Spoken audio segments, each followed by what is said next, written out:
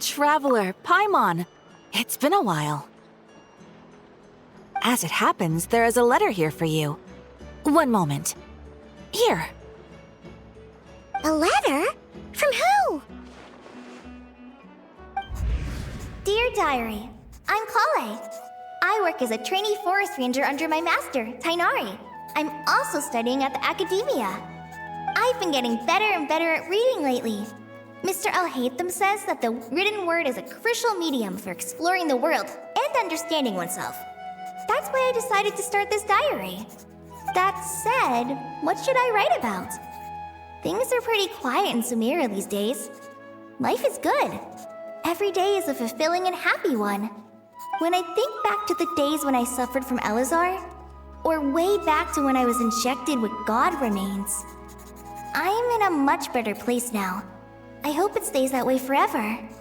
I'll leave it there for now.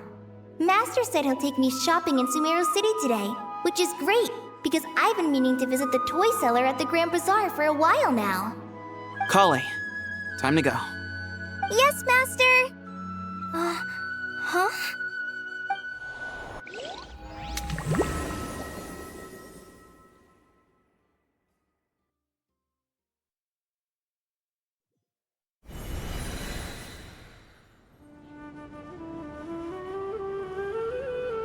What's wrong, Krai? Is there something on my face? No, sorry. I didn't mean to stare. Did Master Tighnari send you to pick me up? Master Tighnari? What are you talking about? Tighnari is the General Mahamatra. He's probably busy arresting criminals in Sumeru City. I mean, if that's what floats your boat, I can introduce you, but... Wait, Master Tighnari is the General Mahamatra? But what about Mr. Sino? Sorry? Oh, you mean that guy who just joined the Vahumana Darshan? Rumor has it he's the leader of the Temple of Silence. If that's true, it's pretty impressive. Sounds like you've been getting to know more and more people since you joined the academia. That's great, but don't let your forest ranger duties fall by the wayside, okay? What's going on? Sethos is acting like he's my master, and Master Tighnari has taken over Mr. Sino's job. Is this some kind of prank? If so, it's a weird choice of prank. But anyway, Sethos doesn't look like he's joking. What is this all about? Hey, you're zoning out again. I'm gonna buy some tools for the rangers. Why don't you stretch your legs a bit? It's been a while since you last visited the city, right? Wait!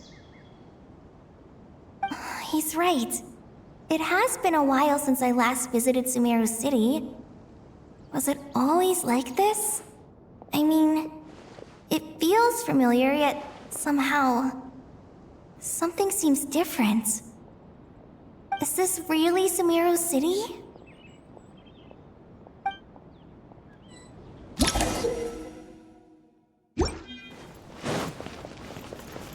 Hey, did you see who just walked by? Would you like some fruit? It takes courage to maintain. How will I ever save enough money to buy that custom? I heard that Sage disappears without a trace as soon... Lord Kabe Bay, did you get a chance to review this month's accounts? Any feedback? You mean the version you sent over a few days ago? Yeah, I took a look when I received it. I was thinking that maybe our profit margin is a little excessive. I visited some of our commercial partners last month. Their earnings are very slim. Are you suggesting that we give up some of our profits for them? Well, since we have more than we need, yes. Making money for its own sake is pointless. Don't worry, I've already planned for it and the numbers look fine. We can adjust the rates starting from next month. Also, about that designer you hired, I've had to revise his proposal 3 times now, but he just doesn't seem to... Let's cut our losses. Pay him his fee and send him on his way. I'd like you to get Layla on this instead. She was Cyrus's student, and she designed the Palace of Alcazarzaray. Seems like a much safer choice. Hmm? Who's sneaking around over there?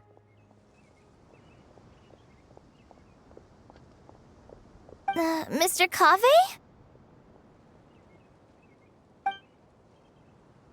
Do you recognize this person, sir? Yes, it's all right. We've met. This is Kale, Sethos' trainee. He brought her along the last time I went for drinks with him. What brings you to the city, Kale? Is your master here too? No, this is all wrong! Why is Mr. Kave saying that too? Tainari is my master, not Sethos! This can't be real. I have to ask someone else. There's gotta be someone else out there who still remembers the truth. Hey, wait! Don't run off! How strange. What's gotten into her today? It's like everyone switched places. I guess I'll keep looking around. Would you like a cup of coffee? Students are under so much pressure. Lots of visitors today, I see. Welcome all. It's been a while. Hey, Rahman. You know that guy who sells face powder on Treasure Street? I haven't seen him around in a while. Any idea what happened to him? Oh, you mean a Hongar? Yeah, he got into a brawl with Shavirme on Treasure Street. He's been banned from setting up shop there for now. Seriously? Oh, well, that's a shame. I was planning to pick out some makeup for you. Oh, don't worry about it. The legendary Flame Mane discussing makeup with the Zubair Theater star dancer. Now there's something you don't see every day. Flame Mane? You know, I'm not actually sure when people started calling me that. Maybe the other Eremites thought I needed a fiercer title to scare people off? To be completely honest, I think the title would fit you better than me, Dia. You think? Can't say I've never imagined myself as a merc. If I ever give up the dancing, maybe I'll head to the desert and give the Eremite life a try. You would? Is that so strange? Oh, not at all. In fact, I've actually had similar thoughts before. If I ever get tired of sleeping out in the wild, I think I might go look for a job at the Zubair Theater. I've adored the dance of Sub-Zeros ever since the first time I saw you perform it. If the chance ever came up, I'd love to try it out on stage for myself. Really? If our manager Sataria heard you say that, she'd hold you to it. Probably grab you by the sleeve and never let you go again. Hey, when that day comes, I'll do your makeup myself. How's that sound? Sure. If the day comes, I'd be honored.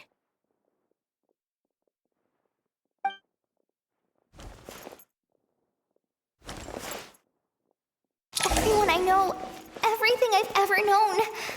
Suddenly it's all a jumbled mess. The question is, who's right? Them or me? My head feels so heavy. I can't think straight.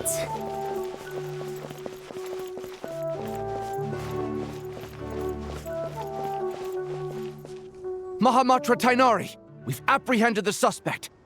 They say that the fool is prone to blind faith, but the wise man is not immune to it either. Suraj, do you have anything to say in your defense?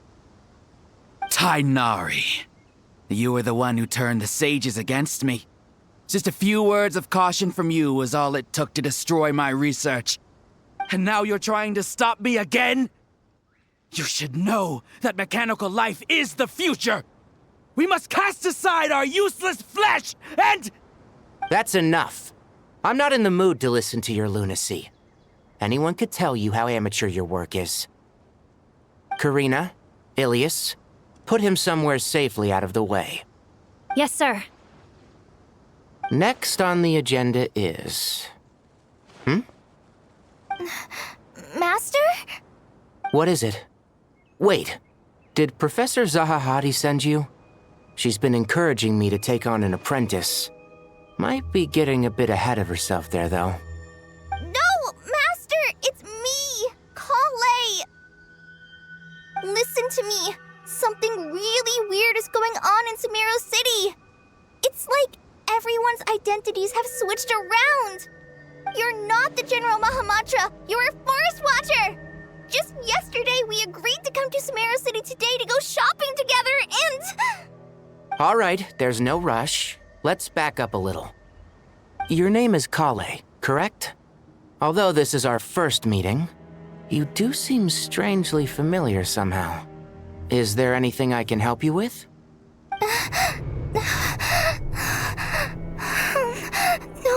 No. Master!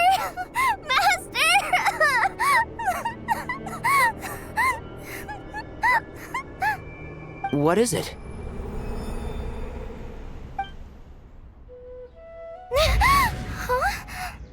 Did you have another nightmare? I've told you before, when you're tired, lay down on your back in bed and get some proper sleep. It's much better for you than napping on your front. Poor posture obstructs your breathing, which can lead to all sorts of weird dreams. Now, we're supposed to go shopping in Sumeru City today, remember? Cheer up. I'll take you to Hushang's. I heard he's got some new toys in stock. Go wash your face, take some deep breaths, and when you're ready, we'll head out. Okay. Thanks, Master Tainari. So it was just a dream. And yet, dreams can sometimes be a warning of things that will soon come to pass. Who said that? That dream felt unusually real, didn't it? Here's my suggestion. Since you're heading into Sumeru City anyway, you may as well tell Lesser Lord Kusanali about everything that happened. And just to be on the safe side, I think you should also inform your 2 traveler friends who once helped save Sumeru. I'd write them a letter if I were you. Time is short. A storm is coming from beyond the bounds of fate.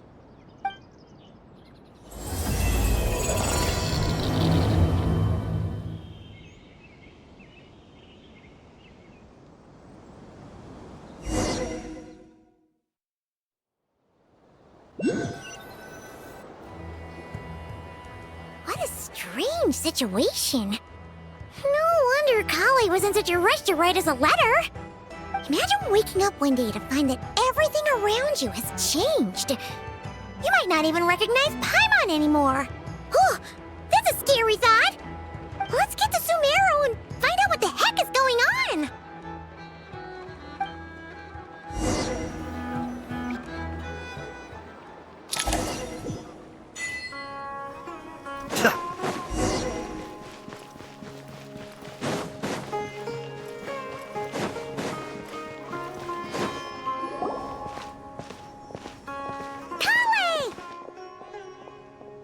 Traveler! Paimon! Thank goodness. I'm so glad you made it. Of course. We won't let anything happen to you, Kale. So, what's going on in Sumeru City? Looks like lots of people are moving or something. Yeah, I was just gonna say. After I wrote my letter, Master and I went to Sumeru City and told the Dendro Archon everything that I experienced, from start to finish. She was silent at first. It seemed like she was deep in thought. Then the next day, we got told that she was ordering everyone to leave Sumeru City immediately and move to Caravan Rebot. The entire population of the city has to move? Not just Sumeru City. The evacuation also includes Lokapala Jungle, Avidia Forest, Ashavan Realm, and Ardravi Valley. Basically, everyone living in the rainforest must temporarily relocate to Caravan Rebot. Holy smokes! That's crazy! Yes, it's quite an operation. Even if people only bring the bare essentials, the scale is simply enormous. They've requisitioned almost all the Sumpter Beasts in Sumeru for the task, including the entirety of Dori's Sumpter Beast Park. The Dendro Archon said that what Kale experienced was not a dream, but a warning. After our meeting, she immediately summoned the 6 sages to analyze the situation and discuss countermeasures. They concluded that the events seen in the dream are very likely to become a reality, and that an unknown danger is rapidly approaching. Oh, please keep that to yourself. We don't want to cause widespread panic. The official reason they've given is a large-scale renovation of the rainforest ecosystem. People are skeptical, but there haven't been any major incidents. So far, at least. The Dendro Archon seemed really worried when we spoke to her. She said you can go visit her in the Sanctuary of Surasthana when you arrive. She also said she'd hold out until the very end. Tighnari? Krai? You got a minute? I need a hand here. One moment, I'll be right there. As a forest watcher, I've been tasked with assisting with the relocation work. There's a lot to be done, and they need all the help they can get. This will be the final group of evacuees from Sumeru City. While they're away from home, they'll be heavily reliant on outside help. Thank you for coming in our time of need. As you can see, another crisis is upon us. Excuse me, sorry to trouble you, but could you help an old man find his medicine? It's buried somewhere in my luggage. Where's my mom? Where did she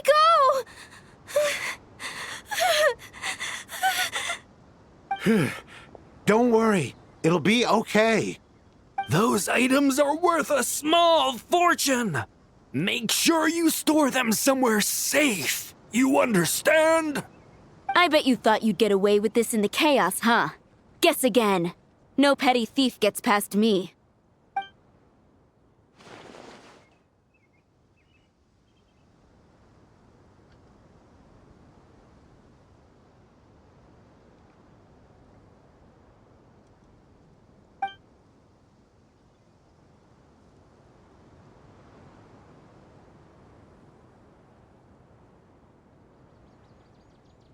We should go help the evacuees.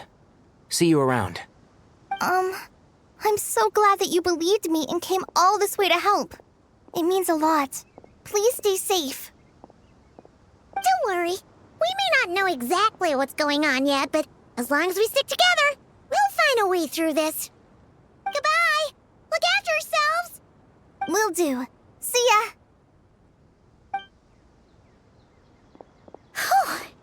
Paimon's not sure how she found the words to comfort Krai because, honestly, she's kind of nervous herself. Let's head to the Sanctuary of Surasthana and see Nahida.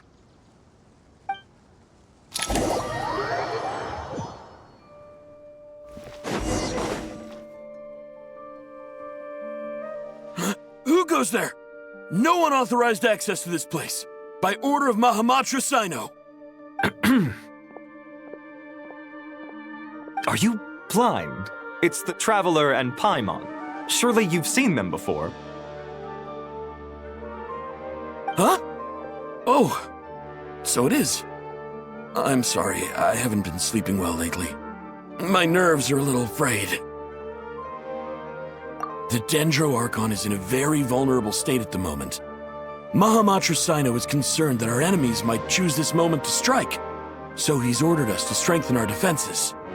Just seeing you two again already puts our minds at ease. Please, enter. I'm sure everyone's expecting you.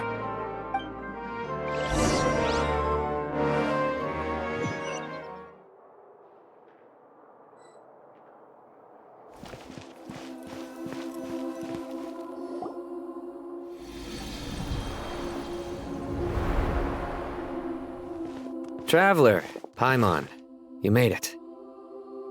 Aha! Perfect timing.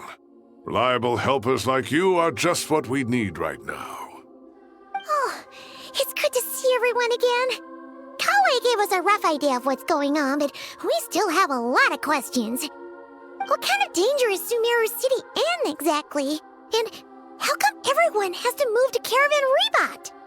At this stage, we can't be certain.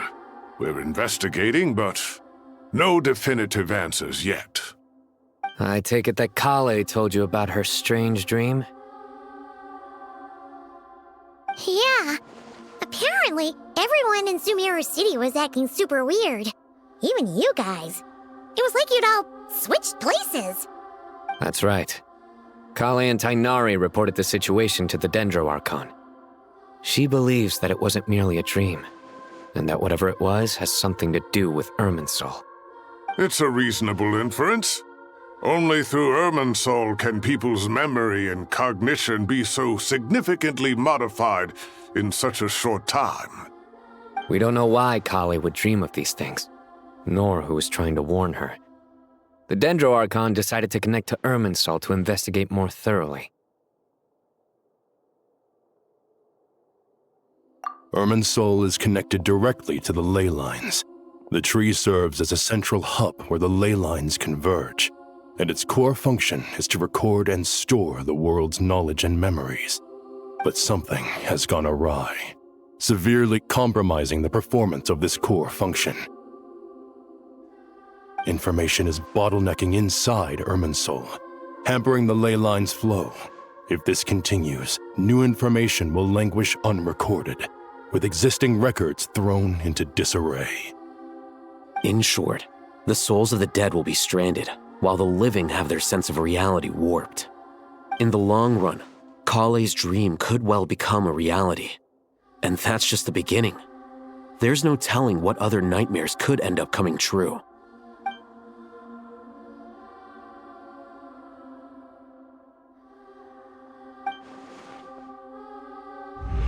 I have come this far, to use my death to open the gates of the ley lines to my people.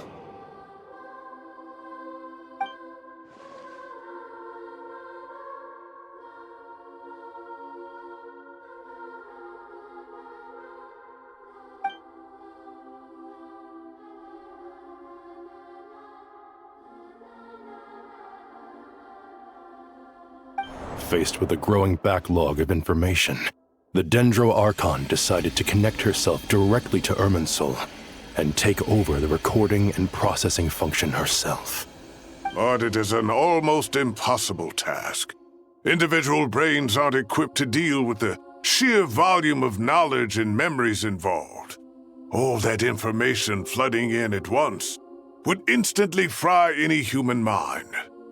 And for God, even for a god, the suffering must be unimaginable. The Dendro Archon's power originates from Irminsul. Any issue with the tree itself takes a toll on her to begin with. On top of that, she's subjecting herself to the grueling task of processing all that data. It must be torture for her. And despite all of this, she is somehow finding the strength to investigate the Irminsul situation from within and send us her findings. I finished analyzing the latest data. Looks like our working theory was wrong. There's no signs of Irminsul having been attacked from the outside. So it's internal then? Some sort of disease, perhaps? No. I've spent half my life studying the ley lines. If Irminsul malfunctioned this easily, the world would have met its end long ago.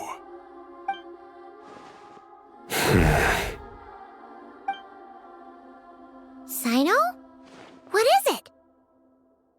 Not long ago, I got a tip from the Core of 30 that a large number of unidentified merchant caravans had recently been spotted entering Sumeru through Beta Harbor. At first, I suspected that they might have something to do with all this, so I sent some people to investigate. But if Irminsul wasn't attacked from the outside... Don't you think there are more important things to worry about right now than guessing who's behind all this? It's been over 12 hours with no new intel. If even the Keeper of Irminsul is this badly affected, you can imagine how bad things are in there.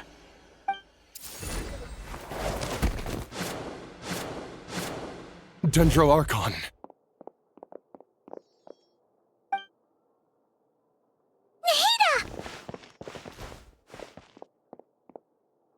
What's wrong? Her breathing is weak, and her elemental energy levels are dangerously low. Looks like it's time to move to the backup plan. What's the backup plan? Get out of the city and take the Dendro Archon with us. The entrance to Irminsul is directly beneath the sanctuary of Surasthana. That means this is ground zero if anything goes wrong. The Dendro Archon has a very strong connection to Irminsul. But theoretically, this connection should grow weaker with distance. Under normal circumstances, she could unleash her full power here. But with Ermin's soul out of control, our first priority is to get her away from here. The situation is critical. There's no time to deliberate. Everyone in agreement? I'll deal with it. I'll also let the Matra and the Core of 30 know to start evacuating.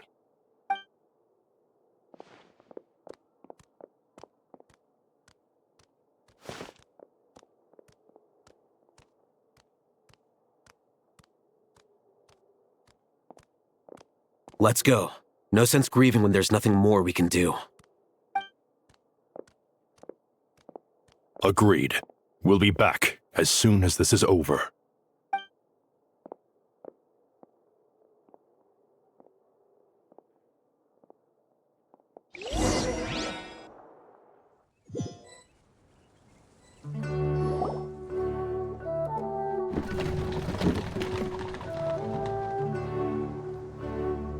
The last group of civilians has been safely evacuated. Dendro Archon's carriage will travel with them. Sino and Hat Guy will protect the convoy.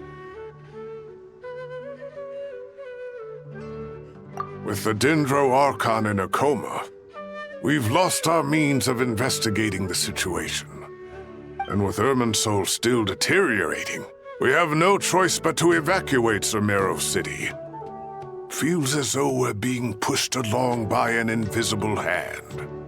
Stop moaning, Cyrus. We're the teachers here. We should be showing a little more confidence, don't you think? A wise judgment. Let's move out to Caravan Rebot.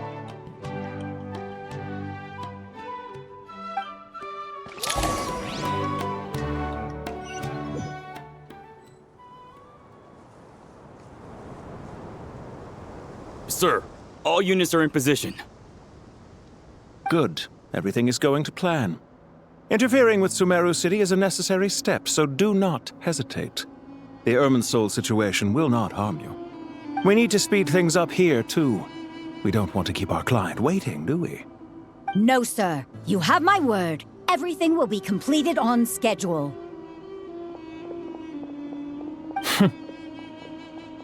They say that fervent ambition attracts the favor of the gods, and with it, a vision.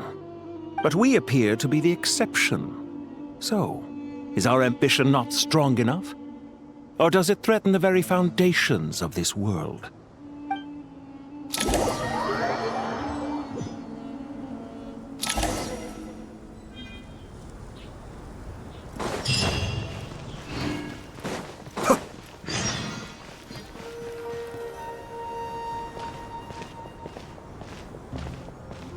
How is the Dendro Archon? Her breathing is steady. I prepared some therapeutic incense for her, but it hasn't had much effect. Her vitals are still very weak. Based on the information you've provided, I have a working hypothesis. Her condition is partly due to Irminsoul's influence, and partly due to a physiological imbalance caused by the rapid depletion of her power. Elemental energy usually flows through the body at a relatively constant rate. The body grows accustomed to this rhythm, so when it's thrown out of balance, physical symptoms will appear. Is this similar to the ley lines? Overloading and withering both directly affect their vitality, potentially causing irreversible damage. Correct. From a biological perspective, if you overexert yourself, you pay the price with your life. The Dendro Archon is not only drained of power, but her life force is at a critically low level. Is there any way to restore her health? I know the ley lines have strong self-healing abilities. As long as any blockages or pollutions are dealt with, they can quickly regain their vitality. But what about people? Well, gods. What's their capacity for self-healing? Before we think about that, there's a bigger predicament to resolve. Restoring the Dendro Archon's power requires us to heal Irminsoul first. But that will be extremely difficult without the Dendro Archon's power. Paimon's already getting lost here.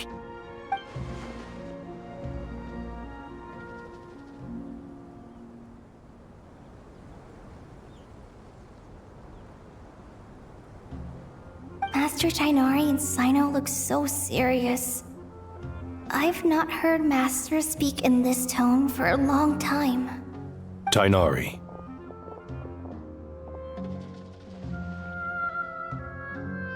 Master Nephis, sages. Tainari, haven't seen you in ages. Have you gotten taller? Or did your ears get longer? Hopefully the former, Uncle Baladori. Cyno, where's Professor Cyrus? I thought he'd be with you. He went out into the wild to investigate the situation. He said that the Irminsul anomaly will likely start to affect the real world soon. He shouldn't be trotting around alone at his age. Which way did he go? I'll look for him later. Would someone mind introducing us? Ah yes, of course. Allow me to do the honors. I'm sure we're all familiar with the Traveler and Paimon. They're the heroes who helped foil Azar's conspiracy and save Sumeru. These gentlemen and I are the 6 current sages of the Academia. Balduri and I are part of the Old Guard, while the other 4 took office after Azar and his clique fell from power. We have Sage Alkindi of the Spantamad Darshan, Sage Farnas of Kasharawar, Rataoist Sage Shakir, and finally Harabatot Sage Rusht. Nice to meet you all! I've heard much about you. Delighted to finally meet you in person. You're younger than I imagined for someone with the power to stand up to fate itself. Thank you for lending your aid to Sumeru once more. Once we're on the other side of this, could we get a photo together? My daughter has a friend named Isak. He's always talking about you two. Of course! No true hero would deny a child their wish. Back to business. So with the Dendro Archon currently in a coma, the people have taken temporary refuge at Caravan Rebot, but they cannot stay here forever. We need to come up with a plan as soon as possible. Fernas, any thoughts? Well, firstly, having reviewed the data, I'm inclined to agree with your assessment. This doesn't look like an attack on Irminsul from the outside. Rather, it resembles a malfunctioning machine. Calculations going haywire and sparks flying. That being said, before we consider how to fix it, we need to understand precisely what has gone wrong. Furthermore, we somehow need to ascertain this without relying on the Dendro Archon's power. We have no direct access to Irminsul. However, we might be able to gather the information we need from the ley lines. Study the branches to learn about the trunk, in other words. Wait, is that what Cyrus is up to? No wonder he ran off to research in the wild. Curse always one step ahead of me, isn't he? I heard that while in the sanctuary of Surasthana, the Dendro Archon had to serve as the central information hub herself. This is a clear sign the situation within Irminsul might be far worse than we can imagine. Irminsul is vital not just to the safety of Sumeru, but to all of Teyvat. We must be the ones to bear responsibility for this world. To be on the safe side, I think we need to consider some backup plans. Are you saying we should consider a scenario in which Irminsul is completely destroyed? I'm merely pointing out that the possibility exists. You have a valid point. But until worst comes to worst, I believe we should focus our efforts on resolving the Irminsul anomaly and helping it recover. Krai, I understand that you were the first to foresee this crisis. If it's all right, I'd like to talk with you about it in more detail. Of course, but even I don't know how I came to have that dream. If there are no signs of external damage, could it be a stress fracture? Metals tend to suffer from this issue with long-term use, and Irminsul has existed for centuries, after all. It's possible, but surely a stress fracture would be more likely to cause a complete shutdown rather than chaos. Sages, General Mahamatra, sorry to interrupt, but something has come up. What happened? Some citizens didn't believe that Sumeru City was really in any danger. They slipped away and hid during the relocation, intending to return home. How many people are we talking? About a dozen.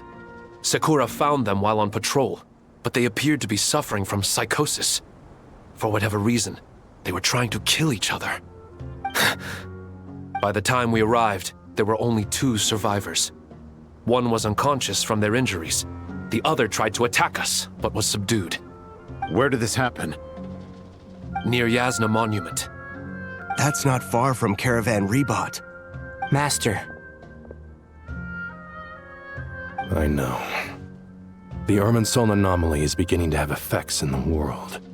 I didn't expect it to spread to Yasna Monument so soon. It almost feels like we're being chased relentlessly, with no time to catch our breath. Sir Cyrus said the same thing. He sent me back to report in, while he continues investigating. I'll go join him. Count me in too. Don't let my age fool you, I can still fend for myself. Very well. Meanwhile, the rest of us will continue discussing our next steps. Get back soon. Take care of yourselves. It's getting dangerous out there.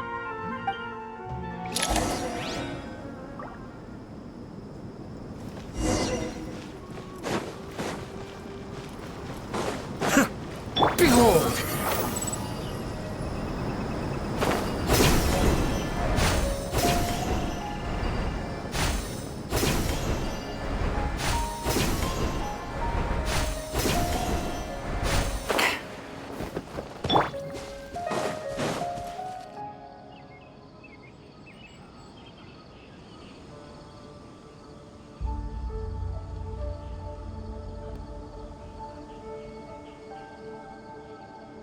Please, don't go any further. As you get closer to Sumeru City, there's no knowing what dangers you might encounter. So this is our mentally disturbed man? I'm going to gut you all!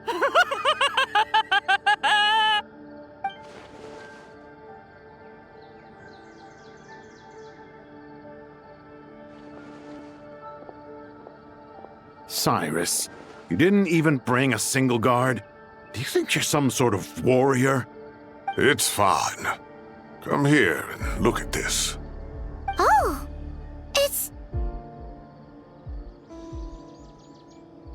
That's right. Flowers that bloom from openings in the ley lines, indicating some sort of anomaly.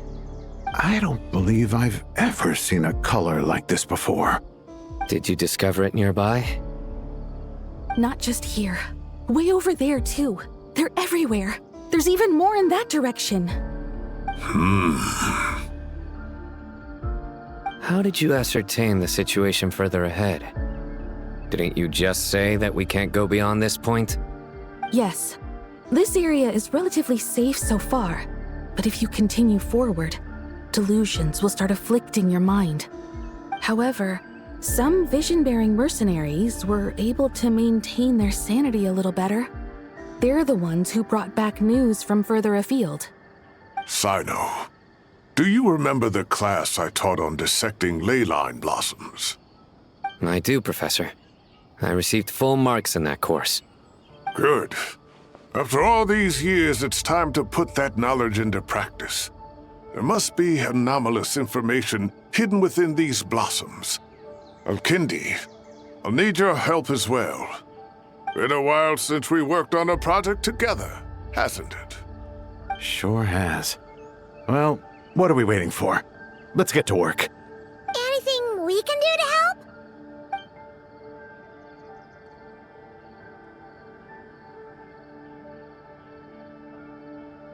Will you need my help? All right, well, don't go too far. There's too many unknowns at this stage. Let's regroup at Caravan Rebot later. Don't worry if you don't show up. I'll come and find you.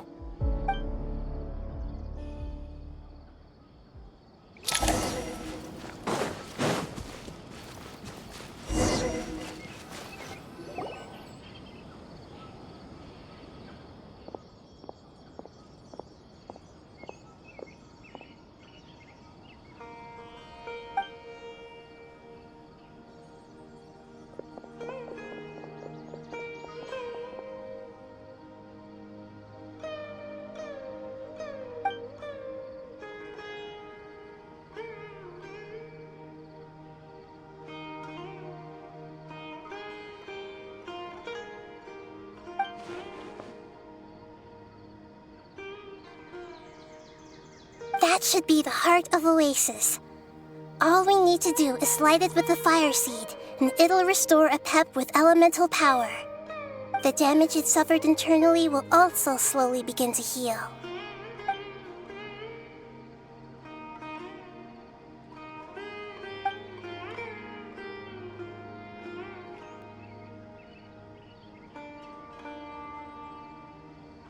What is it? You thought of something? Really? Then let's get back and tell the others!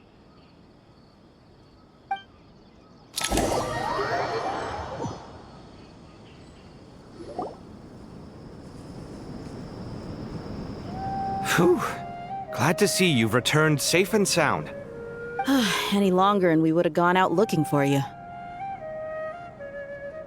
Well, this is a nice surprise. Paimon sure feels better with everyone we know here. We've made some progress, so let's start by giving you and Paimon a quick update. By dissecting the ley line's blossoms, we've been able to deduce that although Irminsul is experiencing an anomaly, it has not completely rejected access from the outside. The Dendro Archon has the power to connect to Irminsul, but there's also another way. I assume you recall the devices everyone was wearing when you first arrived in Sumeru? Devices? Oh, wait. You mean... The Akasha terminals? That's right. Of course! It's been so long, Paimon almost forgot all about the Akasha. Wasn't it shut down, though? Yes, but although the system isn't currently operational, the technological infrastructure is all still there. And it turns out that a certain someone gets so bored at work that he's actually read through every single one of the instruction manuals. No prizes for guessing who that was. If praising others is that embarrassing for you, you can simply spare yourself the ordeal. As much as it pains me to say anything nice about him, there's no denying his intelligence. He rarely forgets anything he's read. The Akasha is exactly what Sumeru needs at this moment. Between us, we should have all the knowledge and expertise we need to get it up and running again. But if I recall correctly, doesn't the Akasha need a Gnosis to function? That's exactly right. The Akasha relies on the Gnosis as a power source, and in its absence, we'll need to find an alternative. To tackle this problem, it looks like we'll be relocating once again. Namely, to the Temple of Silence. Ring any bells? It's the only major institution in Sumeru dedicated to preserving the knowledge of King Deshret's civilization. You might find the answers you're looking for hiding there. I agree. There's a good chance. Master Nephis and the other sages have discussed it. As the chaos from Irminsul continues to spread, Caravan Rebot won't be a safe haven for much longer. We have to move into the desert next. The scholars and sages will head to the Temple of Silence, while the civilian population seeks refuge in Aru village. The Eremites will keep everyone safe during the journey, and Candace will be there to receive us at the village. This leaves us just one thing to worry about. That Dendro Archon. She's very weak. We can't afford to wait until Irminsul is fixed. There has to be another way to help her. Huh. Wow. Luckily, the Traveler had a eureka moment while we were out investigating. Really? Wow, nice one, Traveler. Let's hear it. What say our Amorta experts? Theoretically, it's feasible. From what you're saying, although elemental life and elemental energy have their differences, the Dendro Archon has explicitly stated that she can imitate the power of the former. In which case, as long as a Pep is willing, she should be able to convert her own power into a form that the Archon can use. It wouldn't be difficult for her at all. The only problem is convincing her to help.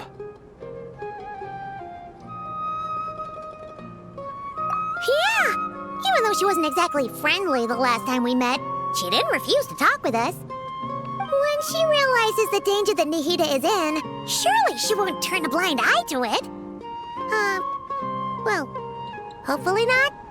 Either way, we're not exactly spoiled for choice here. Hey, it's better than having no options at all. I agree. Without Irminsul's aid, the legendary Dendro Dragon Apep may well be the only living thing in Sumeru who can help our Archon recover her power. There's no time to lose. I'll bring this proposal to Master right away. If he and the other sages agree, we'll split into 3 teams. The academics will go to the Temple of Silence to look for a solution to the Akasha problem. The Eremites will escort the civilians safely to Aru village, and the Traveler and Paimon will take the Dendro Archon to see Apep. There's still a long road ahead, and no knowing if we'll make it. But at least we have a direction now. I'll take it over floundering around in confusion. If there are no objections, then let's proceed.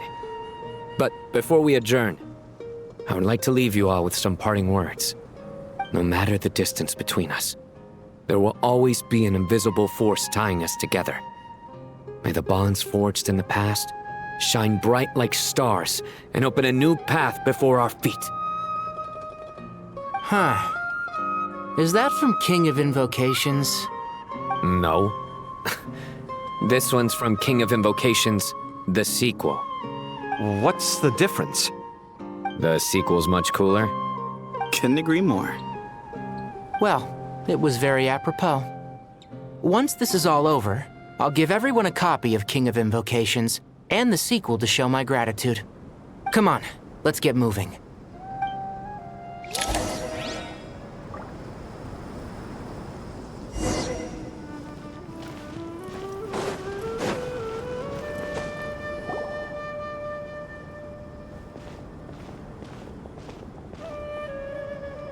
Tighnari has brought me up to speed. I approve of your plan of action.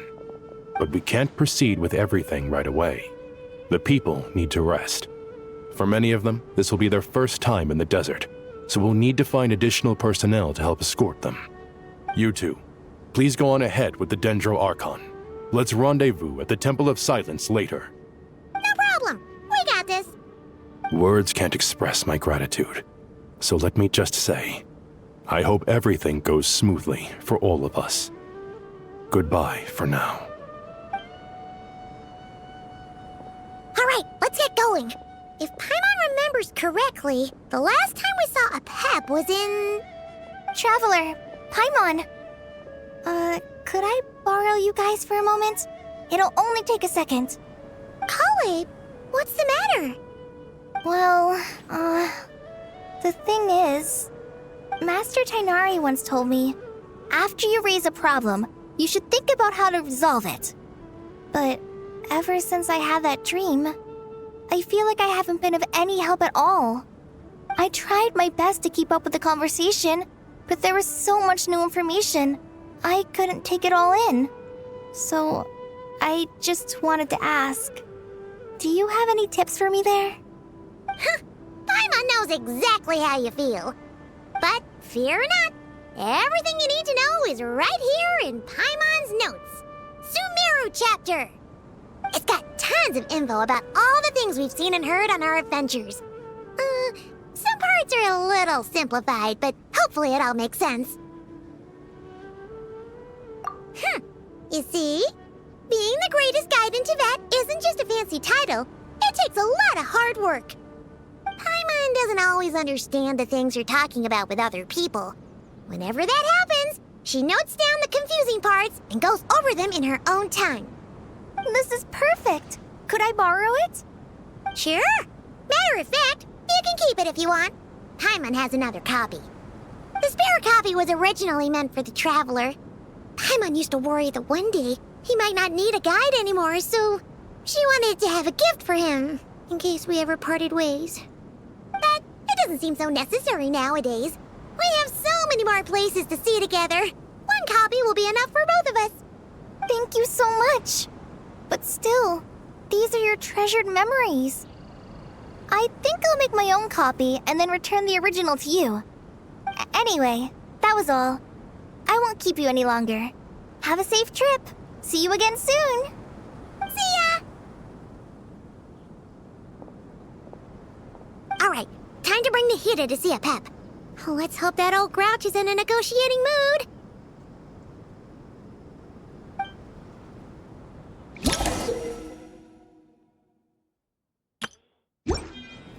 Hey, here's a thought. If we brought Nervalette along, do you think he could help us persuade Apep to help? Actually, never mind. In Apep's eyes, Nervalette's probably one of those dragons who's grown too close to humankind. They might end up fighting for all we know.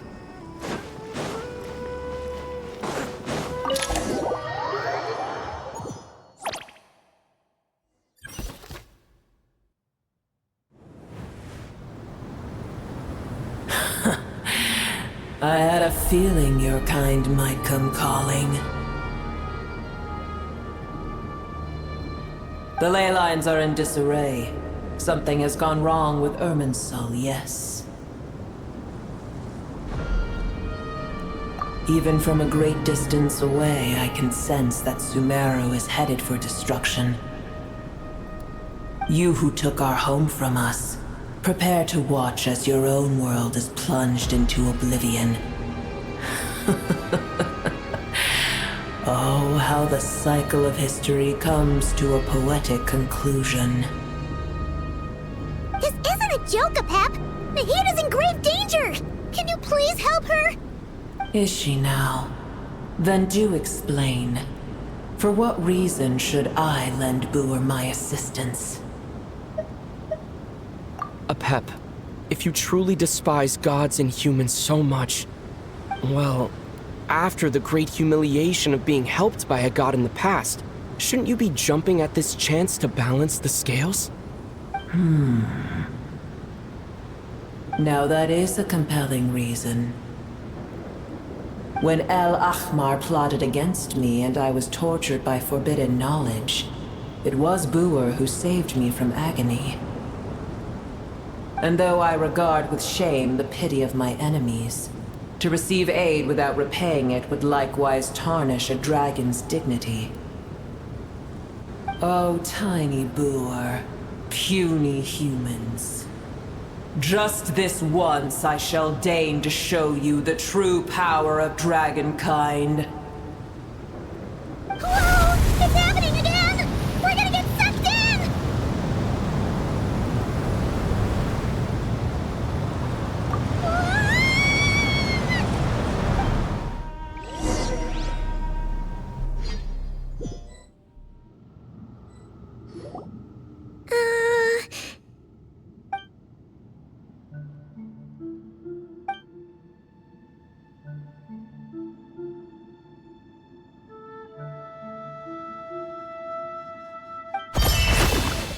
It is done. The heart of Oasis is supplying her with life force as we speak. It shall not be long before she recovers. But I should warn you. Booer's existence is closely intertwined with Irminsul. Unless the issues plaguing it are resolved, she will never completely recover her former strength. Thank you. Spare me your words of gratitude.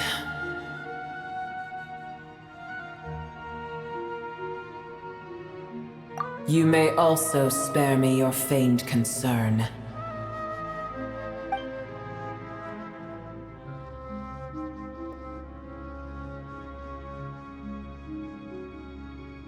A dragon's sovereign's power is far greater than you can imagine. While I was indeed weakened when the heart of Oasis ran dry, providing tiny Booer with a morsel of my life force shall have little consequence for me. Oh, good to hear.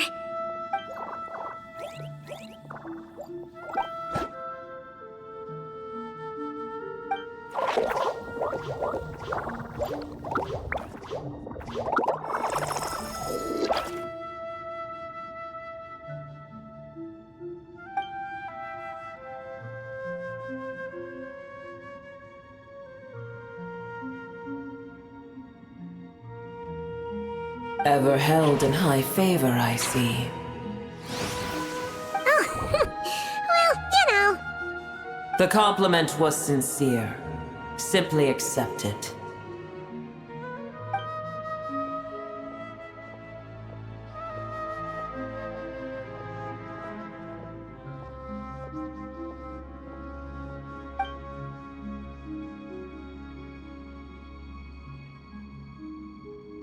I did once. That tree was not planted by the heavenly principles. Irminsul existed before they ever arrived in Tevat. What? There was a time when it belonged to Tevat, to dragonkind. Its appearance and function then differed greatly from today. The ley lines flowed with an abundance of a familiar, primitive form of elemental energy. You may know it as the power of the Light Realm. The heavenly principles usurped and refashioned Irminsul, made it serve humanity, and used it to anchor the fate of the world. Yet in the end, humanity has failed to protect it. Heavenly principles, God of gods. It makes me sick. The enmity between your kind and mine can never be bridged. As things stand today, holding a grudge against you would serve no purpose. But there will come a day when we reclaim this world for ourselves. The opportunity will arise no matter how long we must wait. I can already sense that far away from here, the Hydro Dragon has wrested his authority from the hands of the usurpers. Though we have yet to meet, I know that we are both preparing for our revenge day and night. Uh-huh.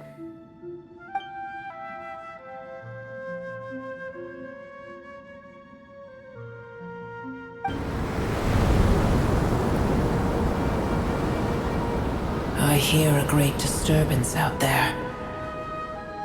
Huh? What is it? Sandstorms come. The Jinn. Another calamity approaches. You both seem restless. Let us part ways here. Boer is safe with me. Once she has recovered, I shall return her to your side. Oh, thanks again. Take care, alright? I told you already I have no need of your feigned concern.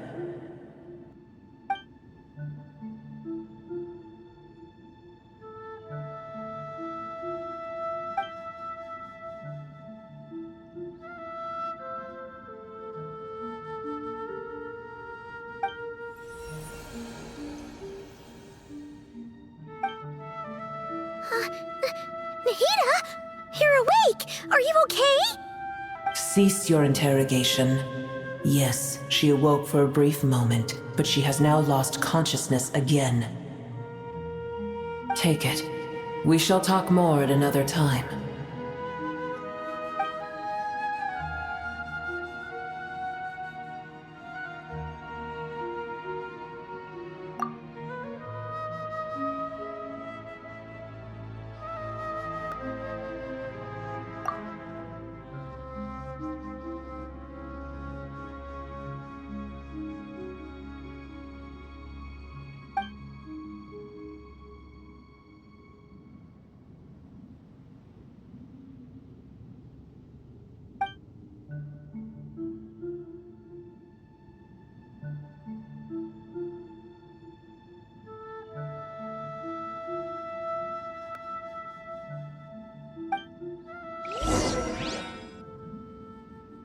Where the heck are we? Did you just dump us in the middle of nowhere? Wait. No. Paimon remembers now. The Temple of Silence is over that way. Come on, let's go find the others.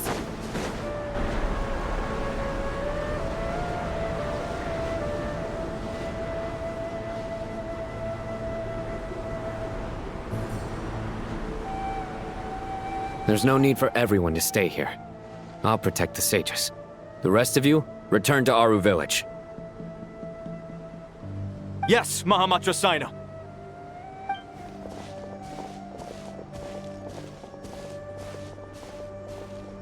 Sino! What's going on?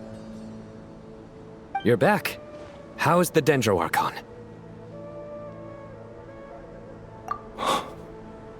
What a relief. It's the Jinn. Countless Jinn have stirred up violent sandstorms across the desert, blocking our path to the Temple of Silence. Tighnari and Krai have returned to Aru village to help. The Jinn are being highly aggressive, so both the village and the merchant caravans require protection. It's just one thing after another. Where did all of them come from anyway? In all my trips to the desert, I've never seen anything like this before. As I see it, the only possible candidate is Gurabad. Gurabad? Baladuri could explain in more detail if he were here. All I know is a rumor I've heard about from previous trips to the desert. Supposedly, a great number of dormant Jinn lie sealed beneath that city.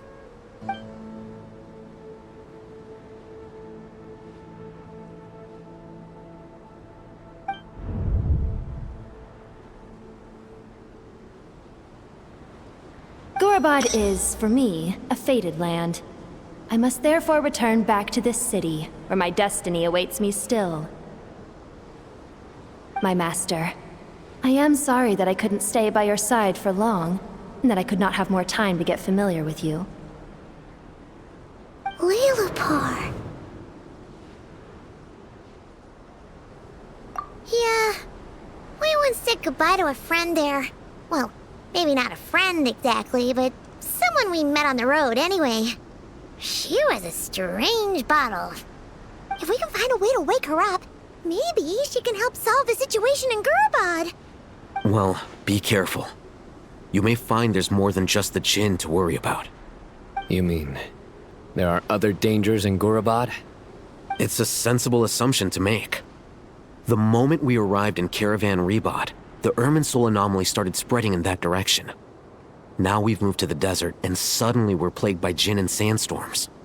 To call it a coincidence would be a stretch.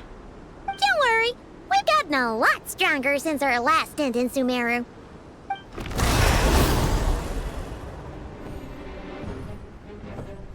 Ah! When did they show up? It appears the monsters native to the desert have been stirred by the Jinn's activity.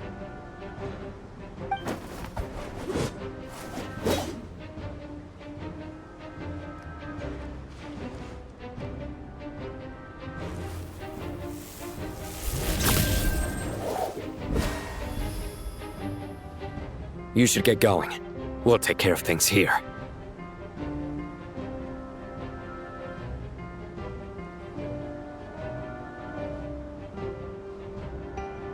You too.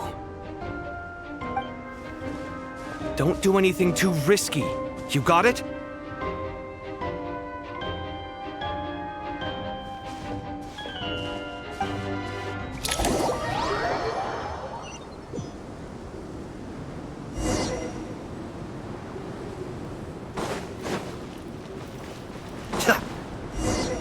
The Jinn are swarming out of Gurabad!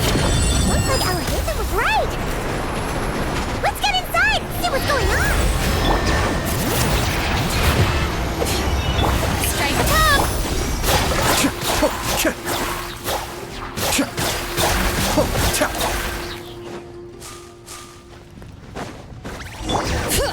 They just keep coming! How many of these things are there? Target spotted! All units at the ready. The Fatui? They must be using this place as a stronghold! Are they the ones behind all this? Take too long. Fighting Jinn with one hand and Fatui with the other? This is pure chaos! Shower me with the...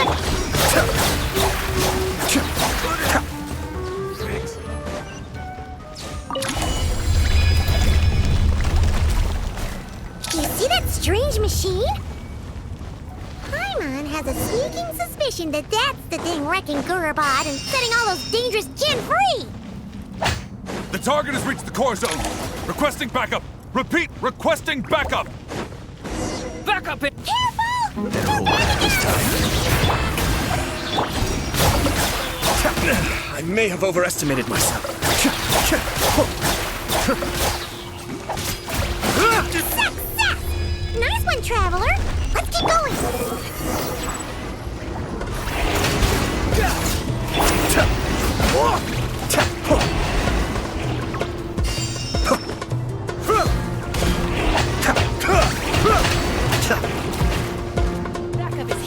Be still. This Hunka can't stop kaput! Now we can finally... It seems my subordinates failed to stop you in your tracks. Apologies, sir. There is no need to apologize. You did well to hold your ground against such a powerful adversary for as long as you did. I must commend your courage and perseverance. So, you're in charge here, huh? First the problems with Irminsul, now this mess in Gurabad? Are you the ones responsible for all this? I'm afraid I cannot answer that. I assume you aren't naive enough to expect answers from an enemy. Oh, this guy is so snooty!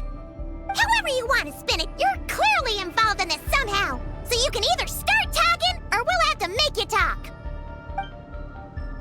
Let's get him! Traveler, what's wrong?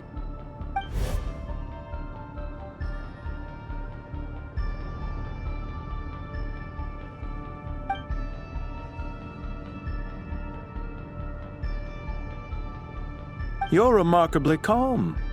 Some would act more rashly upon finding the ringleader all alone. But you keep your cool.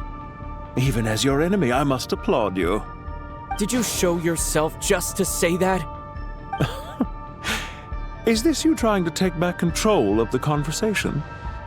Unfortunately, I really don't have anything to say to you. I am here merely to indulge my own curiosity. Your names are well known among the Fatui. Naturally, I wanted to observe you up close while I had the chance. Hey! Don't treat us like we're some kind of exotic animals in a zoo! Oh, I wouldn't dream of it. You seem rather predisposed to misunderstand me. I'm quite aware that you are both heroes of great renown. You have resolved crises in many nations and won countless allies along the way. I've been following your adventures with great admiration. My only regret is that the trajectory of your journey conflicts with our goals. What do you mean, admiration? Sorry, but that sounds pretty weird coming from you. I don't see why. We may happen to occupy opposing sides, but there is no cause for deep-seated enmity between us. To respect one's enemy is to respect oneself. Well, now that you're observing us up close, what do you see? I've observed as keenly as I can. Yet, while I endeavor to understand, your true strength remains a mystery to me. Violence is not my area of expertise either, so, you see, I would much rather converse with you like this than determine a victor with the edge of a blade. Besides, I've heard that even 3 moons in the sky fail to eclipse your brilliance. I know better than to bite off more than I can chew. 3 moons? So you have a connection with the Harbinger, the Doctor. Well deduced. Our commander, Dottore, died in Krai, but there are things that do not end with his departure. We must... Look at me. I almost divulged more than I should have. What are you after? Revenge for Dottore? Or are you plotting something else? I've said quite enough, I believe. There's no point in continuing this conversation, except to say, I've noticed that you seem to know your way around here quite well. A repeated visitor to Gurabad, are we? Ugh.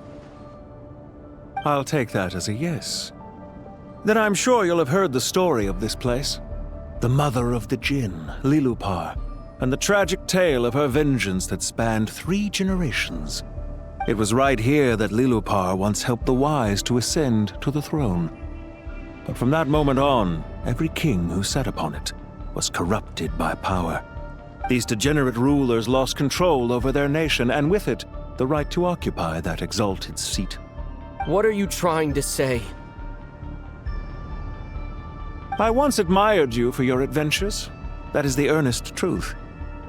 But it appears to me that your journey serves ultimately to uphold the rules of this world. Are these rules truly just? Does the heavenly principles rule with wisdom or folly? And how can we be sure that the Seven, who wield authority over the world, will not be corrupted? Do you seriously think you're gonna convince us of anything? Convince you? I'm sure my commander already tried that. Why would I waste my breath doing the same? If a few words from a stranger were enough to make someone completely change their stance, it would only prove that they never had a firm will to begin with. I am merely stating my position, so that we might understand each other better. One's enemy in the present may not necessarily be an enemy for life. As for what game I'm playing here, I'm simply buying some time. But now I must bid you farewell. It was a wise decision not to attack me immediately. Since you did not fall for my ambush, I will now have to ask those in hiding to reveal themselves. Leave this to us, sir. Very well. I trust you to do what is necessary. Stall him while I execute the next step of the plan. Sumeru City, Irminsul. Hey! Stop right there! Don't you dare leave without explaining yourself! All units, stop them! Protect the commander! Did you hear that? He mentioned Sumeru City and Irminsul! He definitely knows something! We can't let him get away! Get rid of these pesky soldiers! Quick! Rear guard to the front! Don't let them through! Get that thing in position! Hold on! Just a little longer!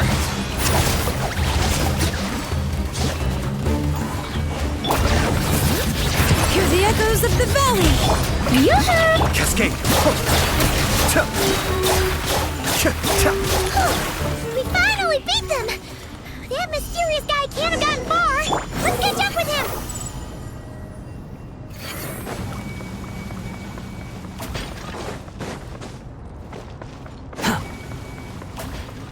Behold! Found him! Over here! You're very persistent. Hey, you! Stop running and explain yourself! What are you trying to...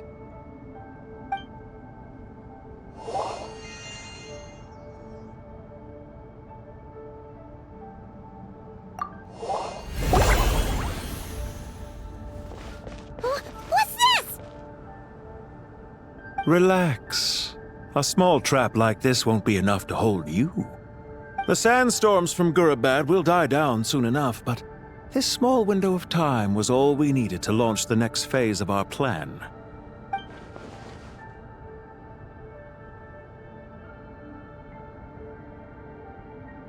Don't be discouraged. I knew that someone would come here eventually, so I planned ahead. Where to chat with you, which door to exit from, even which mechanism to wait by for you. I thought through every detail. You, meanwhile, know nothing of who I am. So far, you've only heard my voice, and for all you know, it may not even be real. But not to worry. This is only our first meeting. It shan't be our last. Just answer me one last question. Why do you continue to follow Dottore? He has conducted countless cruel experiments, even on his subordinates. Follow isn't quite the right word. Let's just say even those you see as villains have their friends, even if they aren't the most sincere of friendships. When any set of rules is established, there will be those who benefit and those who lose out. People will do anything to justify what they have gained or escape from the hardship imposed upon them. Neither he nor I are tolerated by the rules of this world. We were both searching for a new order. Our ideas of the final form that should take may have differed, but our journeys took a shared path. Goodbye, Traveler and Paimon. I wish you a timely escape, albeit not too soon. I will need a little more time to prepare, after all. Hey! Come back! Wait, this dark wall. We've seen these on our adventures before.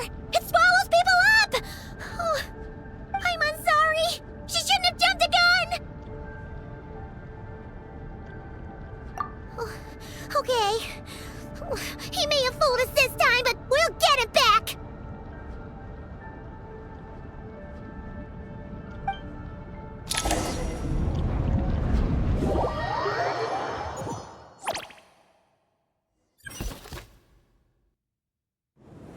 Sino and his team are guarding the north. We'll take this side. There's so many Jin. We can't let them get into Aru Village. Don't fret. I am well prepared for this situation. Huh. So you have a solution? Perhaps you're unaware that I have a trusty genie partner of my own, Plumpy. If I send her to negotiate with the others, this whole thing will be resolved before you can say Mora. Off you go, Plumpy.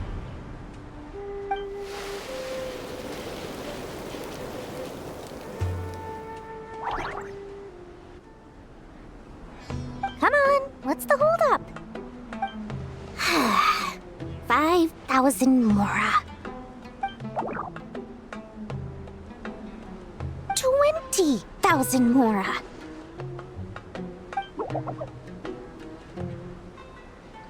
100,000 Mora. Final offer. Ah, so she's a hired partner.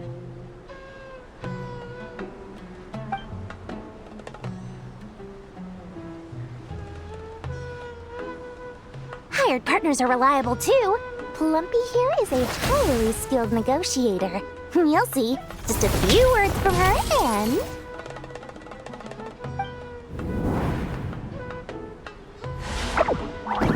Plumpy! Don't you Jin have any respect for the rules? This was supposed to be a negotiation! How dare you treat my messenger like this? You wanna play rough? Two can play at that game!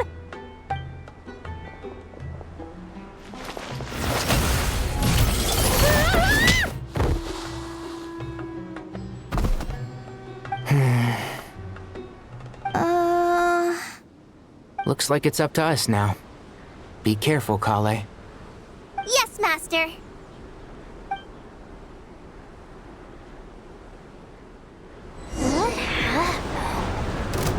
How did I pass out? Never mind. It's time for revenge. You know, this reminds me of when you first arrived in Avidia Forest. You were trying to help a child retrieve a lost toy when you stumbled upon Spino Crocodile territory by mistake. Yeah, I remember. Our first time fighting side by side. Fighting side by side? I seem to recall swooping in to rescue you with a team of forest rangers. There's too many of them! I can't believe I used 12 rare items in one battle! Ugh. I shudder to think how this is going to affect this month's accounts. The sight of that glaring deficit might be more than my poor heart can take. Tighnari, how's the situation on your end? We held the line, though it was a close call. But it looks like they're preparing for another attack. Has something happened? They've breached our defenses in the south. The Jin are pouring in. We're moving the villages to the north as we speak. We're hemmed in. This is getting precarious. Our margin for error just got a lot smaller. That's why we wanted to confirm your status. We need to consider our next move carefully. Bad news! Another line of defense has been breached. Kale, go with them and assess the situation. Dory and I will hold the line here. But Master! Even with 3 of us, we barely managed to. This is not a discussion, Kale. Don't worry about us. She clearly still has plenty of tricks left up her sleeve. Wait! You can't pin all your hopes on me! Oh, great. I've almost run out of the things I brought with me, and the rest is back at the caravan. I should be able to hold out for a little longer, but still... Master! Need any help? Huh? What is it, Kale? If things continue like this, it won't be long before Aru Village is overrun by Jin, and the sandstorms are sure to follow in their wake. I do have a plan, but I can't guarantee it will work. I don't care. Whoever you are, please just help us. The only one who can help is you. I am merely here to guide you along the correct path. I am a spirit created at the beginning. I am a flickering illusion. I am the shimmering light that flows from the eyes of the Creator. What do you mean?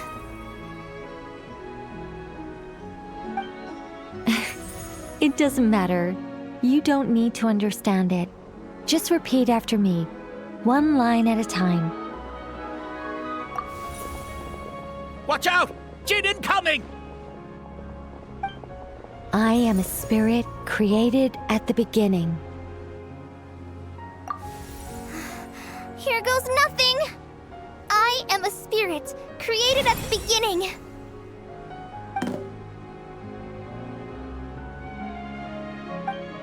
I am a flickering illusion.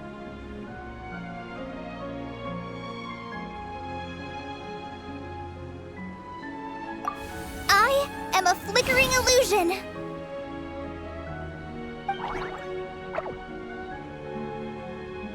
What's wrong, Plumpy?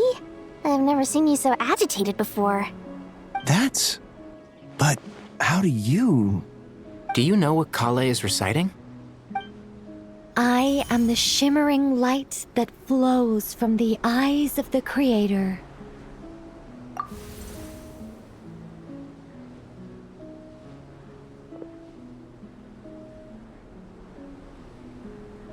I am the shimmering light that flows from the eyes of the Creator.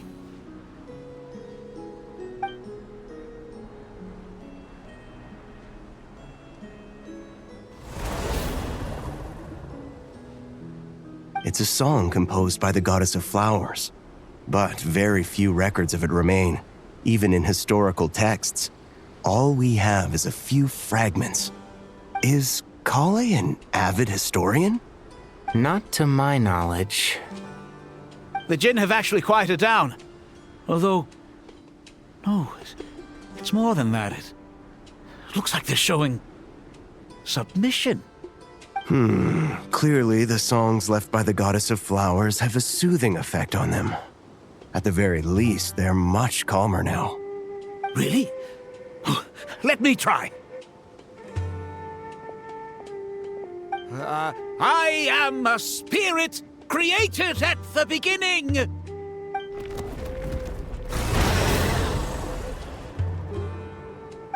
Don't stay away! I'll stop! I'll stop! It seems like the song only works when Kale recites it. But why? Kale.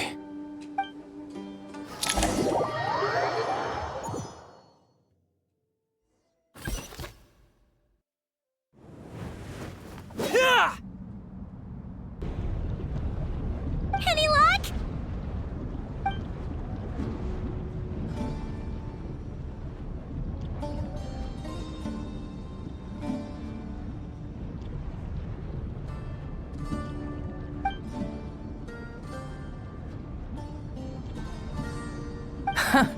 When I heard that loud rumbling in the distance, I thought the shifting sands had bust open the gates to some ancient treasure vault. Turns out it was just you guys. Huh? Wait! That sounds like... It's been a long while. Did you miss me?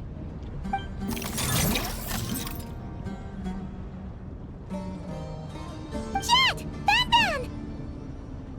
Let's save the catching up for later. First, I gotta get you guys out of there. This should be the right mechanism. Ben, can you handle it?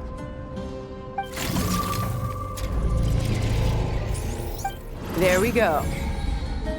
Come on, let's leave this place.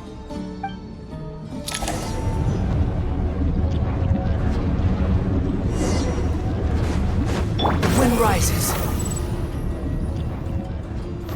Quit following me.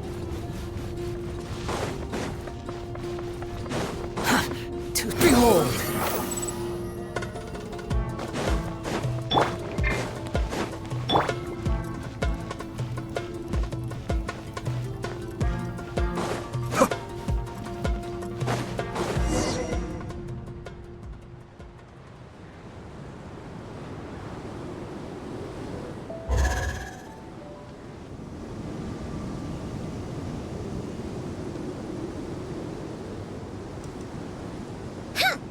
Those Fatui sure made themselves scarce. It's like they were never here. The Fatui? They came to the desert again? Yep. No idea what they're planning this time. They were being very coy about it. How have you been, Jet? Well, since we last met, I've started my own band of mercs. We've actually made quite a name for ourselves. Oh, yeah. On a slightly different note, I have some good news. I finally took care of Masaira. Not much to write home about. It was just another day. Found his hideout. Dragged him out of his cozy little bed. He tried to talk me into seeing his point of view, as usual. But I'm way past that by now. There was nothing he could say to save his life. What about you guys? Bet you'd forgotten all about me and Ben, huh? Of course not! We're super duper best friends! Wow. Sounds like I should make time to visit some other nations too. Anyway, what brings you to Gurabad? Oh, right. I almost forgot. We're here to look for Lilupar. Oh, that bottle? Yeah! We need her power to calm the Jinn and stop the sandstorms. Here's hoping we actually manage to find her, after all the trouble we've been through. Surely, with everything's been going on in Gurabad, she must have woken up, right? Only one way to find out.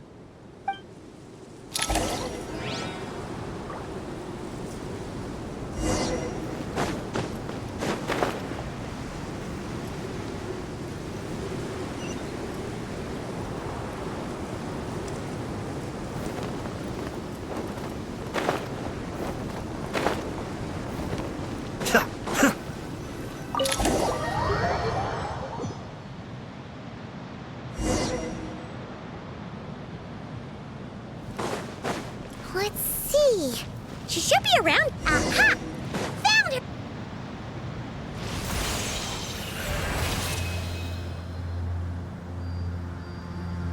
Lilupar! What a long dream that was. It's been a while, my master. Oh, and you're here too, little wildcat. The four of us back together again. Imagine that. In truth, it was at first. I was none too pleased when those miscreants barged in. But it did give me the chance to reunite with you, dear master, so I shall overlook their folly. After we last parted ways, I merged with the land beneath Gurabad to suppress the dark calamity stirring in the depths. It rekindled the flame of vengeance within the Jinn, depriving Gurabad of any hope of peace. I fought against it for a long, long time. Until one day, I sensed a change in a foreign land to the west. Suddenly, the pitch-black abyss fell silent.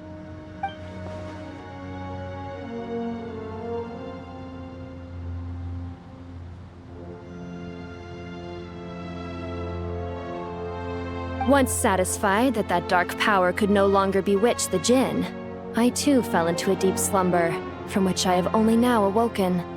Why have you returned to Gurabad, my master? And why is my sand-swept homeland in disarray once more? Well, basically, Sumeru's in danger and a lot of our friends are affected. Some bad guys messed around with Irminsul and now they've released the Jinn in here. We managed to chase off the culprits, but we have no idea how to seal this place back up and stop the sandstorms. Child's play. I shall quell the Jinn and scatter the storms. Thank you, Lilupar. No need to thank me, my master. I have granted many wishes in my time, and this was the most trivial of them all.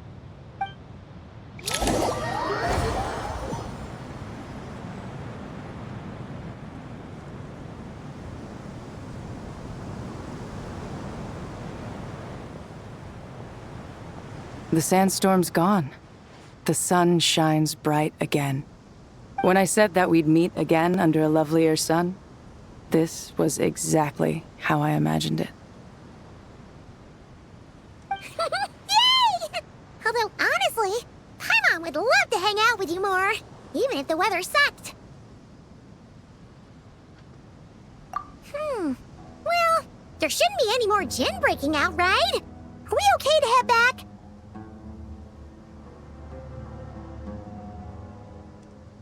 Sounds good. You can introduce us to your other friends. Another adventure begins. Lovely.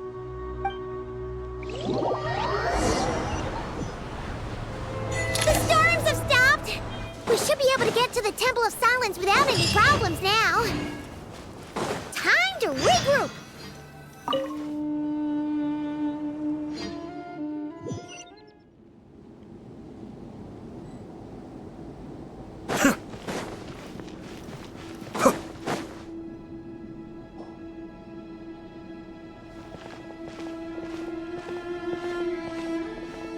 So, this is the Temple of Silence. I've heard the Nagarjanites mention it in passing, but I never imagined it would be this big. It's colossal. I thought the temple moved to the rainforest ages ago. When did they scamper back into the desert?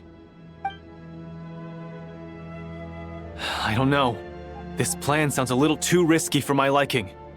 Even in King Deshret's day, this was experimental technology. We have no idea what could happen if we activate it. Well, unless you know of another viable alternative for the Akasha terminal, I'm afraid this is our only option. The plan is sound, and the risks are manageable. However, if we are to proceed, we must act quickly.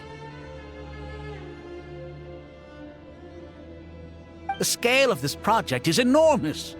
Even with Kave, Faruzan, and every other scholar of mechanics working on it full-time, the proposed modifications won't happen overnight.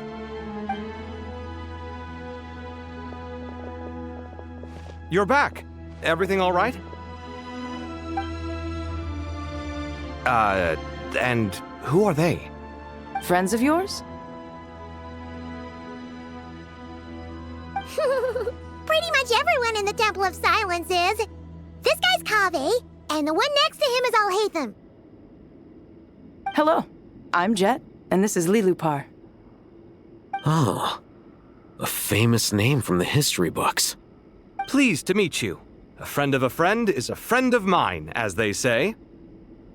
Who's they? Huh? Do people not say that? Not in the desert. Friends you can trust, but friends of friends? Gotta keep an eye on them. Still, I do trust the Traveler's judgment. I'm sure you're good people. The sandstorms have calmed down. I take it the Gurabad problem is resolved? What did you find?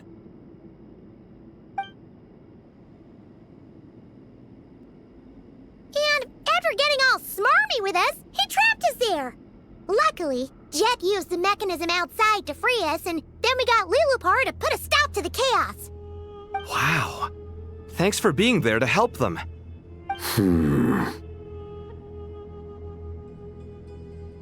So, this mystery man openly admitted that he was merely a Harbinger subordinate. Yeah? Is there something weird about that?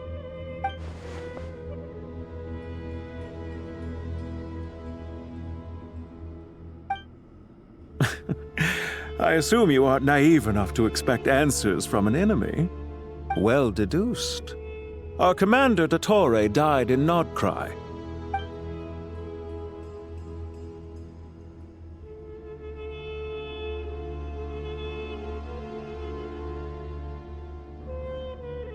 Are you wondering about his true identity? Or do you think there's a big conspiracy behind all this? I wouldn't go as far as to call it a conspiracy. Just the simple fact that having someone to shift the blame on tends to prove useful should trouble come knocking later. The most important thing for now is to solve the immediate problem. Perhaps that man knew you wouldn't have the resources to investigate his background and so didn't put much effort into disguising himself. This is all getting a little cryptic for me. I'll let you guys talk while I take a walk with Lilupar. Jet? Aren't you with the Blazing Beasts? What a coincidence. Didn't expect to run into you here. We're mercs. You can run into us anywhere. Who's this with you? So, did you find the solution you were looking for in the Temple of Silence? You bet we did. This place is incredible. It has everything. So far, we've discussed a plan and verified its feasibility. Building a new system from scratch is out of the question. So our only option is to modify the Akasha using certain resources we hope to find in the mausoleum of King Deshret. According to certain sources in the Temple of Silence, there is a core device in King Deshret's mausoleum known as Aru. Little is known about this device in academic circles, which suggests it was hidden quite effectively. If these sources prove correct, the energy contained within Aru may be sufficient to power our Akasha renovation plan. However, this raises difficult questions regarding technological integration. The sages are still debating it. Yeah, but I'm sure they'll reach a compromise once they've argued it out. The people of the rainforest are always cautious when it comes to desert technology. But times of crisis like this leave us with little choice. Wait, Paimon has a question. Is this the same Aru we've heard of before? It's sealed off, right? Some sort of prison where the Goat King, Ibis King, and Crocodile King are locked up. Well remembered. Yes, that's exactly right. According to our records, Aru was the most brilliant creation King Deshret ever conceived of. Built by divine and mortal artisans working together. It was a miraculous accomplishment, and it lies hidden deep within the king's mausoleum to this day. That being said, what Aru actually does and why it was built, those are deep secrets we are not privy to. Until recently, I wouldn't have been optimistic that the place even exists. The only reason I'm inclined to believe it now is because we heard it from the Ibis King Thoth himself at his temple. The tale of how the 3 retainers of Al-Akhmar were imprisoned in Aru. Paimon totally gets that. When Paimon first heard about it, she thought it sounded pretty unbelievable too. Do you guys still remember that? The Ibis King told us they were trapped in Aru and that they had to answer 3 questions to get out. I think I remember. What causes our rise and fall? What obliterates love and hate? And what determines truth and falsehood? Those were the 3 questions, right? Yeah. If only Nefer were here. She's dealt with the Ibis King before, so she might know more. Oh, Nefer's a friend we met in Not Krai. Not Krai? Funny. She showed up here earlier. Huh? Yeah. Had another lady with her too. Both said they knew you. They contacted the sages, claiming they might be able to offer some assistance. Really? They came here to help out? Yes, really. It was just before you got back. One of them said she's made Not Krai her home. If she's the person you were talking about, then... Looks like betting on Aru was the right choice. See? They're right over there. Nicole! Nefer! Why, hello! We're here to help.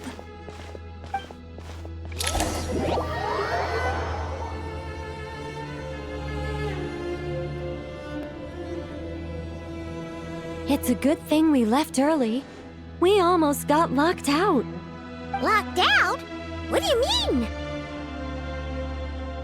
Oh, you haven't heard? An invisible barrier has appeared around Sumeru's borders, cutting off all travel in and out. No one can leave and no one can enter. Sumeru has become a lonely island.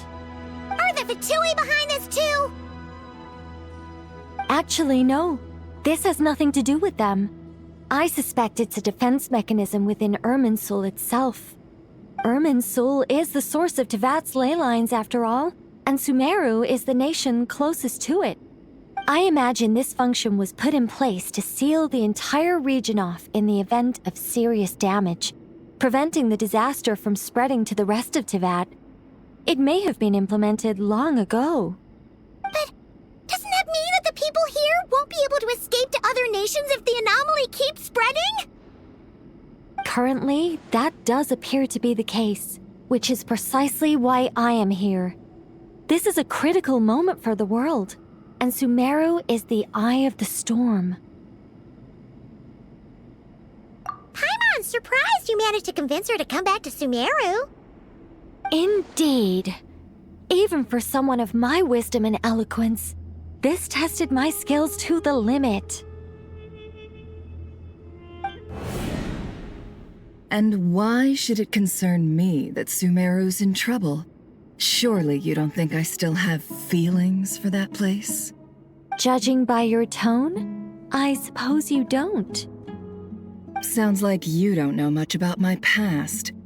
And here I thought you knew everything. All I know is that the Ibis King is the source of your power. He was quite a prominent moon envoy once upon a time, so I do know a thing or two about him. As for your past, I have ways to learn the full story if I wish to. But everyone has secrets they'd rather keep to themselves, wouldn't you say? I'm glad you see it that way, Miss Nicole. I've chosen to call Krai home, which is why I did my part in its hour of need. That doesn't mean world savings become a habit with me. I have no particular desire to play hero in Sumeru, thank you. I understand. Human emotions do not appear and disappear without cause.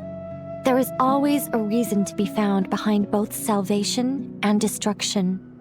Still, if time has taught me anything, it's that human emotions are often complex and in conflict.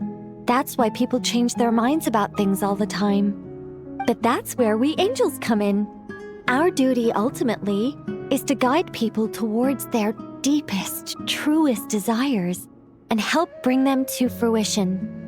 So I wish to hear about your past, because I do not believe you are motivated by hatred alone. And if we still arrive at different conclusions in the end, that's okay.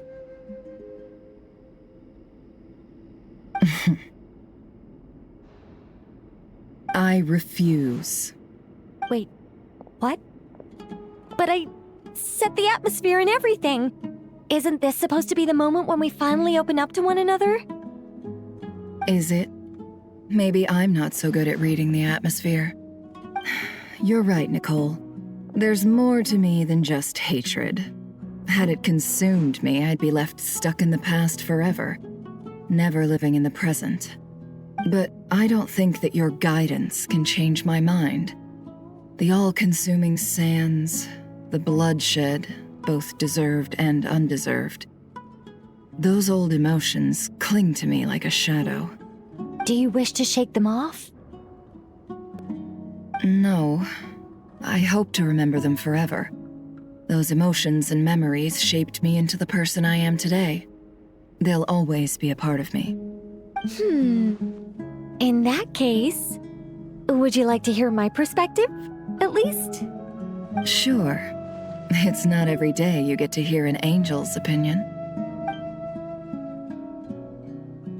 A long, long time ago, when the angels still walked freely upon the earth, I found life tedious. Monotonous work, lukewarm relationships. Things weren't nearly as interesting as they are now. And yet, since the angels' demise, I have found myself missing those days on more than one occasion. Human emotions are often attached to a person, a place, or an object. When those things are gone, the memories quickly fade, and the emotions slip away along with them. If Sumeru were destroyed, both rainforest and desert would be no more. With the object of your hatred wiped from existence, it would not take long for the memories buried deep in your heart to slowly fade. Both love and hate are intense emotions, but they are nothing compared to the void left behind when they disappear. Most sophisticated, Miss Nicole. But anyone focused on the future could only ever applaud the destruction of the things they hate. Still, I'm a special case. Someone once told me that human memory is more selective than a Mora-hungry merchant choosing between customers. We all need a reality check once in a while, so we don't forget the truth. As much as I dislike Sumeru, This is no way for it to perish. All right, you win. I'll help you out a little, but I won't work for free. How much will you need? You're not gonna milk this for all it's worth, are you? What do you think? I'll be upfront with you. I don't have much more on me. If that's what you need, I could borrow some from Alice. Or perhaps I could pay in sculptures. The ones I carve are actually worth quite a lot.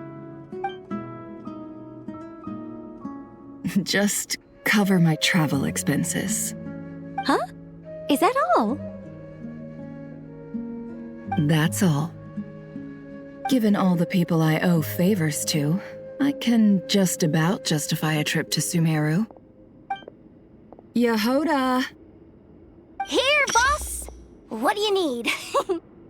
I'm going back to Sumeru for a while. While I'm away, you'll be in charge of the curatorium. Me? I'm in charge? Whoa! Don't worry, boss. You can count on me! And that was how the ingenious Angel Nicole brought you the perfect person for the job in your hour of need. Hip hip hooray! That was far more detailed than necessary. Not lacking in embellishment either. I never thought I'd return. Especially not the desert. But life doesn't always go as planned, I suppose. What's Candace up to? I don't think I've seen her yet. She is still taking care of things in our village. Should be joining us before too long.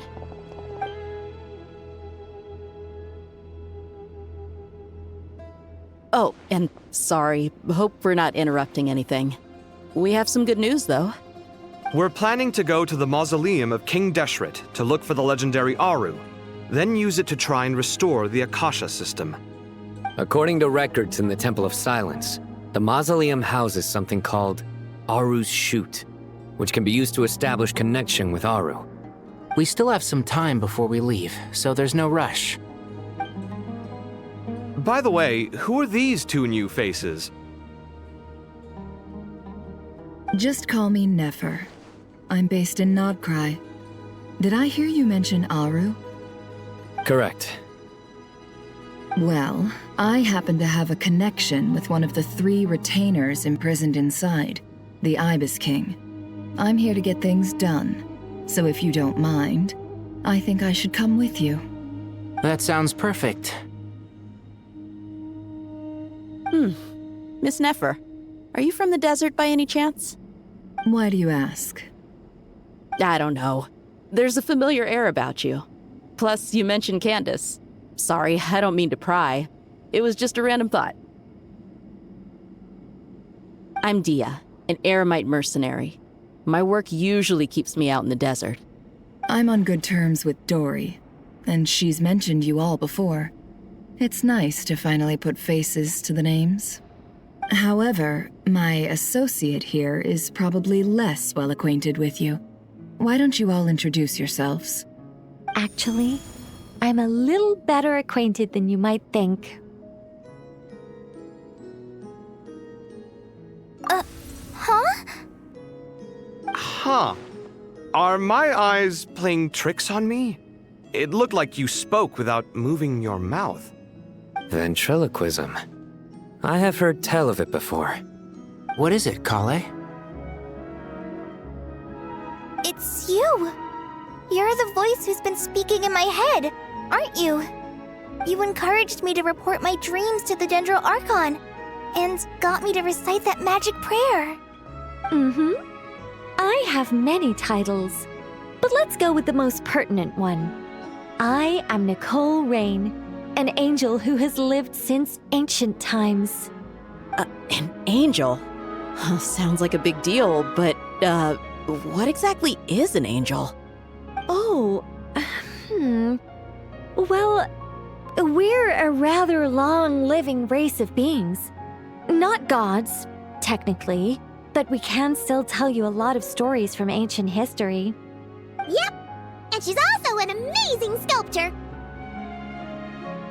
You could say she's a real creative type. Well, ma'am, if both the Traveler and Paimon give you rave reviews, you must be pretty impressive. Oh, please don't call me ma'am. I find it so awkward when people get too formal with me. Just relax and be yourselves. No need to be nervous. Miss Nicole, if it's okay, could I ask you a few questions? Yes, you may. I can see your heart is filled with confusion, and you are desperate for answers. I also know which questions you want to ask me. Why did you dream of Sumeru City in disarray? Why did those verses soothe the Jinn only when recited by you? I can guide you to the truth, but it involves a personal secret of yours. I'd prefer to speak with you alone, if possible.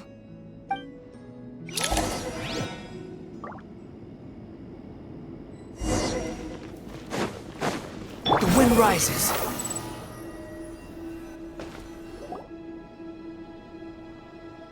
I thought we were going to speak alone. This is a lot more people than I was expecting. What's wrong with it? Even the doctors at Dar al-Shifa allow patients to be accompanied by family members.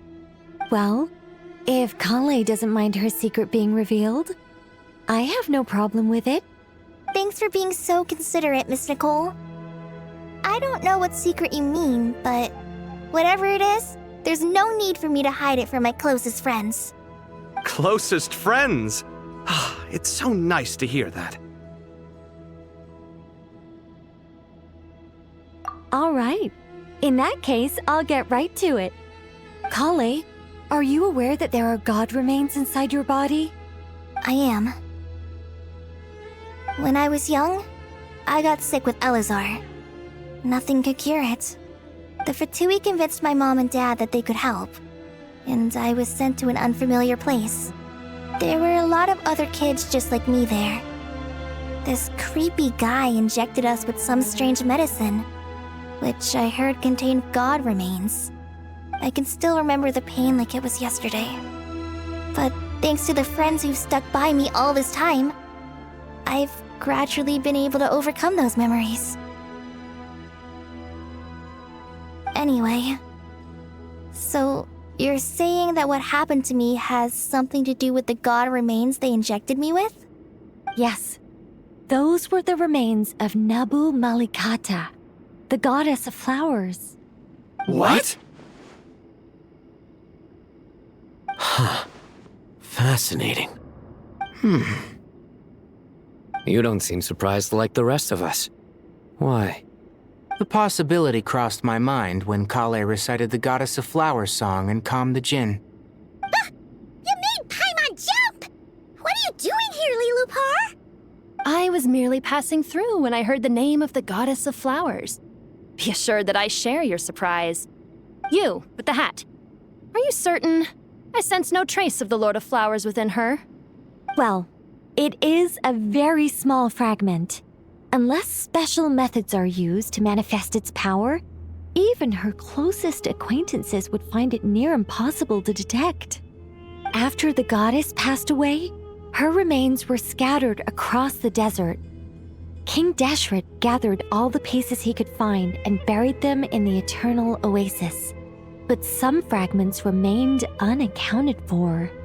Eventually, the Fatui must have found a way to track some of them down. Presumably for use in some experiment. It's not an uncommon occurrence. You're more shaken than I thought. In one sense, you've been extraordinarily lucky. So many people who yearn for this kind of power never attain it, yet you have coexisted with her all this time without even realizing it.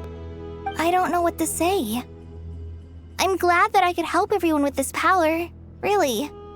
But knowing that a fragment of the Goddess of Flowers is inside my body is... it's a strange feeling. Well, people value their autonomy very highly. Even a well-intentioned intruder can shake one's sense of self. I understand how you feel, Krai. But once you get used to it, you'll find it's nothing to be concerned about. Huh. I guess you of all people have a good reason to speak on this. 2 good reasons, in fact. Incidentally, 3 is the maximum number of Hermanubis's Ba fragments that I could bear. Let me guess. Because 2's company, but 3's a crowd?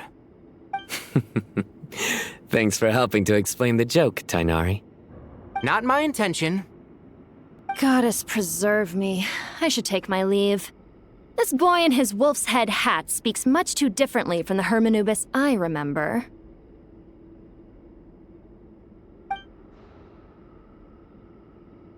Kale, all I'm trying to say is, no matter how many Hermanubis fragments there are within me, you wouldn't think of me as Hermanubis. In the same way, you are simply you. Yeah, I know what you mean. So about that dream I had, was it a warning from the Goddess of Flowers? Yes.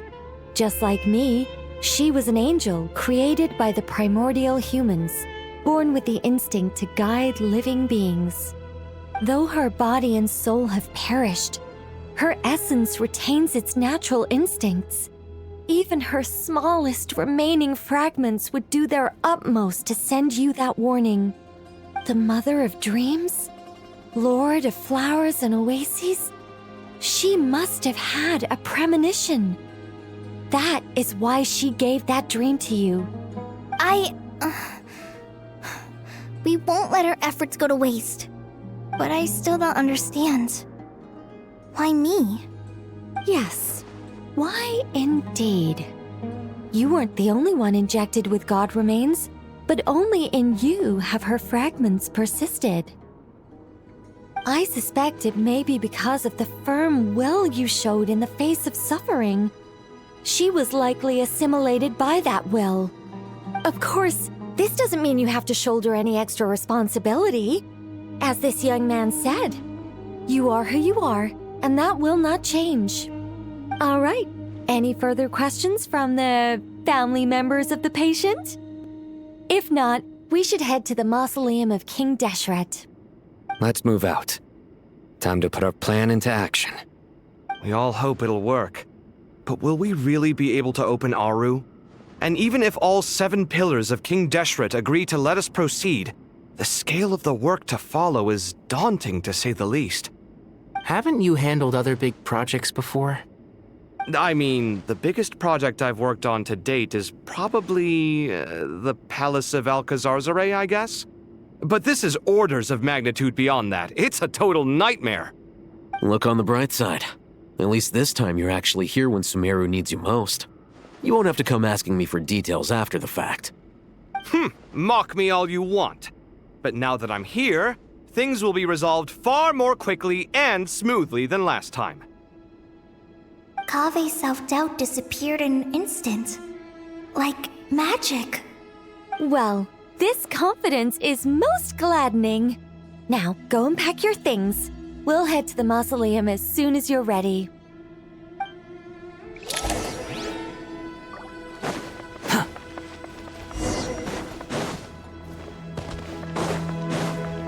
Squall and Fury! Too slow. Oh, Miss Nicole. I heard you're a very talented sculptor. Is that true? Oh, I don't know. I wouldn't want to blow my own trumpet. Honestly, even though Kasharawar is best known for its focus on mechanics, plenty of Kasharawar scholars are quite serious about sculpting as a hobby. So if they rate your work, that's enough for us. We just have to take a look. Who's we? Myself and a few other scholars. Kashif, Daneshvar, come take a look. Oh, well, if you insist, I suppose there's no harm in showing you.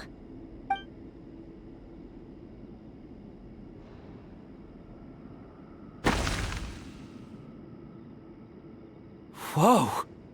Where did that come from? Look at the level of detail. It's so lifelike. The squirrel descends from the heavens like a champion, and the earth trembles beneath its feet. What do you think? Striking, isn't it? Kave? Kaveh, come here for a sec. Oh, and Madame Farazan, didn't you used to study in our darshan? Come take a look. All right, but hang on a moment. I have to finish reviewing this proposal first. You called? What is it, youngster? This squirrel statue. Isn't it cute? Oh, a squirrel. I wouldn't say cute per se. The realism is what stands out to me. Were you trying to carve a statue of a hero, young lady? Oh, a hero? I suppose so. Actually, I didn't really have a specific theme in mind. I just started working on it, and this is how it turned out. I see. Well, do you tend to read novels about heroes in your spare time? As a matter of fact, I do quite enjoy those.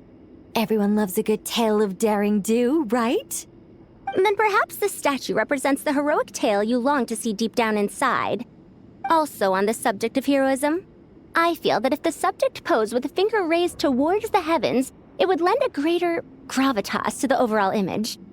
I'm sure some would call it cliché or old-fashioned, but not me. I think it would be a perfect fit. It has a certain classical beauty about it. Kaveh! Sorry, Madame Faruzan, I'm a little busy right now. Don't wait up for me. What a pity. That young man has excellent aesthetic tastes. I was hoping to ask him for his opinion. What a genius idea! Why didn't I think of that? Classical beauty is a great direction to explore. That's it. Once I get back, I'm going to sculpt a heroic squirrel pointing its finger towards the sky. Precisely. A declaration of victory. You understand my vision. Then place the two statues face to face. Yes! That's exactly what I was thinking. It'll be a masterpiece. Miss... I'm sorry. I didn't catch your name. Just call me Nicole. Madame Faruzan? Was it? What? No. That wouldn't be right. Why ever not? Madam is a state of mind cultivated from within. Anyone may call me Madam if they so desire. My dear Miss Nicole, once we make it through these trying times, should we have the pleasure of meeting again, I shall look forward to seeing your new work. In this day of age, it's rare to find people with an appreciation for classical aesthetics. Meeting you was truly a pleasant surprise. Honestly, I feel the same way. It's been a long time since I met anyone interested in this style of statue. Clearly, they don't call you Madam for nothing. Also, I have to say, you're a very good judge of character. Because when I think about it, I really am someone who likes stories about heroes. That must be why I've quietly kept watch over generation after generation of them. Sorry, keeping watch over heroes? What exactly do you do for a living? Oh, never mind that. Let's not tell Madame Faruzan about Miss Nicole's true identity for now. Good idea. Let's limit the conversation to aesthetics.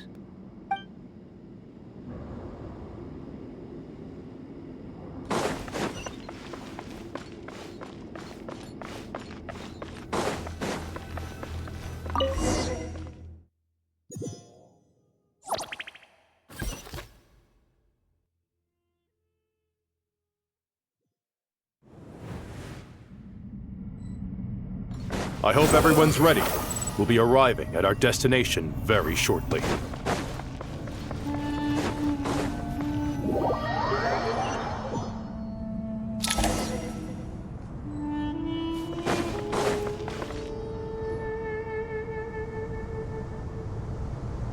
Why, we've not seen so many visitors ever, really. What is this place now, a tourist attraction? Closer inspection reveals many familiar faces. To what do we dusty old fellows owe the honor? Surely you're not just here to chat. You surmise correctly. We are here to carry out a rather enormous project. Ho, enormous, you say? How large, then? Larger than the gaping void in our lives? Why, you've even put a smile on Goatee and Crocco's faces. All this activity is making for quite a special day.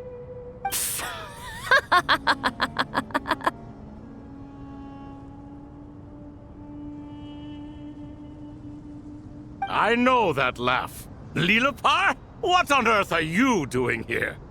Oh, this is hilarious. Turns out good things really do come to those who wait, as long as you stay alive long enough. When did you three get locked up in here?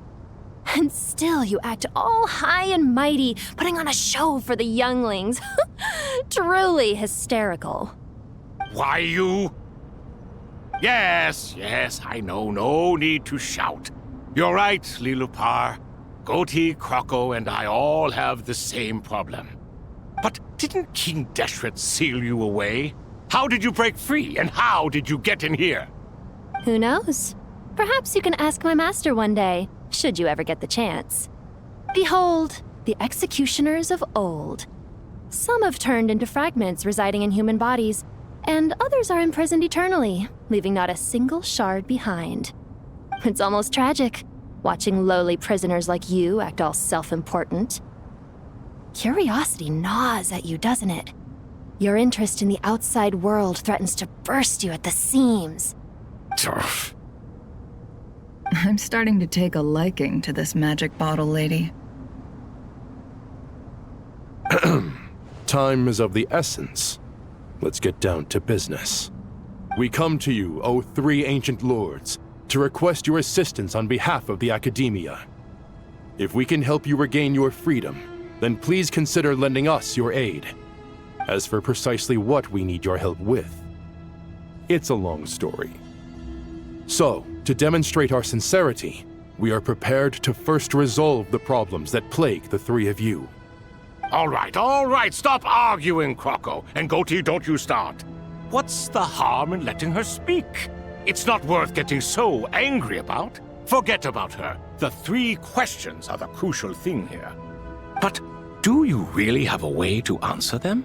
You once answered the final question, Nefer, but the seal did not open. Unless, with the passage of time, you have found a new answer? You could say so. When you first asked me what determines truth and falsehood, my answer was a liar's soul. Liars are the best at seeing through the falsehoods of the world. But if you want them to tell you the truth, you have to reach their soul. I think that makes sense.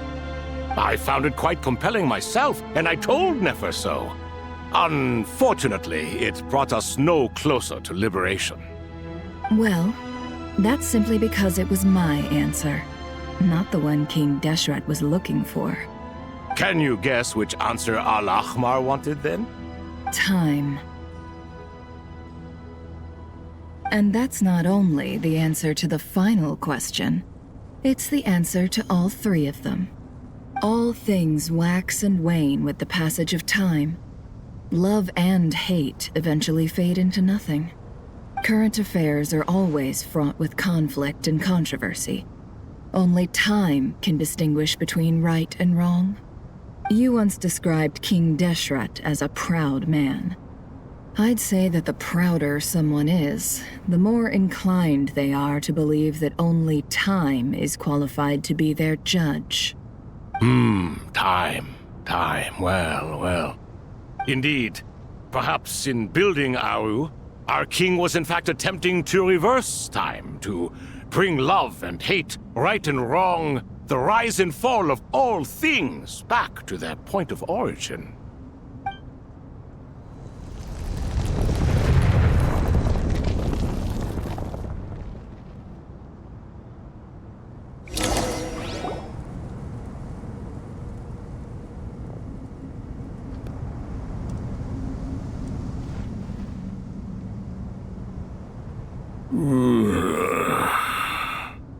This is the most eventful day I have experienced in a long time.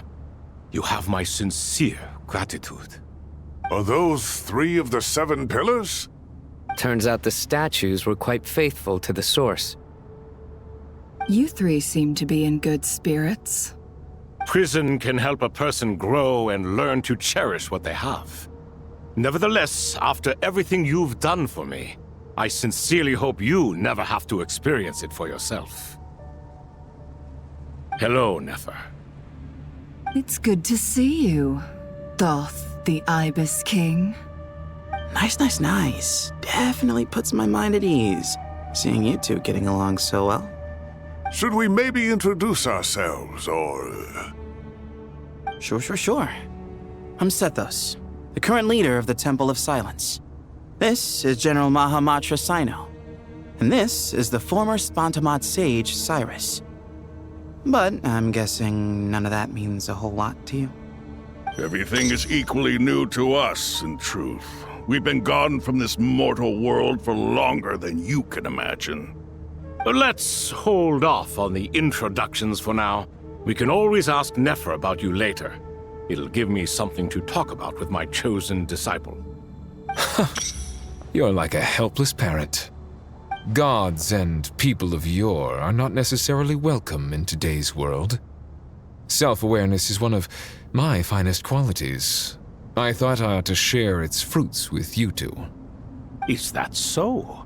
Well, I think we'll take it in stride, just as we did with the 3 questions. Let's not forget, it was my persistence that won you both your freedom. Fair point. I have to applaud your persistence. And I must praise you for your wisdom. Now, state your wishes, young ones. I'm sorry? Why, your tremendous accomplishments deserve a reward, do they not? You must let us do something for you in return. General Mahamatra, what do you think? I won't beat around the bush. Sumeru is facing a crisis the likes of which have never been seen before, and we need your help. Every calamity throughout the ages has been connected to us in one way or another, whether we were its cause or consequence. Whatever is wrong with Irminsul, it severely affected the Dendro Archon. She fell into a coma and is currently receiving treatment from the Dendro Dragon. The Dendro Dragon? I'm sorry, the Dendro Dragon is helping to heal the Dendro Archon? Not a pep, surely. Not vicious, cruel, a pep who possesses no virtues aside from her basic instincts. Ah, good heavens. Oh, I shudder to think what could have caused Lesser Lord Kusanali to suffer such a plight. Still, why would the Dendro Dragon lend you her aid? She has always held nothing but contempt for the Archons. I suppose she and Kusanali must have some history. You can help us make history, too. A smooth talker. Well said, lad. Currently, no one can connect to Irminsul. We hope that by opening up Aru and making some modifications to it, we can use its technology to our advantage. Unfortunately, Aru is an imperfect creation. King Deshret never managed to realize his full vision before his death. Much remains to be done if it is to be pitted against Irminsul itself. Besides, I hear your reasons, but to give Aru up over such would be... The archaeological records clearly indicate that although Aru's construction took a long time, it was not beyond human means to achieve. Modern technology should solve the efficiency issues. We have no choice but to go all in on this. This is by no means a threat. But the only reason we helped you escape from Aru was to gain the necessary leverage to negotiate with you. You asked us to state our wishes, and we have. Each one of us here needs your help, as do all the thousands of people living in Sumeru. They need you, and they need Aru. What do we think, my fellow old fogies? Shall we lend our support or not? Since you ask so nicely, naturally. Naturally what? Are you for or against? I simply mean we shall do what comes naturally. You claim that you wish to open Aru.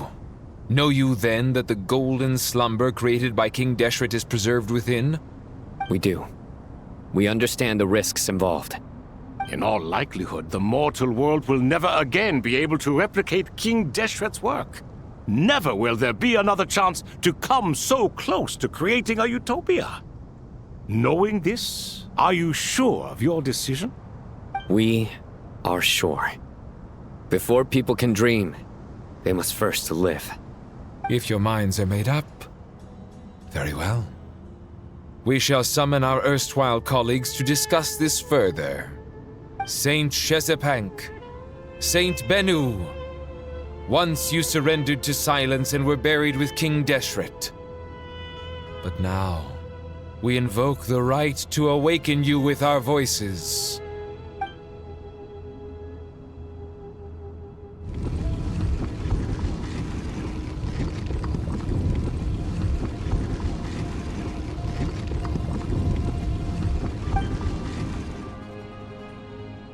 Saint Bennu, responding to your call. 3 kings detected. Initiating autonomous will. Saint Shezepank, responding to your call. 3 kings detected. Initiating autonomous will. Ah, Lord Herreshoff. What a long time it has been. I trust you are keeping well. Then your trust in my well-being has long outlived your physical body.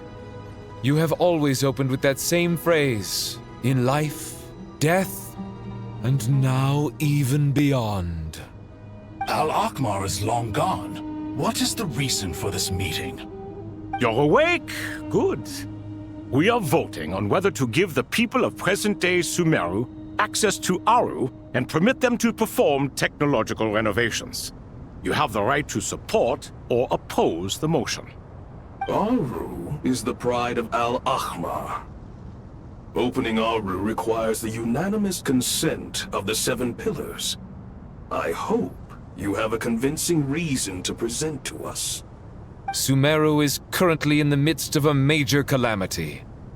Let us not forget that while Al-Akhmar was a stern ruler, he was also a teacher of wisdom. A god without his people shall cease to exist, and King Deshret's greatest wish was to provide protection for his people. Let us then honor our God King's wishes as we consider our decision. I do not mean to mock these proceedings, but what is the point of a unanimous vote when we know that the last of the 7 pillars, the Dendro Dragon Apep, will never communicate with us? This will no doubt surprise your mechanical mind, and I have no intention of trying to persuade you it is true. But Apep is, in fact, healing the Dendro Archon as we speak. Huh? Can someone attest to this? Do we have any proof? I ask the 3 kings. Can any of you vouch for the truth of this claim? Naturally, the Ibis King, Thoth. What? It was Thoth's disciples who revealed the truth to us. We need not debate its veracity. Simply let Thoth bear accountability. That way the rest of us may have a clear conscience. Herreshoff, you diabolical fiend! I awakened our former colleagues for you, supported your opinion, and backed your decision. What sort of fiend would do that? I miss the days when Hermanubis was still around. At times like this, he would offer to take accountability. What are you trying to say? Is my word worth less to you than Hermanubis's? Hypocrite though you are, Lord Thoth, you are humorous in equal measure. How could we bear not to associate with a character such as you? I, Saint Shezepank, approve the Goat King's proposal. Since King Deshret is no more, we shall receive no reprimand for acting beyond our remit. Nevertheless, I sincerely hope that those before us understand the significance of what they intend to do. Remember, the moment that Aru is liberated, the myriad souls residing within the Golden Slumber will return to the ley lines. And once the ley lines flow again, these souls shall in turn be received by Irminsul. To take this step is to bring the perfect afterlife created by our king to a permanent end. We understand that well, and we have decided to proceed regardless. Furthermore, the contemporary human perspective would contend that confining souls in this way is no act of benevolence. The deceased have a right to rest in peace.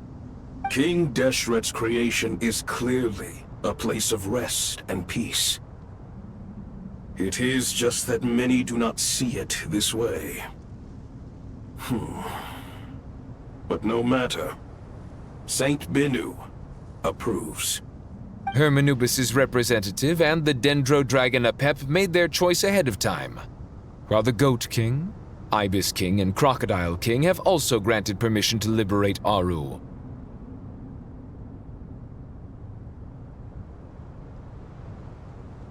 By the grace of His Majesty, guided by His wisdom and will, let the gates of Aru be reopened.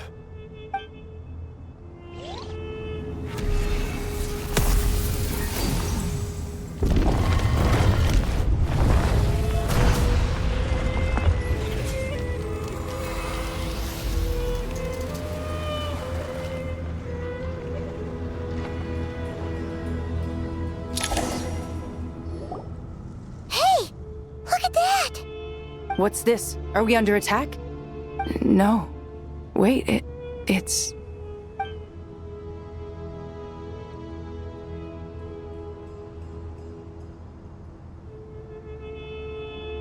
Here you are. Through the sands of time. I see you. Father. Father, is it really you? It's Jet's father, Jibriel! That's right! He entered the golden slumber, didn't he? I smell blood and sand on you. You've grown. Strong as a wild beast, and without shedding a tear. You have to leave, don't you? Please, just answer me this. What should I do for you? This meeting is a blessing from the gods. My soul, once imprisoned along with that of Samael, is finally free. I am truly grateful for the chance to see you again. That the dead should meet the living is itself a miracle. One brief, precious moment is enough. Enough to set my heart at ease. Do not weep for me, Jet. I know you will accomplish many great things in your life. You will go further and climb higher than I ever did. All I ask is that you take good care of yourself.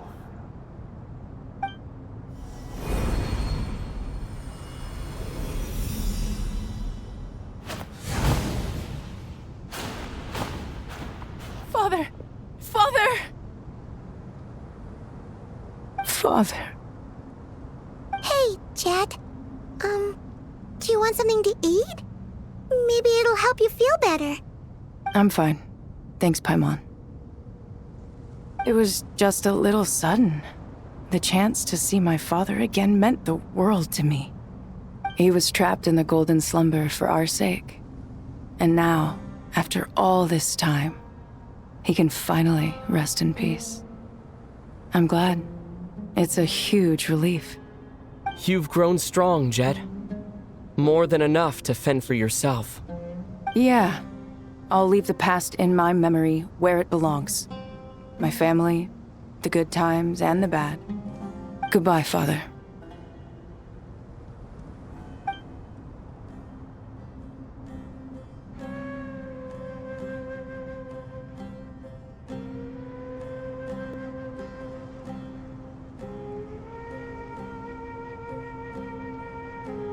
Ah, me, what a touching reunion that was. It seems we did a good deed today. We three retainers, once imprisoned for our iniquity, are surely the least qualified to judge whether this deed is good or bad. Either way, Aru is open. Now you have your opportunity, and with it, whatever trouble may ensue. Although Aru was created by a god, human craftsmanship was nevertheless required to build the gate that connects it to this world. Perhaps the relationship between gods and humanity follows a similar principle. As for your proposed renovations, we cannot determine which functions to keep or discard. Proceed as you see fit, but please entrust the task to your most accomplished scholars, or Bennu will be most displeased. It matters not. The Ibis King shall be accountable if any problems arise. Ibis, you chose to take on disciples, and so it follows that you must accept the risks of associating with humans. If I'd known you'd be like this, I would have locked all of you away in Aru, never to leave again for all eternity. All of us? What does this have to do with me? Vilify me no further. Scholars, since you have liberated Aru, allow me to present you with a gift. Using Aru's power, we shall install a defense mechanism at our king's mausoleum. You must be guarded even against Irminsul itself. This shall afford you some convenience. Unseen and unheard. From this moment forth, none may by sight or hearing perceive anything said or done within the mausoleum. Amazing. And all this is achieved just with the power of Aru? With technology from the heavens, the possibilities are endless. Just because King Deshret did not use it for this purpose does not mean that it cannot be done. So, marvel away. This is the reward you have earned. All right. Well, that resolves the issue of confidentiality. What about the technical side? Do we have the manpower? Why, yes. I've already contacted them. They'll be here soon.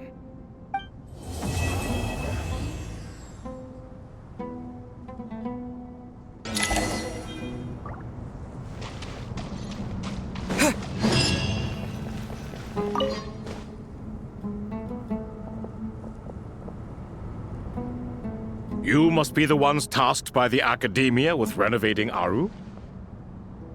That's right. Good afternoon. I'm Kaveh, and these two are Termezi and Naisaburi. Hey, I'll hate them! Come and introduce yourself! We've met before. This is Thoth, the Ibis King, and everyone knows these two. Afternoon, gentlemen. I've only ever seen these two in murals! Ah, the paintings in the temple. They show us chatting, playing cards, playing chess. Precisely the activities we most enjoy, funnily enough. No, only you enjoy playing chess. We were just humoring you. I wouldn't go that far. Back to the matter at hand. A preliminary assessment by the Academia indicates that this project requires expertise in various disciplines, including the deciphering of ancient texts, mechanical engineering, the restoration of ancient ruins, and elemental theory. The most capable minds in their respective fields are here before you. If there are no objections, we'd like to begin our work. The artisans who built Aru for Al-Ahmar gave their very lives to create this splendid work. Follow their example by giving your utmost devotion to this project. I didn't know that. We'll do our best, of course, but we certainly won't be sacrificing our lives. Such brazen words. Humans these days are a far cry from their ancestors. What little respect you show for King Deshret. No, that's not what he meant. Please don't mind him. He shares your sentiments, just not your, penchant for hyperbole. Assuming that's what you were going for? I just think it's important to manage expectations. Forgive my lack of courtesy, but we simply can't sacrifice our lives to the gods on completion of the project like people in the legends of old.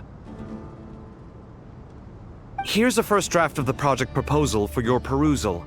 Please let us know if you have any requests. Normally, I'd have made it look a lot more visually appealing, but we were really pressed for time on this occasion. I hope you'll forgive me if it's a little rough around the edges. Naturally. If my fellow ministers deem this meager display of respect sufficient, I suppose I can consider agreeing to their proposal. Why are you so preoccupied with the ostentatious displays of respect to Al-Ahmar? We should be trying to make things easy for them. You never know. We might have to rely on these young people to look after us in our old age. Exactly. This is Aru's mainframe. Be reminded to use it with great caution. We certainly will. Thank you for your assistance. You may attempt to lay out punishment should you so desire, though I'm afraid it would be futile. You and I both know that certain components of Aru can only be operated by humans. King Deshret always believed in humanity. Still, the reason that Aru's modules are designed that way is not so much because he trusted them, but more because he was wary of you. Is that true? No wonder human artisans helped to build Aru then. He actually required human assistance to create his greatest work. Naturally. Have you noticed that the Goat King keeps giving superficial responses? It's like he's just going through the motions and leaving the real debate to his colleagues. He understands the art of perfunctory speech. That's what earned him his position as the Minister of Ministers. It seems the rumors about King Deshret being a poor judge of character are baseless after all. Excuse me for being blunt, but it sounds suspiciously like you're putting yourself on a pedestal and mocking me. You're mistaken. And while there's nothing strictly wrong with making every conversation about yourself, it's not exactly a positive tendency either. You? Whatever. I knew it'd be like this working with you. All right, let me past. I need to look at this console. It's your job to activate it after all. Let's begin. Everyone, please proceed with the external checks and preparations as per the procedures outlined in the engineering plan.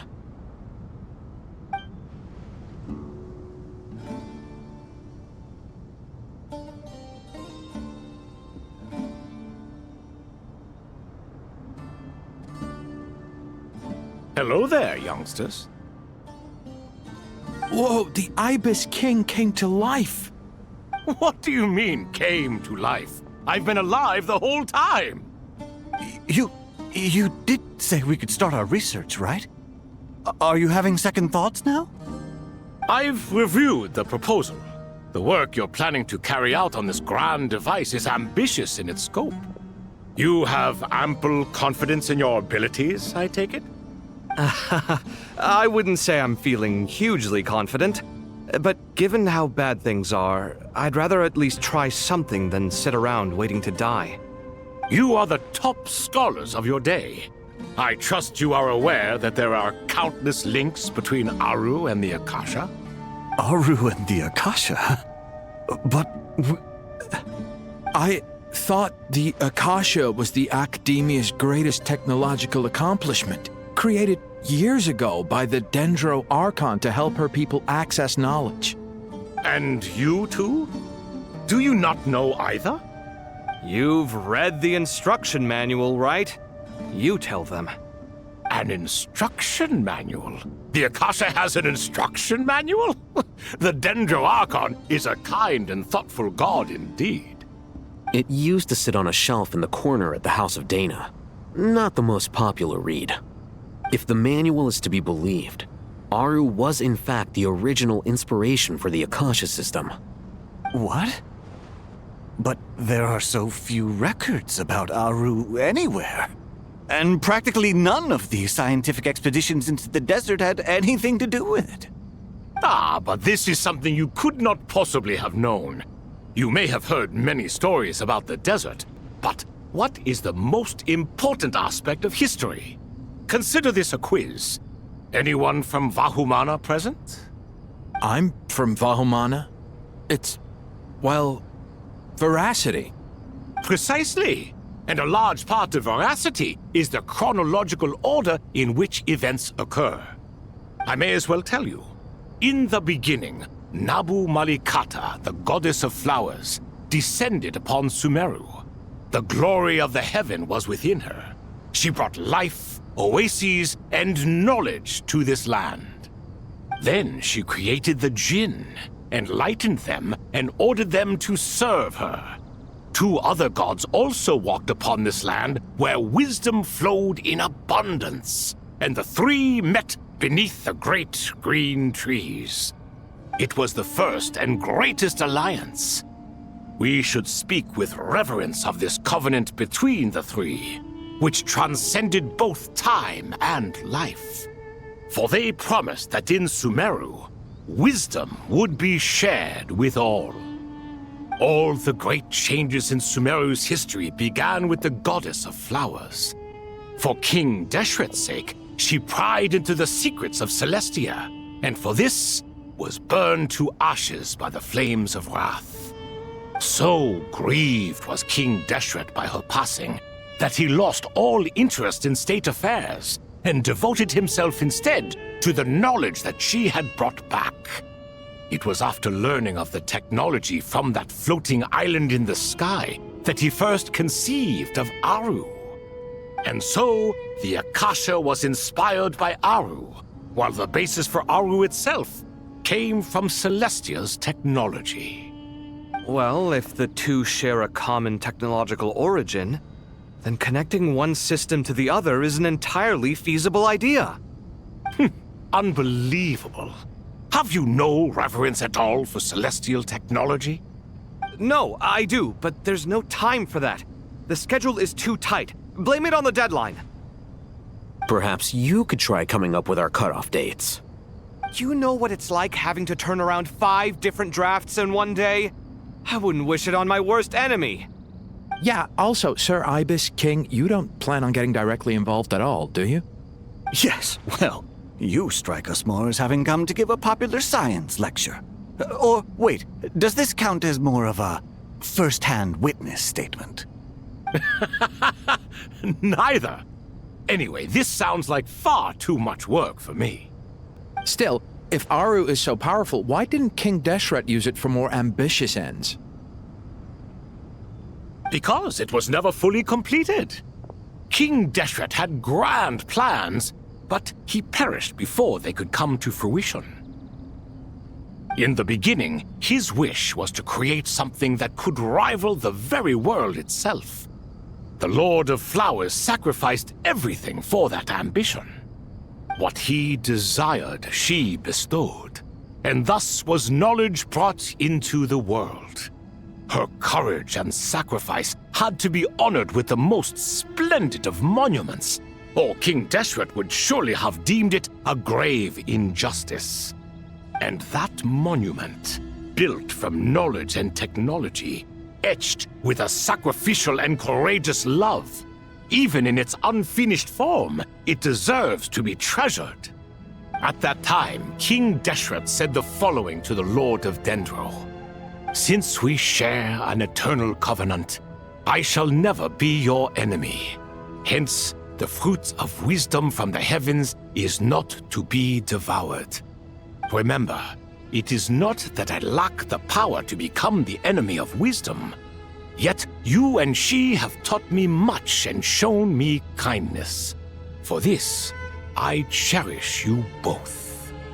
In the end, Aru was only used to store a portion of the souls.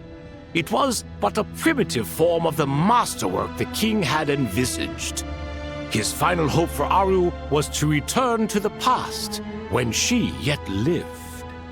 So the point you're making is, King Deshret was both powerful and ambitious, and he only ceased his imperious ways out of affection for the Goddess of Flowers and the Dendro Archon. You could see this as an act of mercy, but you could also see it as the sentiments that lay between these three gods placing constraints on him. This was, after all, the foundation of the alliance between them. This explains why Aru was both a prison and a monument, and why the answer to the 3 questions was time. You have to be careful who you get involved with, or you invite all manner of misfortune. This is as true for gods as it is for humans. Love is the same. It is both a prison and a monument. All right, let us pause the story here for now. Seeing as you've been so diligent, I'll offer a little help.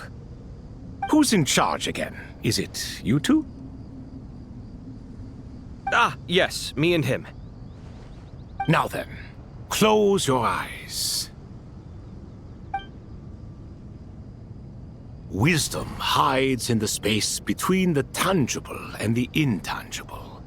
It is to convey the incommunicable through the simplest of mediums. By the power of King Deshret, I shall grant you a glimpse into the unseen secrets that lie at the threshold of existence.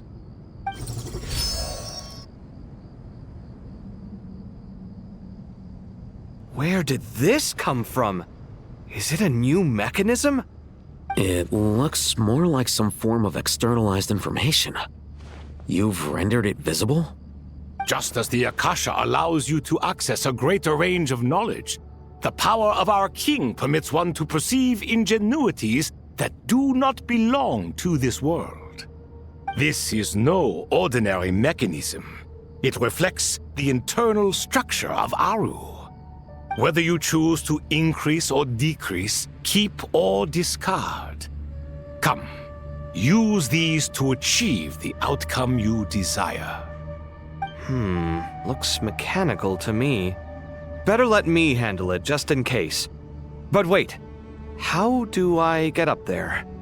Turn around. So that's where the elevator is!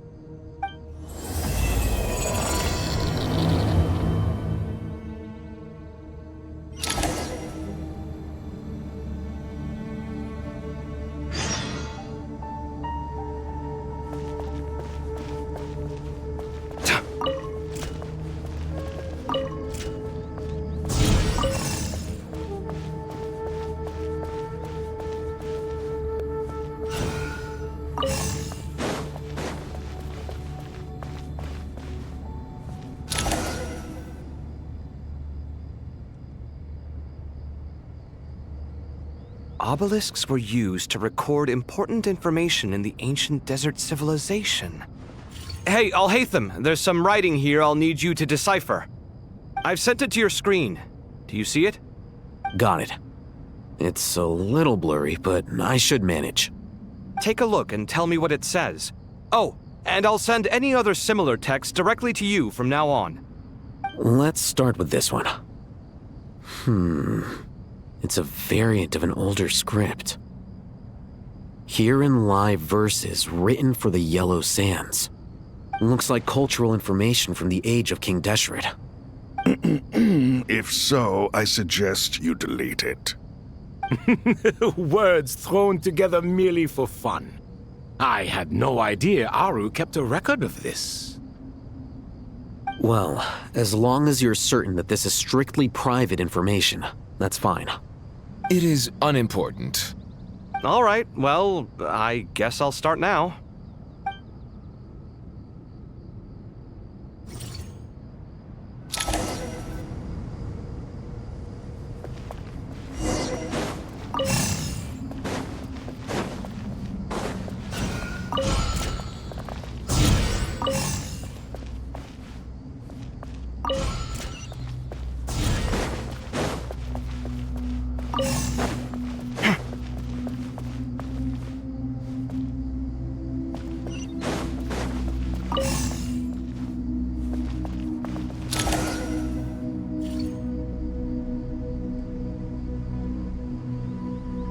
Found some more. Sending them over to you now. These are all reports about the Gurubad conflict. Can we delete them? I'd say so. Most of this information has already been archived anyway. What if there are details in there that Vahumana missed? What are we supposed to do if they come after us in the future? They'll just have to live with it. If we don't resolve these issues now, there won't even be an academia in the future, let alone a Vahumana Darshan. Yeah, you're right. Okay, done. There's some other similar monuments nearby. I'll check them out.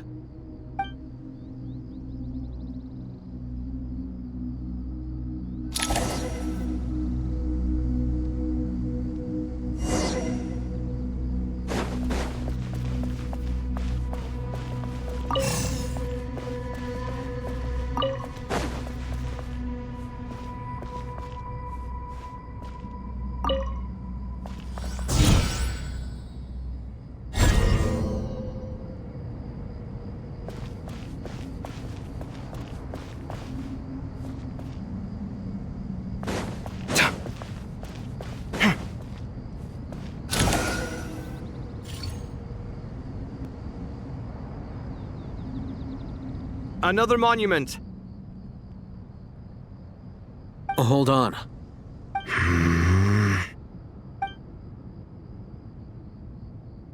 You're still reading it? How long is it? It records the development and governance of the Oasis civilization. Most of it concerns the Jinn, but it also contains records left by the artisans who built Aru. Is it important? Some of it. There was no way for me to read the whole thing in its entirety, so I had to rely on my intuition to pick the parts worth keeping. What about the artisans' records? What do they mention? They're speculations, mostly. For instance, they were wondering how to protect themselves if King Deshret decided to silence them after the construction of Aru was complete. Sounds like pure mythology to me. Surely that kind of thing didn't really happen. The records do emphasize that this was merely their conjecture based on various myths.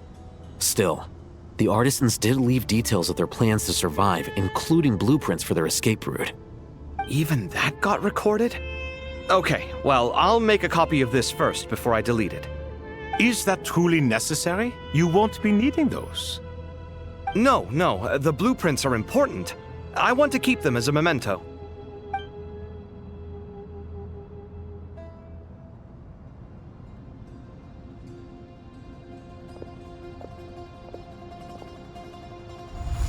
I think that should just about do it. It meets the requirements of the contingency plans, so we should be good.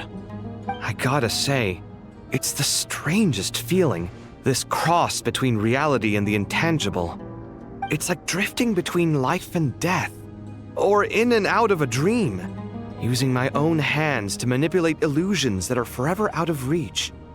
Chasing dreams in the most literal sense. Definitely a novel experience.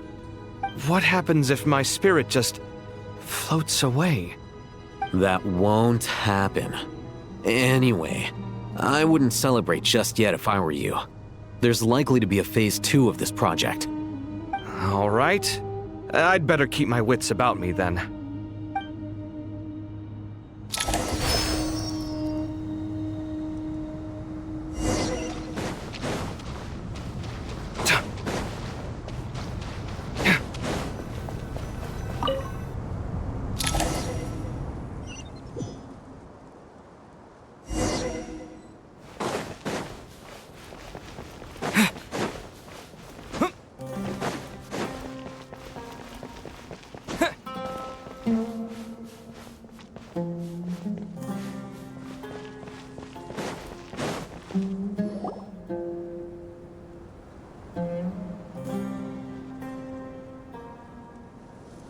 Traveler from afar, do you worry for the fate of Sumeru as well?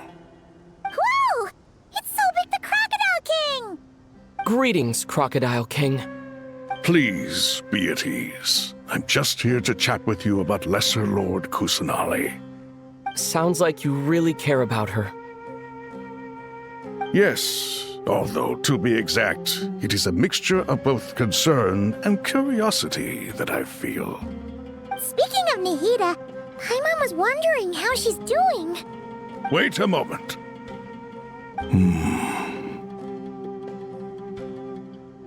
What is it? I tried calling out to a pep, but there was no response.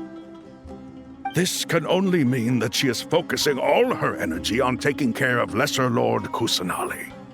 All the gods who served King Deshret seemed super surprised to hear that a pep agreed to help Nihida. Guessing she made a bad impression on you or something. Are you aware of the history between her and our king? Then you are learned indeed. I'm glad to know that Sumeru has the support of someone like you. At the end of his life, King Deshret tricked the Dendro Dragon into swallowing him whole, leaving her to bear the torment of his sins. The Dendro Dragon despised King Deshret, yet he outwitted her.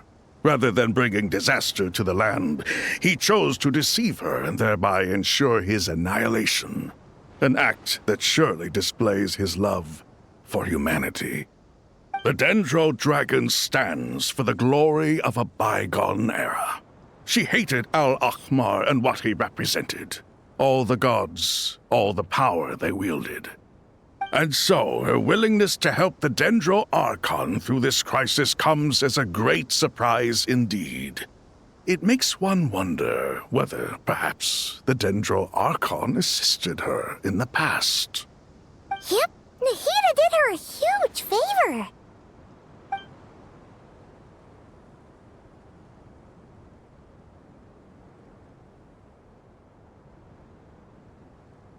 So Lesser Lord Kusanali put an end to the Dendro Dragon's many long years of torment. As much as she loathes the Seven, a pet knows kindness when she sees it. No wonder she was willing to make an exception. Yeah, that's the sense we got from dealing with her, too. She is not incapable of coexisting with other living things. Rather, she actively chooses to avoid coexistence. And this despite the fact that she symbolizes life itself. How ironic. All of this being said, I wouldn't expect too much from her if I were you. Nothing will change her hatred towards humanity and gods. We'll keep that in mind.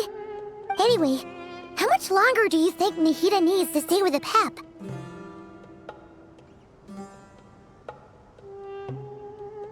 For all we know, the Fatui might still be in the desert. Just to be on the safe side, why don't we grab anyone who isn't busy right now and go look for her? I'm alright, Paimon. Huh? Was that Nahida's voice?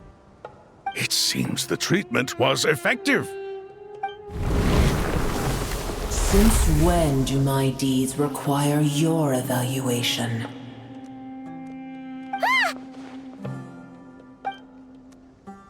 Here will do just fine. I had no intention of taking you any further. One ought not expect greater generosity than they have earned.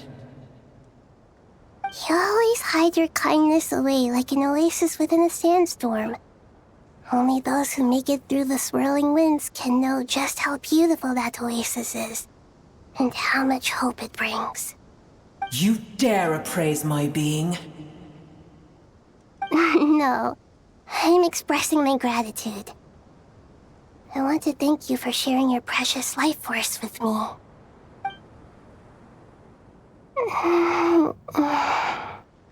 Awake already? You are more resilient than I thought. Pep.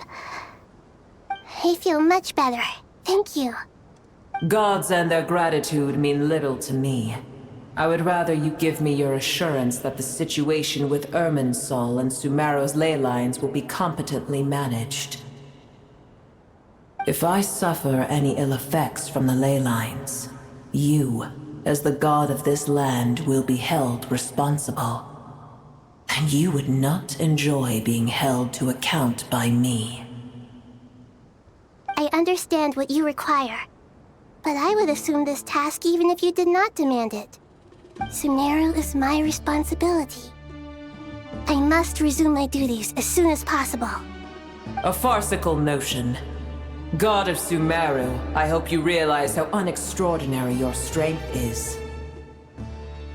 And yet, maybe it is precisely what defines me. A god of wisdom is not meant to rule by force. Then hold steady. We go forth. Well, I'll be. Is that a pep? Do my eyes deceive me? Of all places, the Dendro Dragon has decided to visit the mausoleum of King Deshret? I see that after all this time, Al-Ahmar's menagerie of ministers remain as vile as ever. It's a pleasure, Dendro Dragon. Had you arrived but a little sooner, you might have attended a meeting of the Seven Pillars. What a nauseating thought. You are not the first insects I have had the displeasure of dealing with today. A swarm of them tugged on my tail on my way over. Goodness knows what hovels they crawled from. Why do all the creatures of this world remain so lowly after all this time? What did you do with them? I cast them away. What would you have me do? Keep them as trinkets?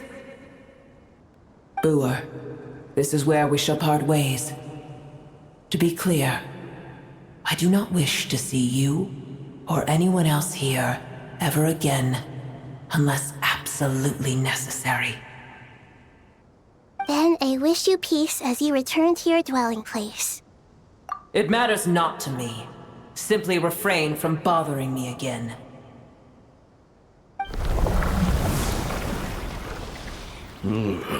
A force to be reckoned with. At times like this, I feel glad that she has no interest in any of this.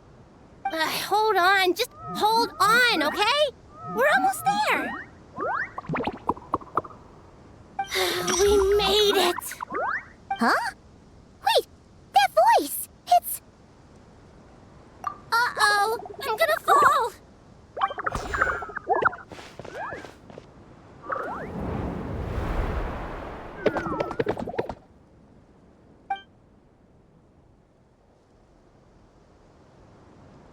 Well, that's a relief. A pair of safe hands indeed. The Dendro Archon's familiars. They are the last thing I expected to see here. Huh? Wait, what are the Aranara doing here? Don't you guys hate the desert? Obviously I was worried about the Dendro Archon. I've been supporting them with my Pari powers the whole way here. Oh, you seem pretty nervous. Is it because there are too many people around? Not just people. It's all these non-human beings, too. It's hard on them. I can't believe you made such a long and dangerous journey just for my sake. I appreciate your support so much. Thank you all. I'll have to ask everyone to wait while I help our new arrival settle in. Once I'm done, I'll gather everyone to discuss our next steps. Traveler, Paimon, shall we find a place for our friends to stay? Awesome! Let's go! Well, first I have some questions.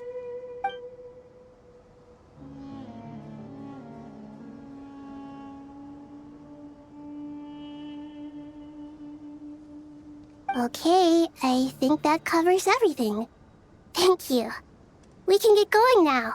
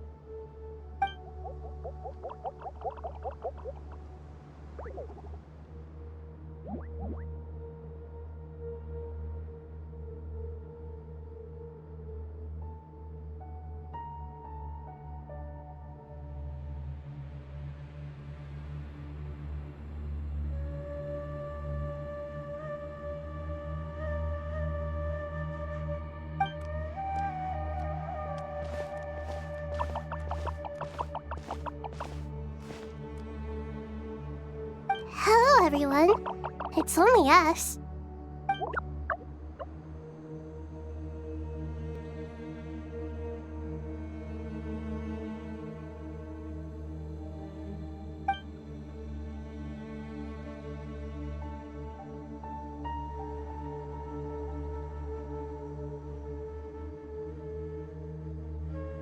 It must be very tough for you coming all the way out here, especially since you don't like the Voluka. Is everyone back in Purana doing well?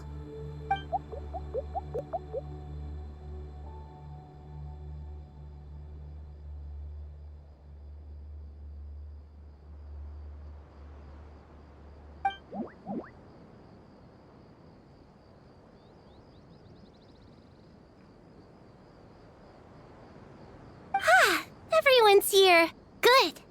Are you okay? You look like you were about to pass out back there. Then you're forgetting who I am. Don't underestimate me.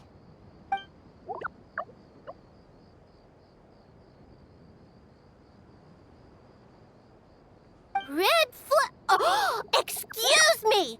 Are you comparing me to Paimon?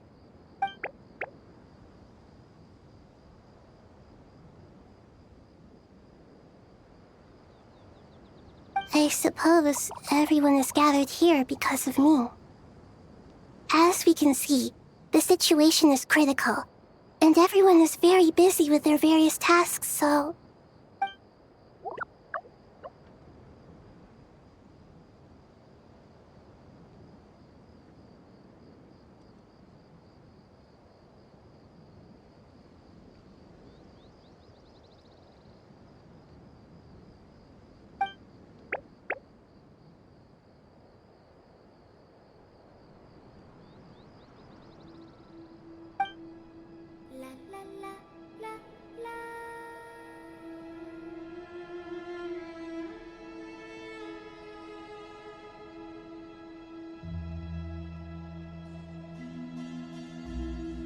I can't thank you enough.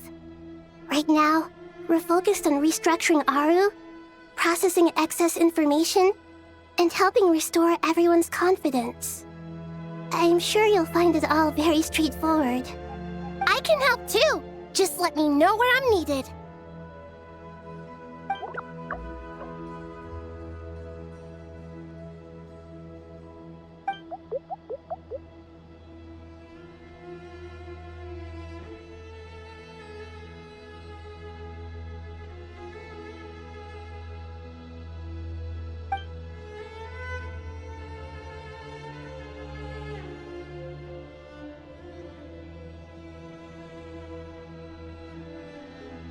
Up to no good?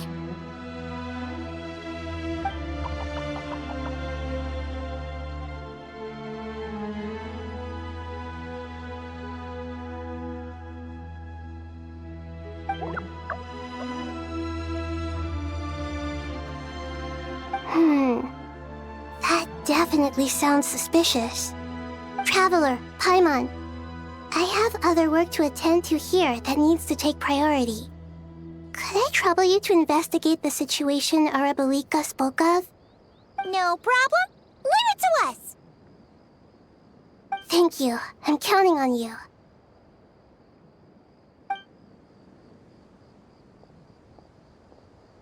There's one other thing. If you are to work alongside the people of Sumeru, you will need to make yourselves visible to them. Is that acceptable to everyone?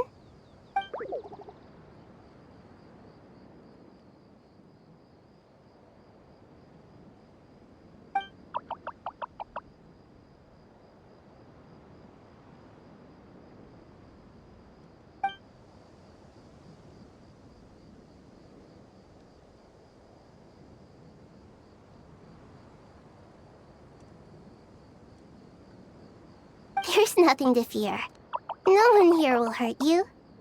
But if you do feel afraid, don't worry. Just call my name and I'll be there.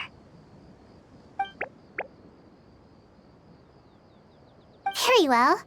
Now, I shall bestow a small blessing upon you all. Whenever people see you and interact with you, from the moment their gaze meets yours, they will experience the most beautiful of dreams.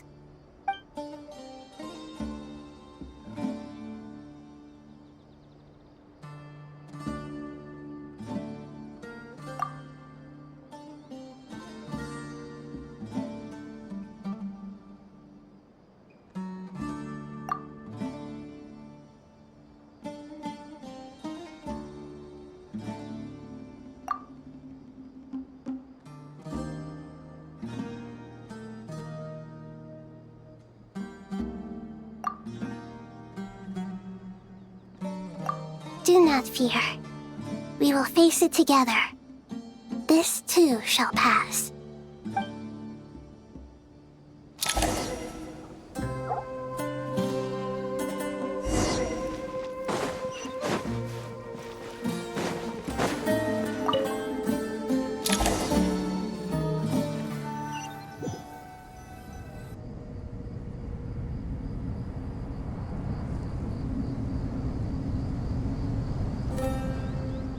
Everyone's here.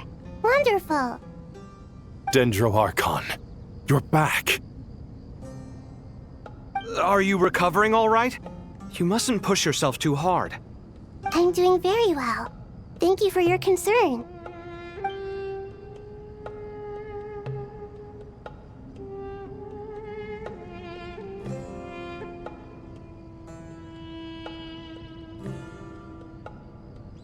I see. Using the power of Aru to reboot the Akasha and gain access to Irminsul. It's a sound plan, although... I regret to be the bearer of bad news, but with the state that Irminsul is currently in, it's impossible to access via traditional means. Even the Akasha won't change that. Alas, we had feared this may be the case. What about non-traditional means? Non-traditional means? Are you saying... Desperate times call for new measures.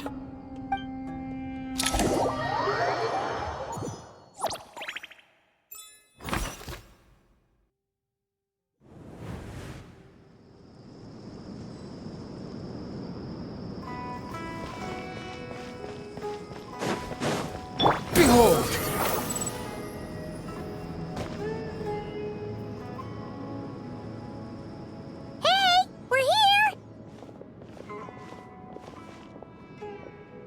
Ah, it's you.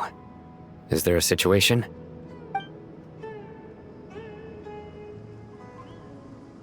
The Aranara have good intuition when it comes to people. In other words, there may well be a traitor among us. Given everything that's going on, I'd be more surprised if there wasn't. Miss Nefer, as a professional intelligence broker, I trust you have a solution? Not one that I'm willing to volunteer. What's in it for me? Let's say I'll treat this as a pilot project aimed at expanding your intelligence operations. Whatever business you're in, an avenue to demonstrate your abilities could never hurt. I like the sound of that. Glad we're on the same page. Given that you rarely set foot in Sumeru, practically no one at Caravan Rebot knows who you are. I take it you've read the files on everyone in the area? Yes. I also skimmed the list of evacuees, and am more or less up to date on where everyone stands. Any initial suspects? Limiting the scopes to males whose recent activity could be viewed as suspicious. I've identified 3 names.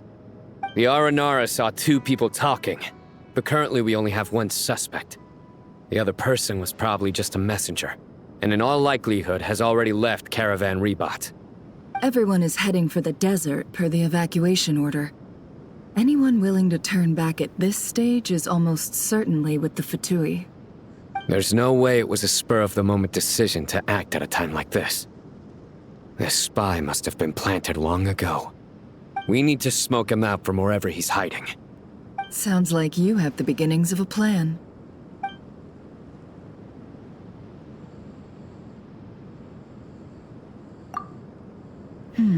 I see. Your suspicions are well-founded. I'd be watching him too if I were you. So far, we still lack solid evidence that he's been bribed.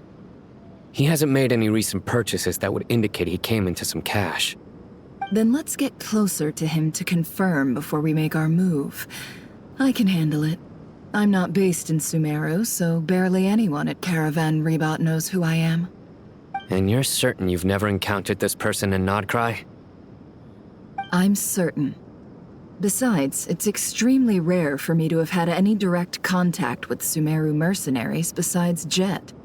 There's no way he could have seen my face before.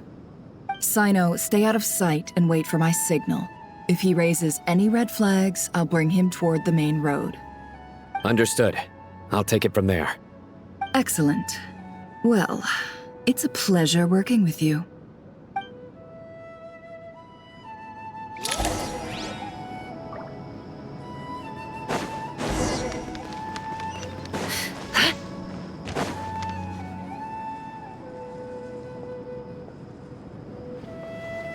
Darker skin, scars, frequents the desert and has ample combat experience. Nothing unusual about how he dresses or acts. What's that he's looking at? A coin. Interesting. Could that be how his contact paid him? Conveniently discreet for someone trying to hide any unexplained income. And yet it could be highly valuable. Sorry to bother you. Has everyone here already left? I don't suppose you happen to see a lady wearing a hat? Ma'am, what are you doing in Caravan Rebat all by yourself? The main group evacuated some time ago. Didn't you pass them on the road? My friend and I lost some of our cargo along the way.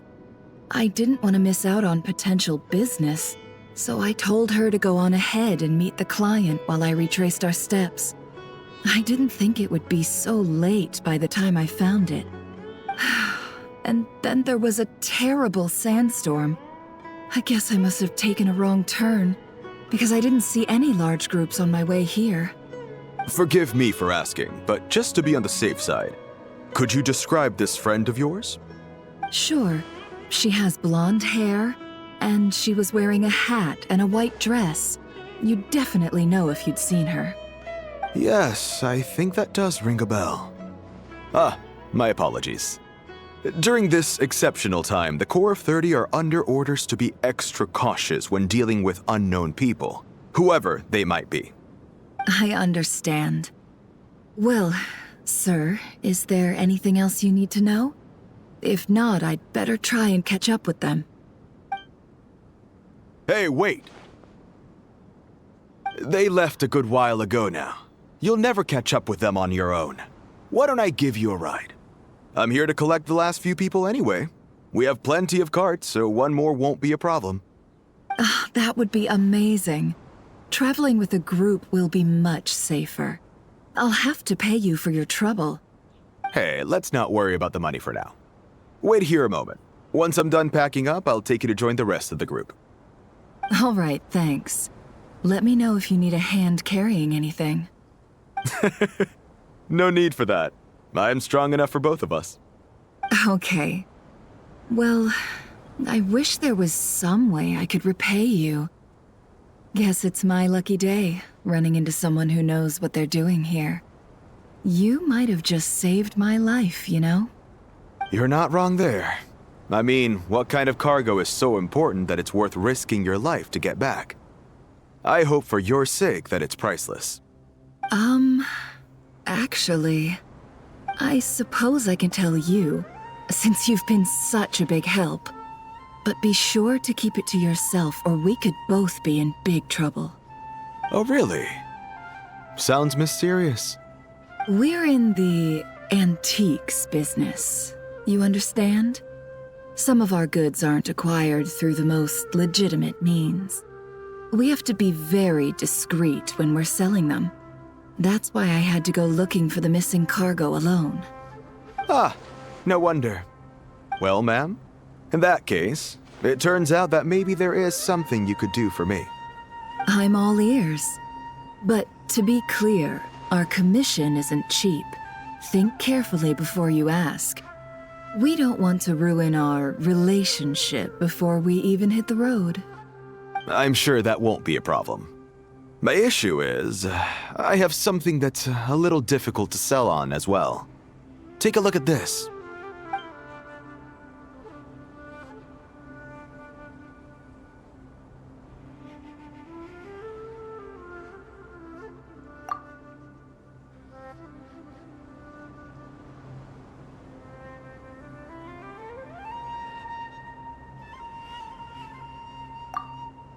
Pure gold. That's quite something. How'd you come across it? Dig it out of some ancient tomb? If you look hard enough, there are many treasures to be found in the mausoleum of King Deshret. It has no distinct Snezhnayan markings.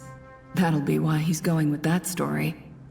And he clearly doesn't want to arouse suspicion, so he's on the lookout for an opportunity to make a quiet trade. Surely you have an existing business partner. Won't they take it off your hands? I hope I won't be attracting the wrath of my competitors by helping you sell this. The shop I used to work with is having cash flow issues at the moment after losing some money. I'm under enough pressure as it is without having to deal with them. On the off chance anything went wrong, I'd never get my money back. I understand. Gold is the last thing that traders with cash flow problems want to see. Well, in that case, I think we can work something out. As it happens, I'm just about done packing. Shall we make a move? Sure. Let's walk and talk. This evacuation was a huge operation. They needed a few people to stay behind and tie up loose ends. And I ended up being one of them. You're lucky you ran into us in time. I certainly am. I don't know how this happened. One thing led to another, and look how it ended up. I just hope our client doesn't get spooked and cancel their order. Fingers crossed. But either way, life goes on, and we all have to make a living somehow.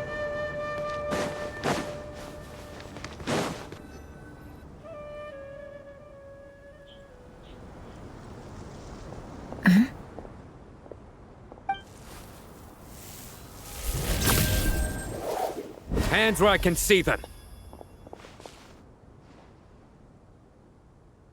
General Mahamatra! No, wait! What are you doing?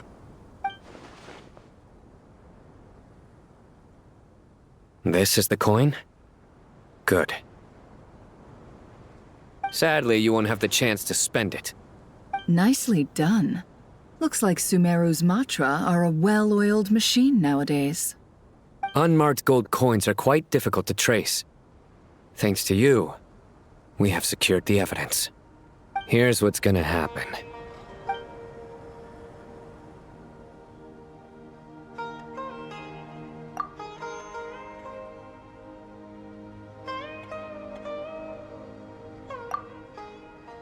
Southeast from here, leeward side of the hill. That's where he's meeting his contact. Great work. Candace tells me your interrogation skills are highly effective. Hers are quickly catching up. She's improved a lot in recent years. Looks like it's over to you for the next step. Because I'm quickest on my feet? Because you know how to trail a target. Plus, it'll be easier to monitor their activity from the air. Fine. I'll be quick. One more thing. The Traveler just brought a message from the Dendro Archon. Once you're done with this, we're to meet up at the mausoleum of King Deshret. Got it. Will do. Are you sure you'll be okay on your own? Gee, I don't know. Maybe you should come with me. Okay. Then Paimon's coming with you. Really? You do know this is a stealth operation, right? Meaning, you have to be quiet? Paimon, are you sure about this? Well, Paimon at least wants to give it a shot. Like everyone says, if you never try, you'll never know. Besides, being the best guide in Teyvat has to count for something. This should be a piece of cake. Fine. Join me if you want. But be warned, if anything goes wrong, I'll have to gag you and shove you into a bush. No need! Paimon will be super careful. Promise! Good. Then what are we waiting for? Let's go. Ah! Coming! Coming!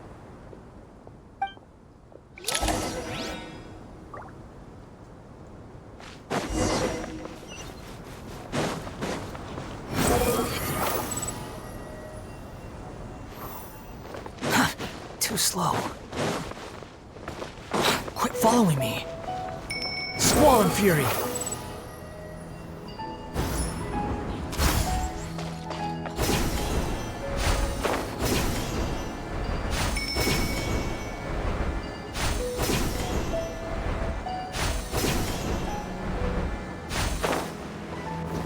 sun rises. Hey, guy! Wait up! Hey, slow down, will ya? We're here. Now we wait.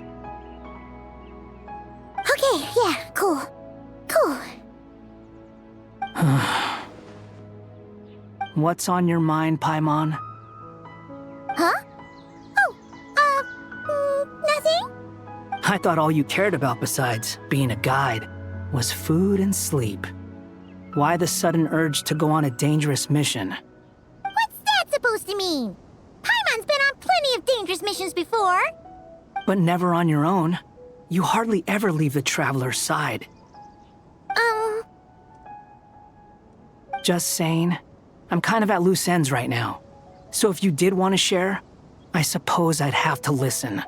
If not, suit yourself. Makes no difference to me. Hat guy? Do you think Paimon is useless? What? Where's that coming from? When we were in Not Krai, Paimon suddenly realized something. Even though Paimon's with the Traveler every single day, whenever we face real danger, she can't do anything to help. Paimon doesn't get like this very often. She just got really scared when the Traveler got kidnapped that time. What if he never came back? What would Paimon do then? And the more Paimon thought about it, the more useless she felt.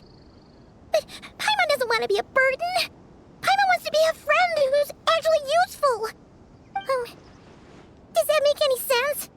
You know, that feeling of just being completely useless and... Oh. Paimon probably sounds so ridiculous right now. You asked the right person. Boy, do I know that feeling. Oh, that guy. I'm not gonna try and encourage you. What I will say is this. When you start doubting yourself, you have two choices. Give up or change. You have to make the decision to move forward. Otherwise, no amount of consultation from other people is gonna help you. So ask yourself, what do you want? To get stronger? To learn more? Whatever it is, go do it. You won't have any regrets if you can at least say that you tried. Oh. All right. Something's not right. Shouldn't they be here by now? Paimon, is it just me? Or is it a little too quiet around here? Should Paimon take a look? We'll give it another hour. If nothing happens, we head back. Okay.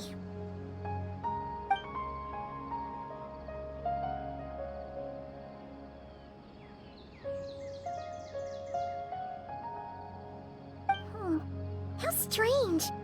We've been here for ages. Where the heck are they? Have we been stood up? What is it? Did you think of something? Something feels off about this whole situation, but I can't quite explain why.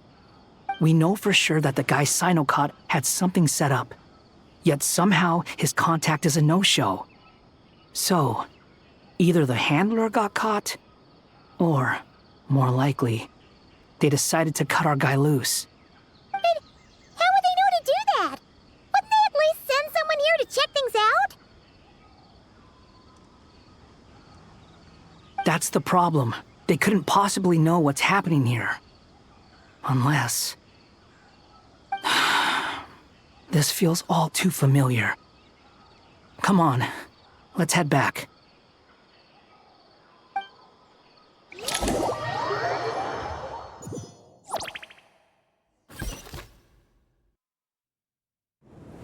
Even though this isn't a formal meeting, I'd still like to start by saying how grateful I am to each and every one of you. Thank you all for coming here and standing by our side. Shesipank and Bennu are currently assisting the scholars with the maintenance of Aru. Please forgive their absence. As for Hermanubis, may he rest in peace. We remember him with great fondness. There have been times when I imagined what it might be like to meet you all. Now that it's really happening, I feel quite emotional. Time has taken many things away, but that which remains is all the more resilient. I must say, there is one thing that rather surprises me. You appear to be in good spirits, Lesser Lord Kusanali.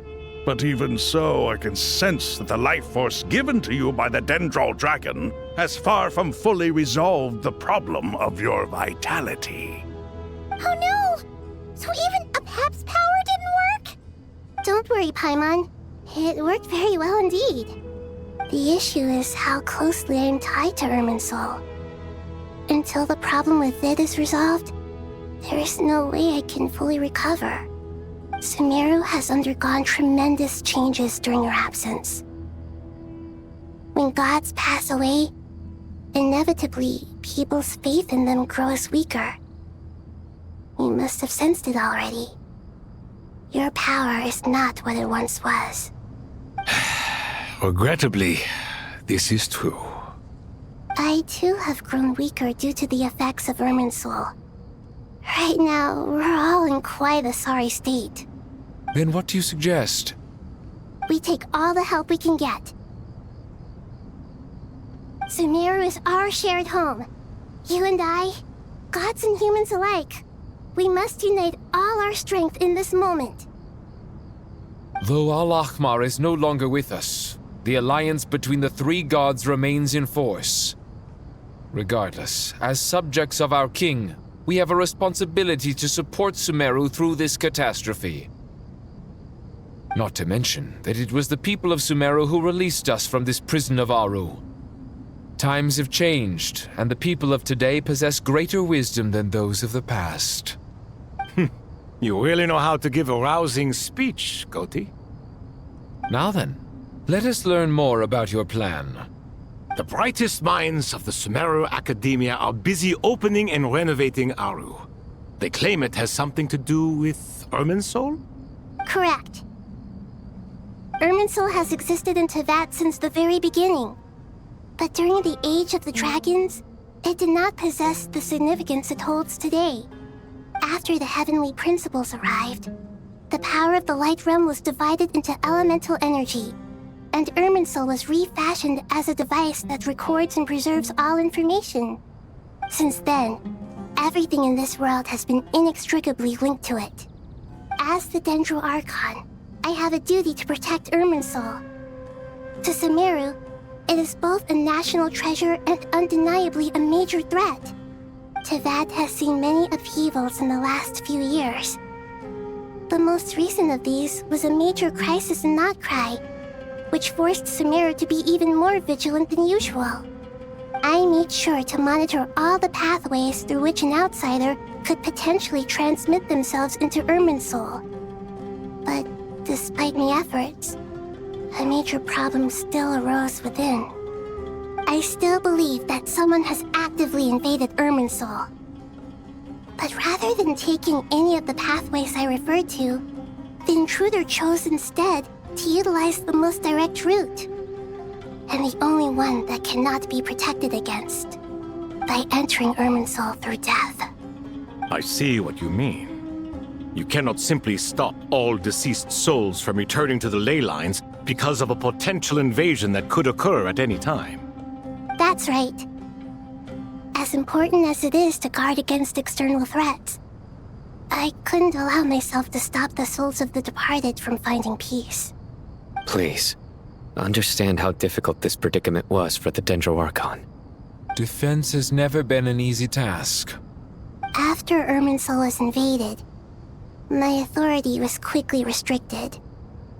Soon after that, the tree began denying access to any connections. I'm sure you feel responsible, but you are not to blame.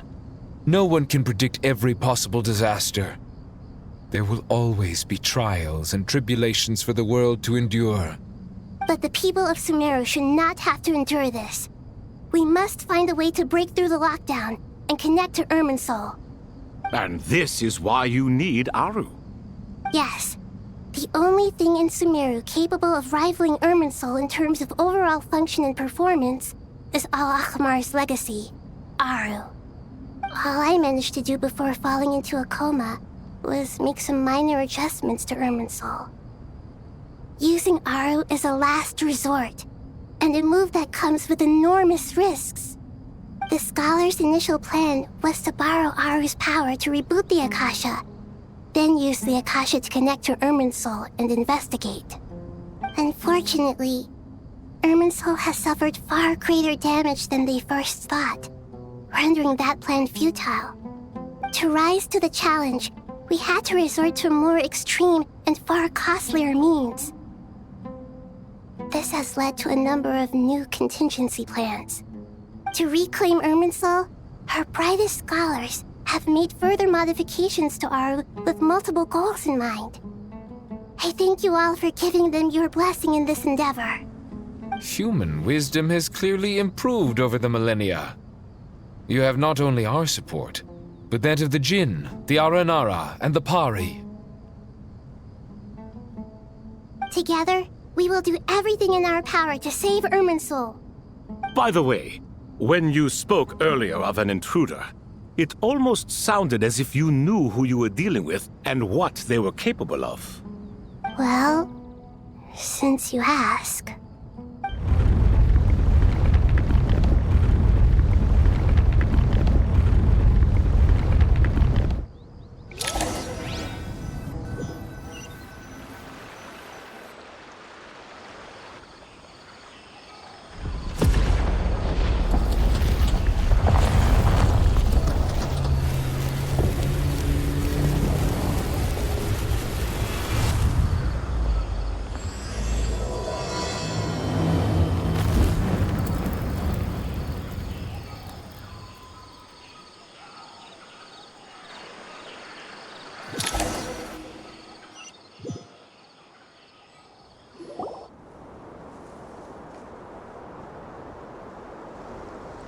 Master Tainari!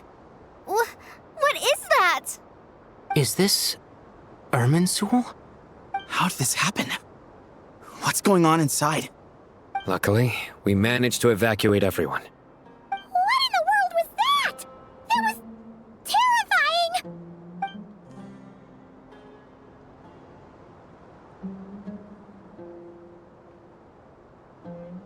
Oh my. I understand now, Dendro Archon. You make yourself quite clear indeed. Not once over the millennia has Irminsul been so terribly afflicted as this. Please continue, Dendro Archon. Irminsul's root system is what comprises the ley lines. In the past, it has always been hidden away, going unseen by the general populace. But now, an evil intruder is making it reveal itself. It has become a tree of unbridled greed.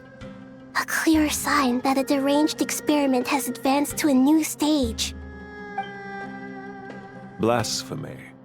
From where I stand, an experiment in the name of blasphemy sounds rather improper. But if we are to honor Dottores' will, this is what we must do. The birth of this tree proves to me beyond doubt that this incident is connected to him. But to explain the situation in full, there is someone I need to tell you about.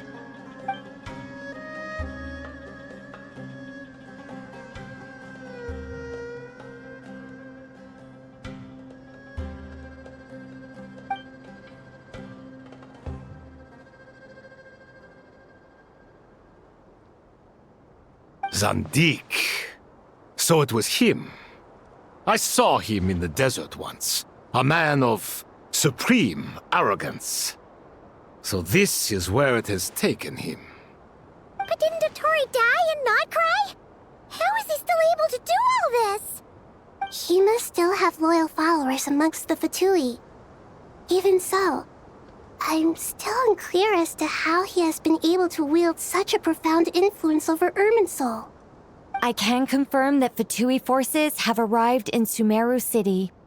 Furthermore, Irminsul seems to be undergoing some kind of mutation. Evil branches are beginning to grow. Things that do not belong to this world are slowly but surely materializing. Sorry, I couldn't think of any other word to describe it. They don't seem to be fully formed physical entities yet, after all, but they are gradually becoming real. A baleful tree climbing up into the heavens. Speaking of Dottore, I have some information on that front as well.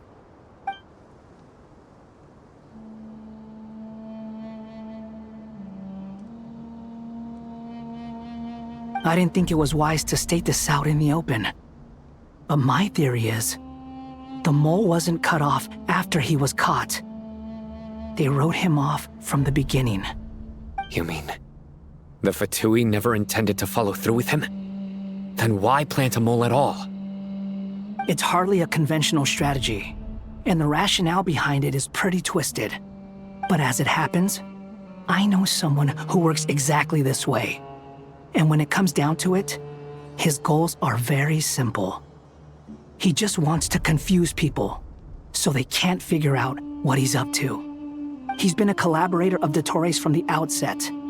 That fact alone confirms that Dottore is involved with this somehow.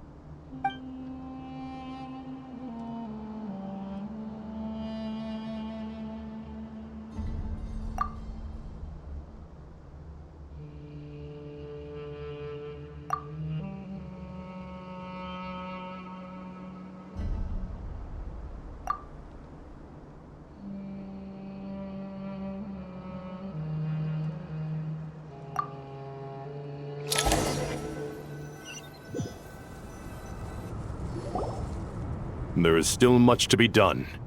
Everyone, please remember our core strategy. As per the discussions, the following groups must act immediately.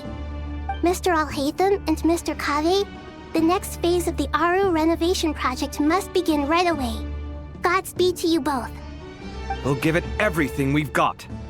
The plan looks feasible, but the implementation will require certain resources. General Mahamatra Sino and his team will help to procure the materials required for modifying the terminal. No problem. I've already spoken with Sethos and Hat Guy, and they've agreed to assist me. This kind of thing is best left to the fleet-footed, right, Hat Guy? If it's efficiency you're after, we're the right people for the job. Following up on the elemental energy amplifier we discussed, Miss Dory, I assume you're the one most familiar with the status of this project. Aside from the Dendro Archon, of course. Yep, that's right. Leave it to Lord Sangamabe. Got it. Well, I'd like Madame Farazan, Kale, and Nicole to support Dory on the technical side. You can count on us. Will do. Rest assured, I'll take good care of Kale.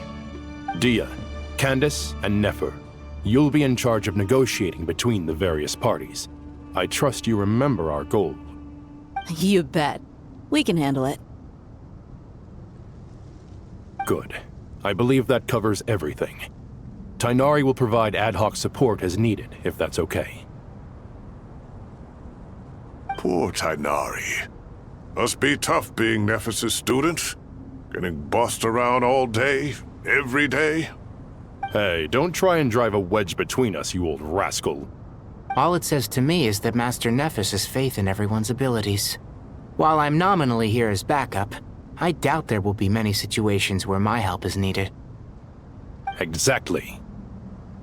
Finally, Traveler, you and I will head to the border between Sumeru and Natlan. Once that task is complete, I'll be asking some of you to accompany me to the Eternal Oasis. The Eternal Oasis? I thought that was just a legend. So it does exist after all. Regarding your trip to Natlan, under normal circumstances, a meeting between our two nations would be a far more formal affair. Unfortunately, Sumeru is all but completely cut off from the outside world at present. So regretfully, we won't be able to give the Pyro Archon Mawika the grand reception that she deserves. My apologies for the inconvenience.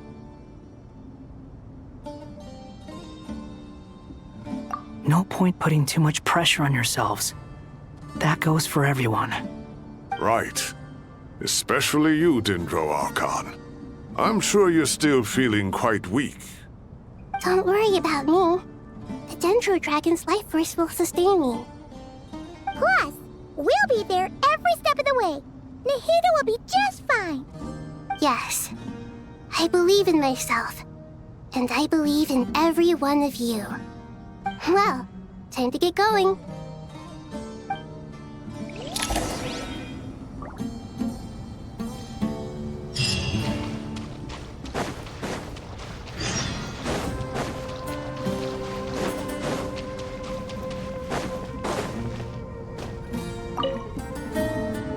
To what extent we can implement the final plan depends on how successfully the Akasha can be modified and configured. And to make sure the configuration works, Aru will also need some further optimization. Yeah, no surprises there. Once we roll this out, any Sumeru citizens who already have Akasha terminals can simply continue to use their existing devices. This still leaves us with a significant equipment shortage, though. Many groups of people were never issued Akasha terminals, including mercenaries, the desert folk, and many others.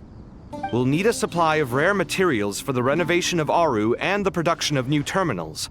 Right now, the best place to source these locally is from the primal constructs within King Deshret's mausoleum. Time is not on our side here. It's gonna be a race against the clock. The Aru merge and renovation project will have to be carried out by you two. Everything's riding on this, so failure is not an option. Best of luck to you both. As discussed, General Mahamatra Sino and Mr. Hat Guy will source the required materials. Mr. Sethos is quite familiar with the layout of King Deshret's mausoleum. With him accompanying them, things should go quite smoothly. I have every confidence. In the meantime, we may as well take a breather. Makes sense. There's not much we can do until the materials arrive. Get in formation and stay close. What is this, boot camp? Knock it off. It's just Sino being Sino. You know what he's like. Everyone clear on our mission objective. Look at the excess primal constructs, dismantle them, and extract the required materials. And King Deshret's 7 pillars agreed to this? If they're just sitting there doing nothing, we might as well put them to use. Thoth's words, not mine.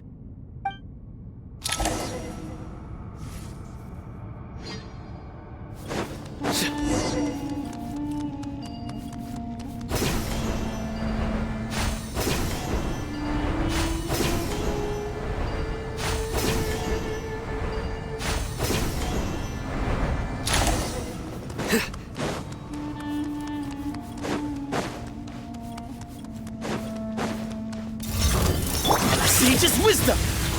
Judgment is upon you!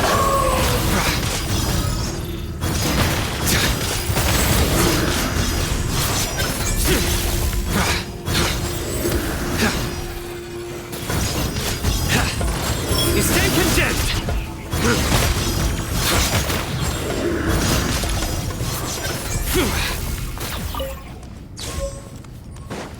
Nowhere to run!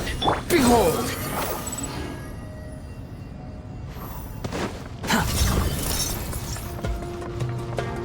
Way ahead of you! The wind rises. Know your place!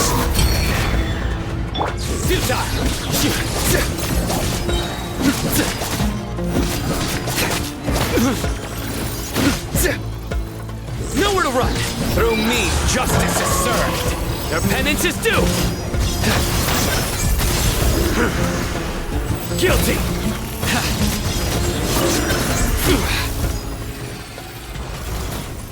Move or be moved! Squall and fury!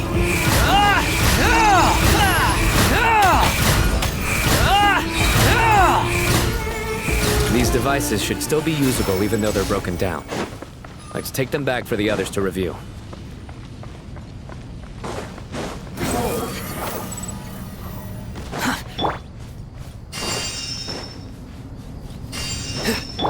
The wind following me. Way ahead of you! Surrender! Unsightly insects! Your sins weigh upon your soul!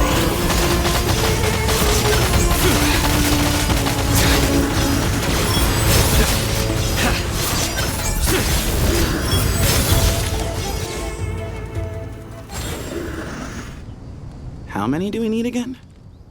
Enough to make an Akasha terminal for everyone who doesn't own one. I remember you telling me how revolutionary these Akasha terminals were. You've used one before, right? The Academia declared the Akasha to be the most powerful and comprehensive wisdom dissemination system in history. That should give you an idea of how powerful it is. Certainly sounds impressive. Neither Hat Guy nor I have ever had an Akasha terminal. Well, if it all goes to plan, that's about to change.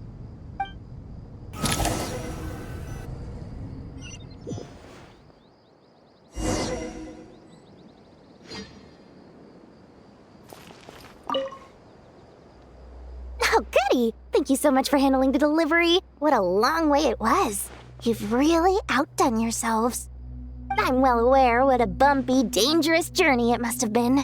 Now, I would have loved to oversee the process myself, but of course, those of us who know the plan can't leave the mausoleum. Oh, trust me, I'm patting myself on the back for my assembly work here. Simply flawless work. But will you really be needing all of this? According to our plan, yes, this is the quantity required.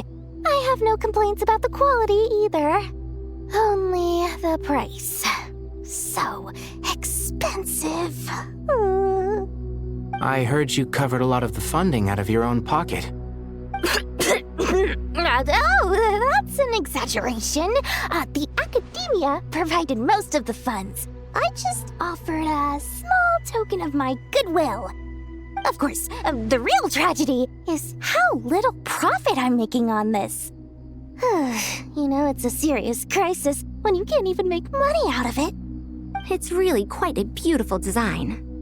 And I'm intrigued by how such a diminutive device is able to output the power of the Light Realm. Did you attend the lecture on Light Realm energy, Madame Farzan? I don't believe I saw you there. Of course I attended. I was just a little late, so I had to listen to the whole thing from outside the back door. Anyway, I have a perfectly good understanding of Light Realm, elemental and abyssal energy, as well as the relationship between the three. Good to know. Master told me in private that the conversion process between Light Realm energy and elemental energy involves highly classified knowledge that shouldn't be disseminated too widely. But even so, the scholars still shared said information. Well, you can't enforce a rule that everyone breaks. Is that the idea?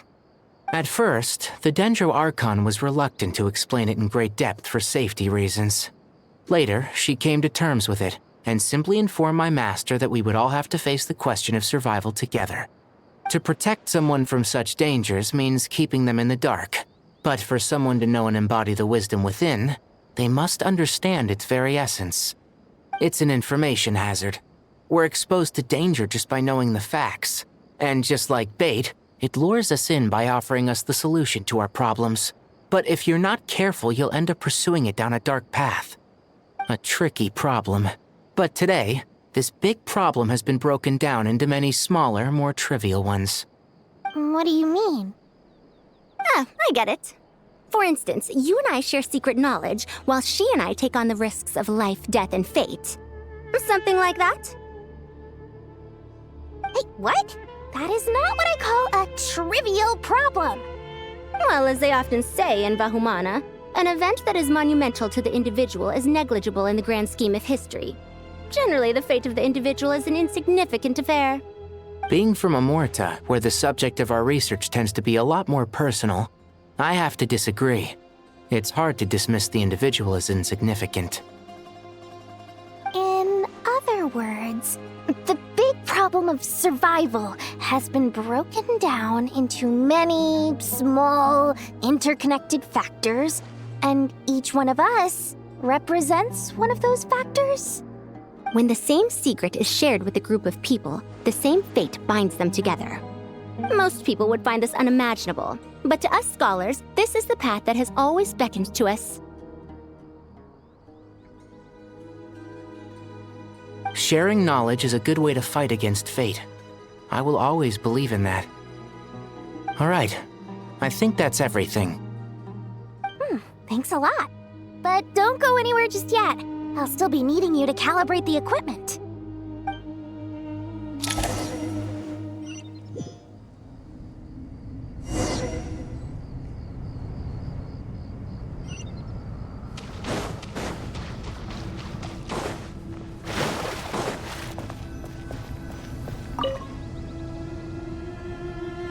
Okay, the materials are ready. We can proceed with the next phase. Alhaitham, how are you getting along? Most of the information in Aru is written in ancient desert scripts. Some of this is written in a tribal language, while other parts seem to be a variant of an oasis script, based on the glyph forms. Oh. Not lost to history, I hope. Some are. All we can do is infer the meaning based on the rules of related languages. Although, this section actually fills in some of the missing historical record. I'm transcribing it so we can bring it back to the academia. After Aru started up, 2 more lines of text appeared here. Can you read them? Humans may not read what is written by the gods, except by not reading. Victory should not be easy to attain, for it symbolizes divine wisdom. Knowledge must not waver, for it has external borders. Is this a clue to solving a puzzle? Or is it being symbolic? You can't read it unless you don't read it. Victory is wisdom. Knowledge is confined by borders. Wait, I think I've got it. It's a metaphor, isn't it? It's talking about... a chessboard.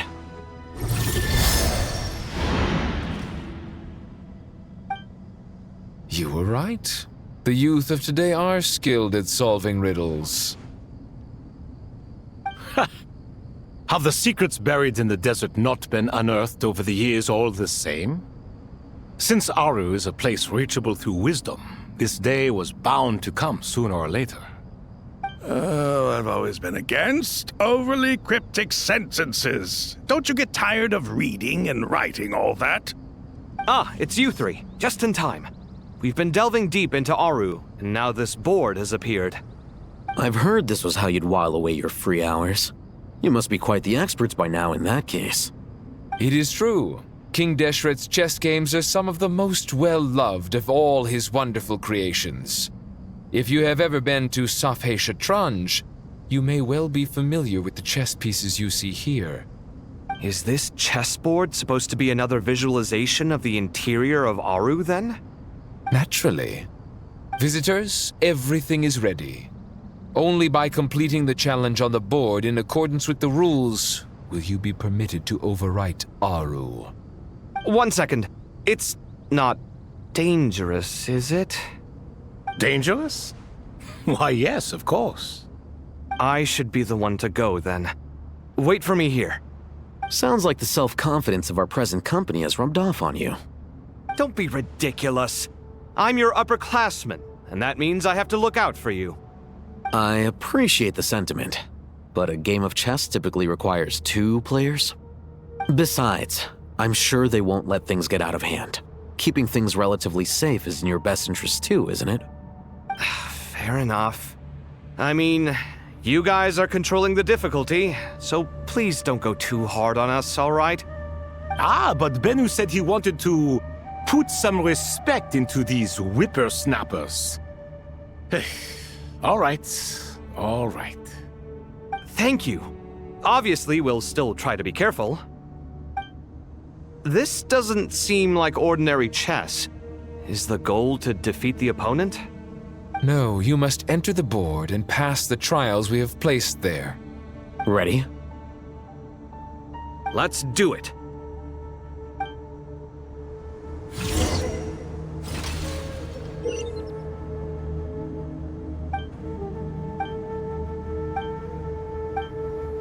The first trial is posed by me. I don't think this is gonna stop us. Ah, But the key to this game lies in working together. Otherwise, you will be deemed to have broken the rules. Looks like it's up to me. Marak, can you open it? King Dash. Now is the time for my trial. Now, don't be nervous. I'll make it nice and easy for you. Really? Thanks in advance. We appreciate it.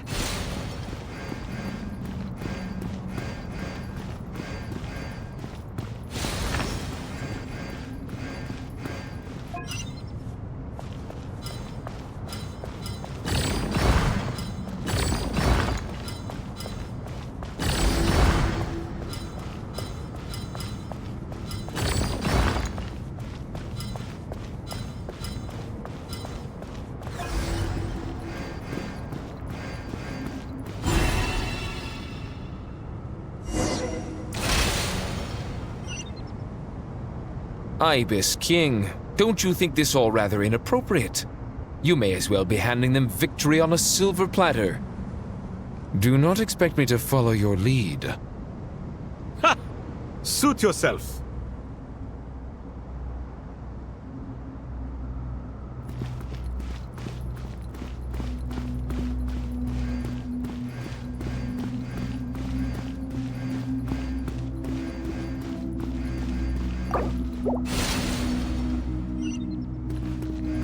Ibis King, don't you think this all rather inappropriate? You may as well be handing them victory on a silver platter. Do not expect me to follow your lead. Ha! Suit yourself.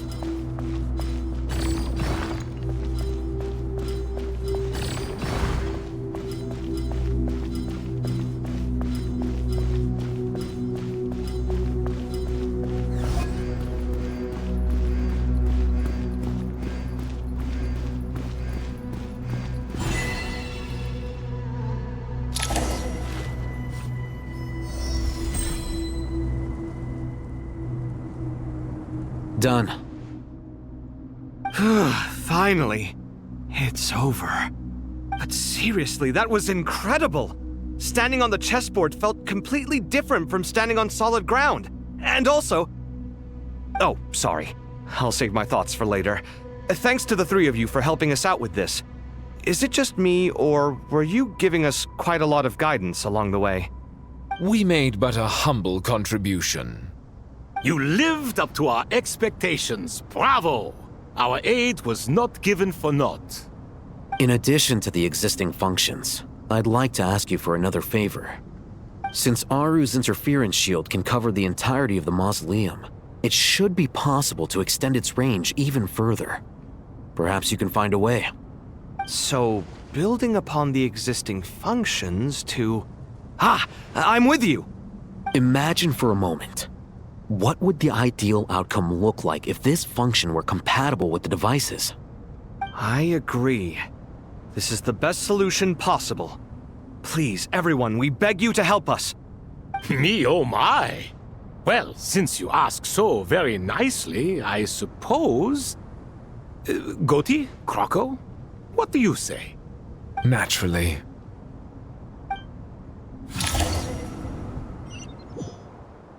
Time to go! Let's go find Nahida!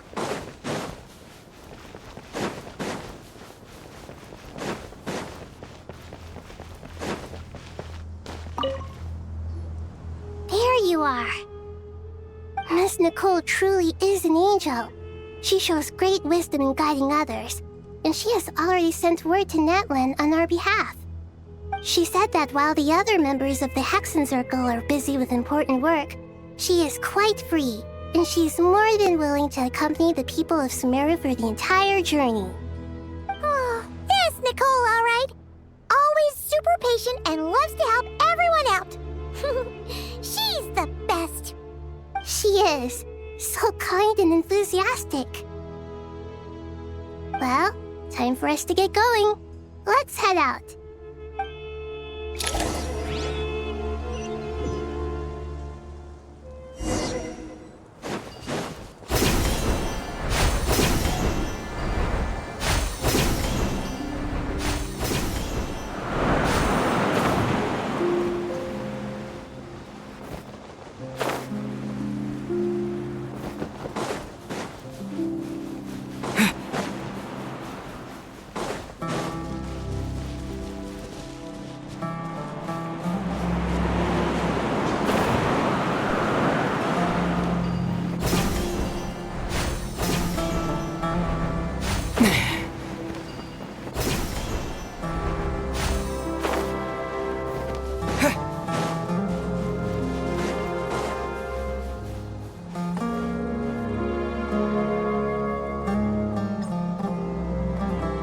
This should be one of the closest places to Natlan in all of Sumeru.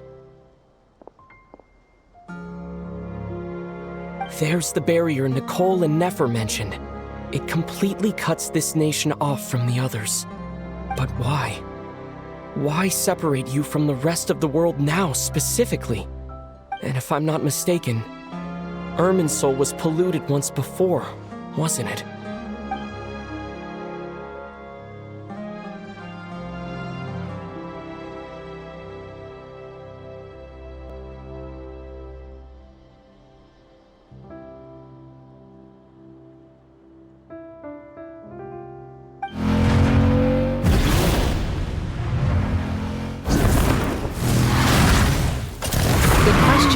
I'm wondering the same thing myself. That voice. Mawika! You got here pretty quickly. Hello, traveler. It's been a while. Hello there. Hello, Dendro Archon. Mawika, I apologize for asking you to meet at the border on such short notice. I also apologize for not being able to greet you in person. The form in which you see me now is one carried by the Traveler. The real me is inside the mausoleum of King Deshret, and I am reaching out to you with my mind from here. Irminsul has been infiltrated by the Doctor. We must be on our guard, as he can spy on information in the world from within the tree. Fortunately, there is no record of the Traveler in Irminsul, and you are still within Natlan's borders. My records will be preserved in the Night Kingdom, rather than the ley lines. As long as the Night Kingdom remains disconnected from the ley line cycle, the Doctor has no way of knowing my movements. Exactly. So by meeting each other in this way, the meeting essentially never happened. No wonder Paimon didn't come. You were concerned that her activity would be recorded by Irminsul. The Natlanese have heard about the situation in Sumeru. With the borders sealed off, merchants have been forced to stop their shipments. It's pretty serious, and you're the ones bearing the brunt of it. I'd like to address the question you raised at the beginning. I can offer a brief explanation, although it will sound rather cruel. I don't reach this conclusion gladly, but Irminsul predates the Heavenly Principles. It existed long ago, when the dragons of Natlan were at the height of their power. So even when the people of Sumeru became ill because of pollution, it was not a critical issue from the perspective of Irminsul itself. As long as it continues to function normally, the barrier will not be activated. But this time, the Doctor's invasion has directly affected the tree. That is what caused the barrier to deploy. The Heavenly Principles established a rule that when Irminsul is plunged into grave danger, a portion of power will be reserved to isolate Sumeru. That way, even if Sumeru is destroyed, the outside world at least has some time to catch its breath. We'd certainly need it. The Heavenly Principles created almost everything that exists in Teyvat today. To them, preserving the existence of the world and its inhabitants takes priority over protecting Sumeru. Meaning, protecting Sumeru now falls to you. Yes. My own power may be limited, especially compared to yours. But that doesn't mean that we're just gonna sit around and wait for the end. If necessary, I will utilize any and every means at my disposal. Nicole of the Hexen Circle didn't say exactly what this meeting was about, but after hearing everything you've said so far, I think I can guess where this is going. That's right. Nahida and I discussed it at length. We both know how presumptuous this is, but... You need the Pyronosis, don't you? Yes, you guessed correctly. Originally, I only intended to borrow it, but the situation is far graver than I foresaw. Instead, what I ask of you is to please give the Pyrognosis to Sumeru. Why do you sound so nervous? There's no need to be shy. Surely a gnosis is pretty important to a god. I guess, but it's not as if losing it would suddenly render us powerless. But I'm sure you don't need me to tell you that. With all the nations you've traveled to, and all the gods you've met, you must have realized that by now. As far as I'm concerned, a gnosis is basically an elemental energy enhancer. But I don't usually use it. You know me. I like to think I'm pretty strong without it. Yeah, not about to dispute that. So you see, you don't need to sweat it. Here, take the Pyrognosis. Huh? Just like that? Uh-huh, just like that. To tell the truth, I've always toyed with the idea of giving it to someone who needs it more than I do. I know you accompanied Nahida here to try and increase the chance of success. It's a good thing you did, because your involvement is one of the main reasons you've managed to persuade me. Are you sure about this? Handing over your gnosis just because of me? I won't try to quantify it, but trust me. Handing over the gnosis to Tumaini is far from the craziest idea I could think of. Besides, even if you hadn't come here personally, I think I still would have agreed to Nahida's request.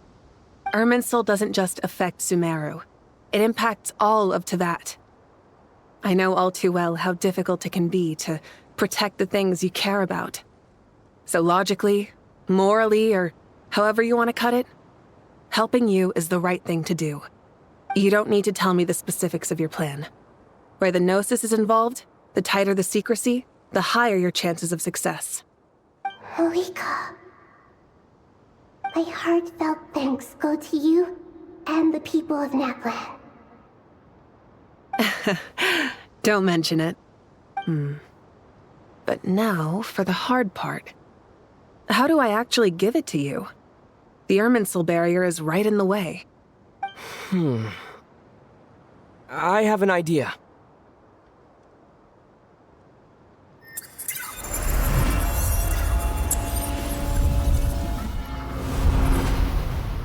Just as I thought. Incredible. What did you do? Just made a lucky guess. This seems to happen quite a lot. Things that apply to everyone else don't seem to apply to me. I figured the same might be true here. Irminsul usually produces effects based on the records it holds. Since the Traveler is a Descender, Irminsul contains no records of him, and thus has no way to impede him. Is that right? You really are full of surprises. Catch. Whoa! Thank you, Mawika. Thank you for trusting us with something so important. All right. No need to get so formal. It's not like we're strangers. Besides, there's still one problem. You might be able to pass through the barrier, but I don't know about the Gnosis. Any other surprises for us, Traveler? Let me try something. I have the Pyrognosis in my hand. It feels strangely ordinary.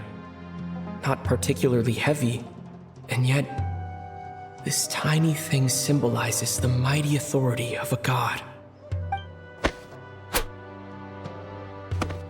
I need to think hard about my memories of Pyro. My memories of journeying through Natlan. All those important experiences I've had. The Gnosis disappeared. Traveler, are you alright? I'm fine. The Pyrognosis disappeared into my body. Just like phlogiston.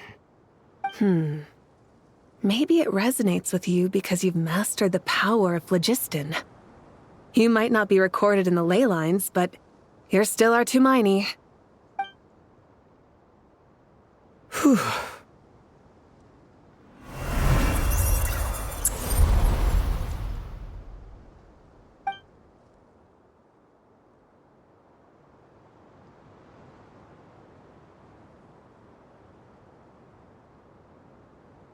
Please allow me to express my gratitude once again, Malika. Pleasure. Well, I've given you all the help I can. The rest is up to you. Good luck. We won't let you down. Yeah. We aren't about to lose.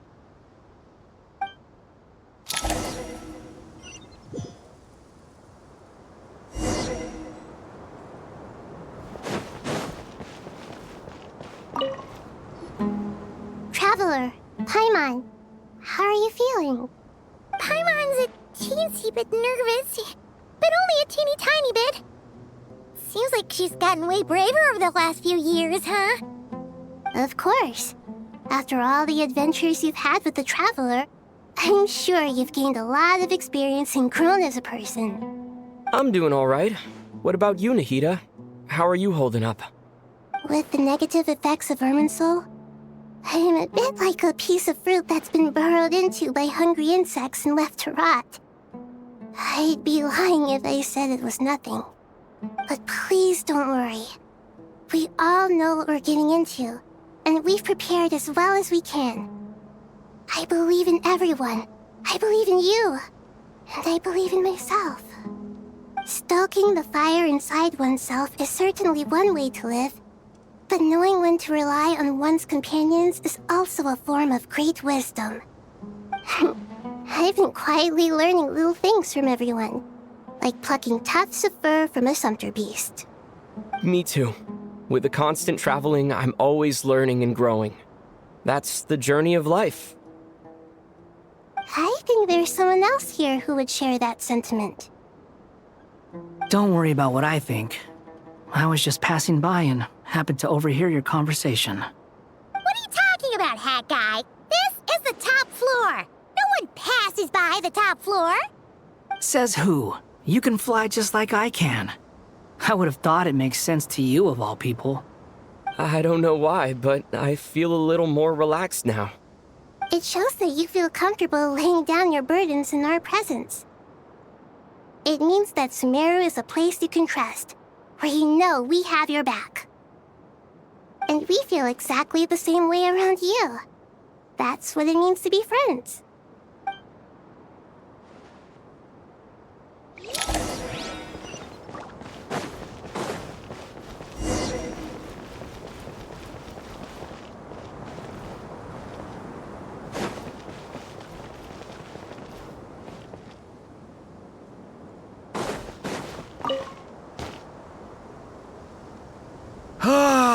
It's finally done. Ugh, but I have a nagging feeling that there's something I've forgotten. Oh, there you are. Everything wrapped up on your end?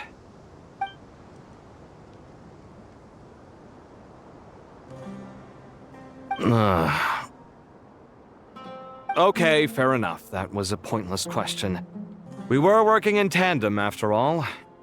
You must really be exhausted. Well, it's been a busy day, for both of us. When work ends, you clock out. No looking back. Yeah, we're definitely due a break. Probably a little late to start drinking now, though. I'll stick with water. Here, this one's for you. Thanks. You want a bite to eat? I can grab us something. Or wait, I think there's a stove nearby. Let me take a look. Are you nervous? A little, yeah. Unlike you, it seems. How are you not feeling at all nervous? Because everything that happens next is beyond my individual control. I don't worry about things I cannot influence. What do you mean, cannot influence? You're the one who came up with half of the strategies we ended up using. There's only so much I can do. I was only doing my duty. Was it like this last time, too? You mean with Azar and his accomplices? Yes and no. The situation back then was easier to control, but we weren't as prepared as we are this time. So the enemy is stronger, but so are we. I still vividly remember the way you interrogated me in the library after the fact. Where were you when Sumeru needed you most? If your memory is so vivid, you might also recall that it was you who came looking for an argument. You're often the one who initiates these things, you know. I came for a conversation. I didn't know it was gonna turn into an argument. Anyway, at least I showed up this time. So, what do you think? What do I think? I think we're certainly better off for it. It's good having me around to help out, huh? Absolutely.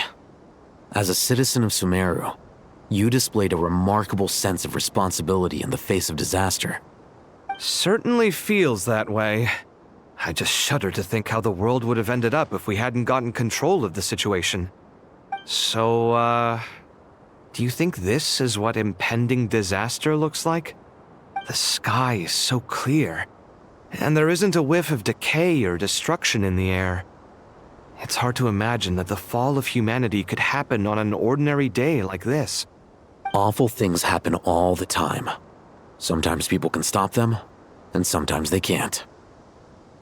What you and I have done is increase our chances of stopping this one. Lofty ideals may provide no defense at all against nihilism, but perhaps little decisions can. Oh, nothing. It's nothing. I hope everything works out tomorrow. It will. As long as we stick to the plan, our chances of success are good. It's really strange. You're my junior, yet you always seem to act more like an upperclassman than I do. I think it's mostly a matter of temperament.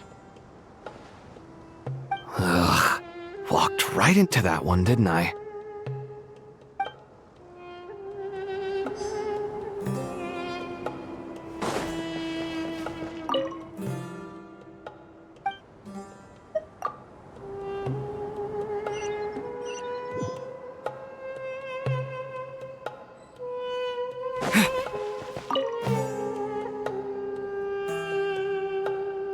We'll make our move after sunrise tomorrow. Good. Is everything ready? As much as possible. That'll be enough. Don't let the pressure get to you. We'll take things one step at a time. That's how we've always done it. Master Tainari! Mr. Sino! So this is where you were. I brought some juice and some water. Would you like some? I know how easily you get dehydrated in the desert, so you should definitely have some water. In which case, I'll have the juice. I gotta ask, though. Who's on juice-making duty at a time like this? Madame Farazan said she was feeling a little nervous, so I told her about the automatic juicer my friend invented. She took it right off me and started making carton after carton of juice. A juicer? Did Sucrose send that to you? Yeah. I hadn't had the chance to try it out before this incident occurred, but I couldn't bear to leave it behind in Gandharvaville. The juice is very sweet. I think so too. Kale, how are you feeling? Physically, I'm okay, but it just still feels strange to me. Why would a great power like this come to someone like me? I know the feeling well. That same question ran through my mind every day as a kid. At least now, you have someone who can relate to you. All the more reason that you should apply for Spontamod. Tainari fiercely opposes the idea, though. Those two things are completely unrelated. What are we all chatting about, Would anyone like any juice? Oh, you have some already. I had some earlier, ma'am. Maybe give the extra to someone else? Very well, very well. I shall be off then. There's this enormous power, and then there's little old you. You feel like there's no connection between the two. And that sense of dissonance is difficult to get used to. Yeah. But after all this time, I can't believe this stuff still gets to me sometimes. Makes me feel a little childish. Kale, just because we normally keep the conversation light doesn't mean we can't discuss deeper issues. I don't think it's childish at all. You were the victim of a terrible crime. It's normal to struggle with the fallout from it. You have absolutely nothing to be ashamed of. My professor once told me that no incident can be considered truly resolved until the victim says it's over. Your rage and your pain are completely justified. Thanks. Miss Nicole said that the same god remains which were once used to inflict so much pain upon me have now become a weapon with which I can protect everyone. It's like my own personal kind of evolution. Every innocent person who's been hurt needs time to realize that it wasn't their fault. I was the same. But it's all about to be over. Tomorrow, it ends for good. I don't know if you've noticed, but you rarely stumble over your words anymore, and your outlook has become much more positive. It's a big change from how you used to be. And since this isn't over, you can settle the matter on your own terms. It's time you seized back control. I believe in you. Yeah, Sumeru is my home, and it's so important to me. I have to protect it. No, I will protect it. And once you're done, how about you come back and apply for Spantamod? Stop it with the sales pitch, would you? Hey, excuse me. There are still 3 unclaimed cups of juice here. Why don't you take one each? Ugh, my arms are getting sore from carrying them around everywhere. Madame Farazan, why are you... Here, let me take them off your hands. Thank you, Madame Farazan. Drink up and enjoy my handiwork. I think I'm going to make something else now instead. Please, try to relax, Madame Farazan. Your nerves are starting to get the better of you. I know.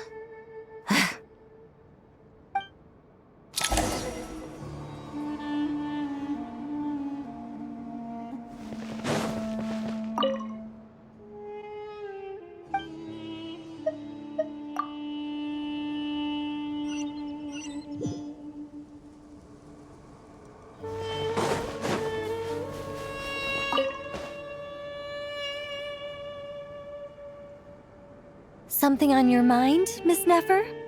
Nothing in particular. It's just... right now, the future feels strange and unfamiliar. But the future has not yet arrived. How can you say how it feels? Some people know that there's an impending disaster. Others remain blissfully unaware. Each group is imagining an entirely different future while walking towards the same one. But when they get there, they'll still find they feel differently about it. People are shaped by their circumstances. Different circumstances create people with different perspectives. I've always found the perspective of the Vahumana Darshan to be a particularly incisive one. Even at the height of the crisis in Krai, people held diverging opinions. But things are different this time. Indeed.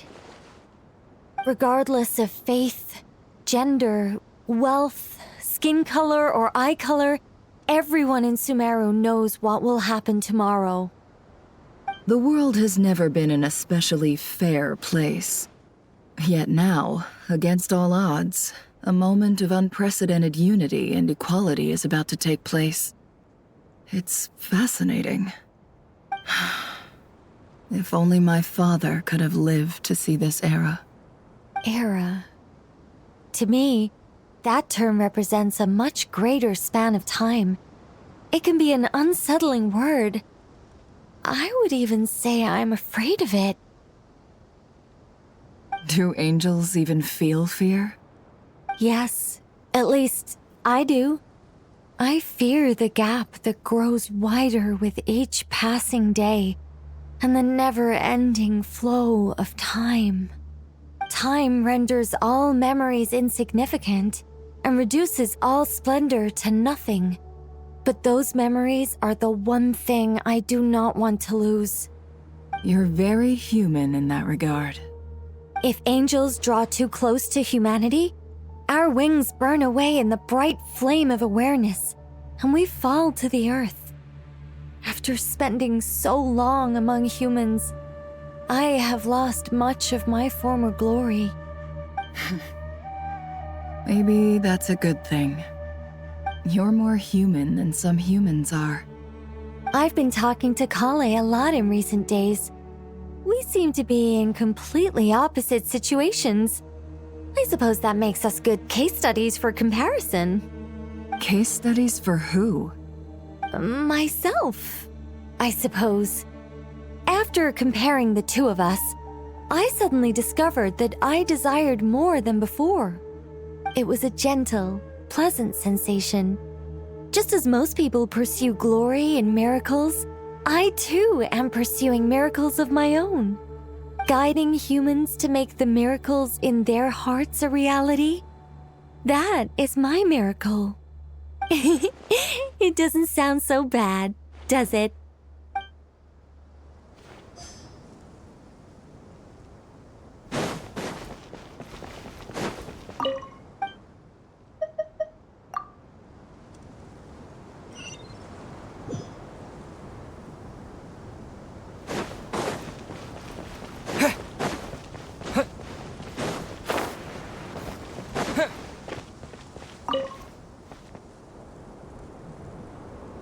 Too bad we've got a fight tomorrow. I could really do with a stiff drink. Let us pray instead. Prayer. How nostalgic. Lord Sangama Bay. Came to get some fresh air too, did ya? That's right. Actually, I was hoping I might run into you, Dia. I wanted to let you know that I've stocked up on that perfume you said you were so fond of. No, really? I'll take 2. Any chance of a friends and family discount? I knew you'd ask that. And I'm afraid to say that. Surprise! It's free of charge. That's very generous of you, Lord Sangama Bay. Does this mean you've made a fortune in not Krai? Nope. Turns out it's not that easy to turn a profit there. I even ran some assorted losses. But anyway, that has nothing to do with why I wanted to give you and Dia a small gift. Remember that merchant caravan you two rescued in the desert last month? That was transporting my goods! No way! I had no idea that was your shipment. Explains the, eclectic mix of goods, though. Lord Sangama Bay's investment in the desert and generous stockpiling of goods has helped many people over the years. The shelters you funded especially have made life a little easier for the children and the elderly. Wait, how did you know about that? Oh, I see. Nefer told you, didn't she? That pesky lady. Aren't intel brokers at least supposed to charge for divulging people's secrets? She and Candace go way back. It's normal for close friends to share things you wouldn't tell to everyone else. Sure, but why did they have to be things about me? That's how Nefer shows that she cares.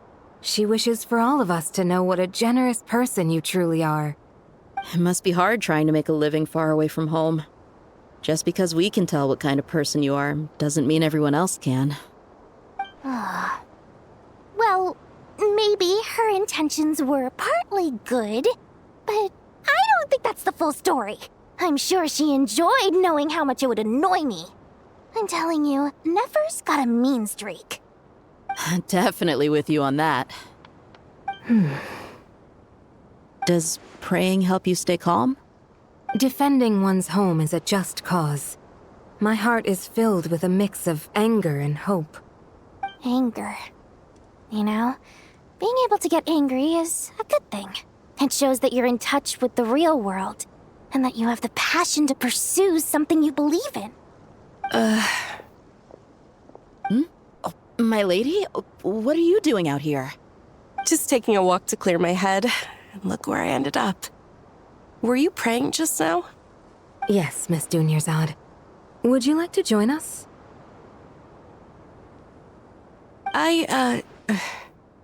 Come on, it's fine. She won't mind who you pray to. Oh, then sure. I remember you, Miss Dunyarzad. You visited my shop before. If I recall correctly, the god you worship is the Dendro Archon, correct? That's right. She is such a gentle and kind god. But to me, she's more than just a god I worship. I see her more as a friend. And so do many others. She's not some almighty god who reigns on high, but a genuine friend. Agreed. She's a wise teacher and a good friend. I spoke with several people during the evacuation. Everyone's aware that tomorrow's battle is one that ordinary people can join too. A battle to fight for our friends and our homeland. Oh, it makes me glad. I can finally do something for those who protected me. You've grown so much since we first met. Oh, a compliment? Ooh, more please. Thank you. My lady, you've always been a remarkably strong and ambitious person. It's indisputable. And that's not just a compliment. It's a statement of fact. What are you praying for? Our beliefs may not be entirely the same, but we both wish for the same thing. I pray that everyone will rise to the challenges ahead and return safe and sound. I pray for the safe return of all my companions.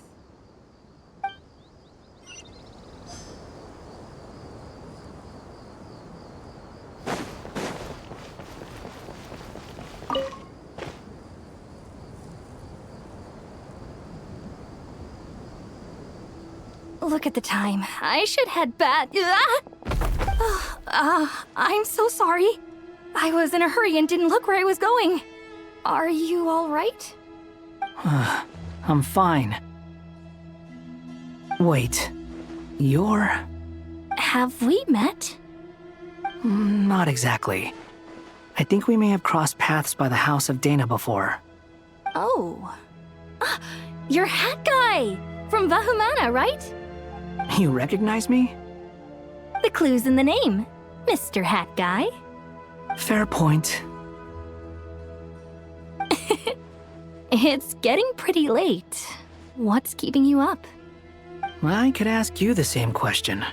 If I'm not mistaken, all the workload for the Ratawahist Archon wrapped up a good while ago. Well, I have something of a background in Satyavada life, so I was helping the Dendro Archon make some preparations. But I must have lost track of time. Did you find the experience enlightening at all?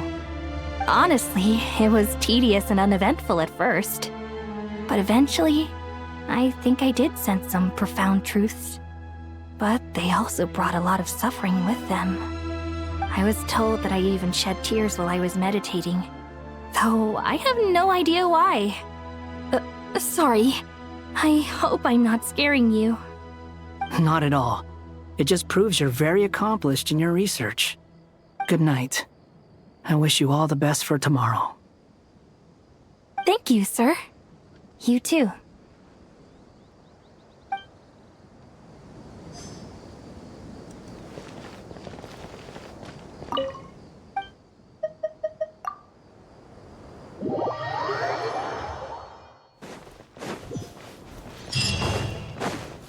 Time to go! Let's meet the others at the mausoleum of King Deshrek.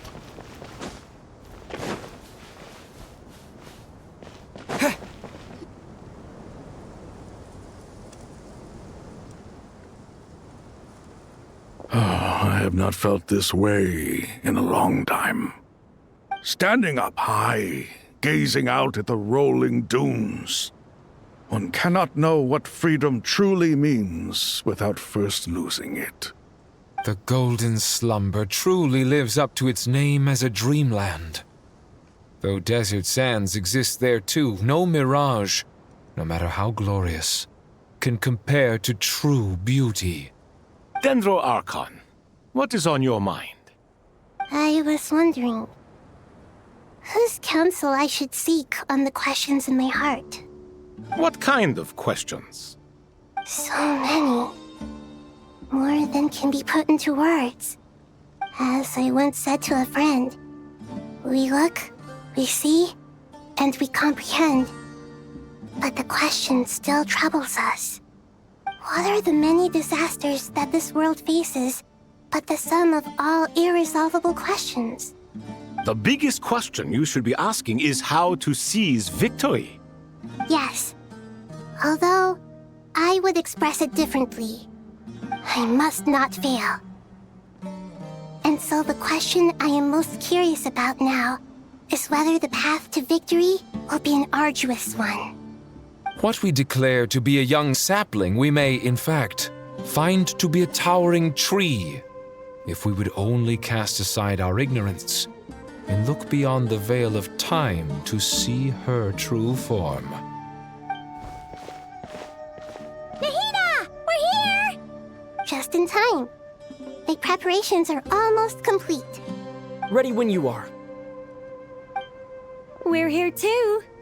Miss Nicole! Miss Nicole! You run so fast! I thought I'd get a lot of exercise as a forest ranger, but I can barely keep up with you. Sorry, I got a little carried away. Lesser Lord Kusanali, the equipment is ready, and the modifications to Aru are all complete. As discussed during our meeting, Accessing Irminsul via the Akasha is no longer feasible at this stage. There are other options, it's just... they're a little more extreme, and more technologically demanding to implement. Maybe you should take it from here. The architecture and functionality of the Akasha terminals overlap considerably with Aru. There is reasonable evidence to suggest that one was developed based on the other, or that they both utilize technology of the same origin. As long as the transplant and merge operation succeeds, Aru should theoretically work on a scale greater than the Akasha and approximately equal to Irminsul. It will become the largest active computing device in all of Teyvat. A system this powerful is capable of a lot of different things.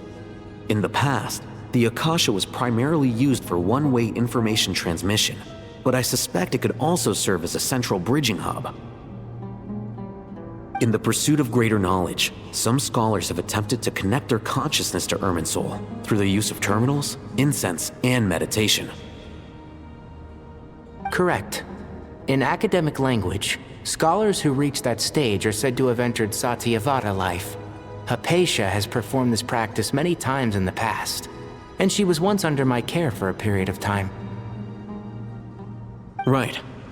And this at least proves that there is a zone within Irminsul that can be connected to. That's right. Providing wisdom to the people is one of the very reasons for Irminsul's existence. I think I understand where you're going. Please, continue. In that case, I'll skip to the conclusion then. We need to further modify Aru, merge it with the Akasha, manufacture terminals, and distribute them to every single person we can reach. Every person? Even the desert folk? Yes, everyone. I've already calculated the amount of raw materials we need. So you mean we're going to get new Akasha terminals? Yes, but this time the people of Sumeru won't be using them to acquire knowledge, just to connect to Irminsul. That's the key. When we evacuated the city, we brought all the important assets from the House of Dana, in case we ended up needing them. Fortunately, this included the Akasha system's main terminal. We've checked all the relevant records, and one thing is certain. Nothing like this has ever been done on this scale before, so... Everyone in Sumeru is part of the plan. Whoever controls the people controls the situation. Since this function of Irminsul was introduced, it has only ever been made available to scholars, who don't constitute a particularly large group of people. But by expanding the scale to include all the people of Sumeru, all the individual connections will stack up to create a significant load on the system. Under normal circumstances, Irminsul would be able to cope with the additional load. But with it already being under strain from other activities, its remaining capacity is limited. Thus, does, it might be possible to shut it down completely by overloading it.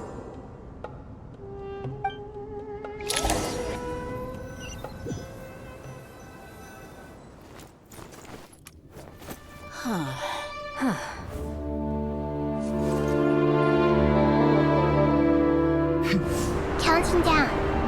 3, 2, 1. Are you ready? Ready.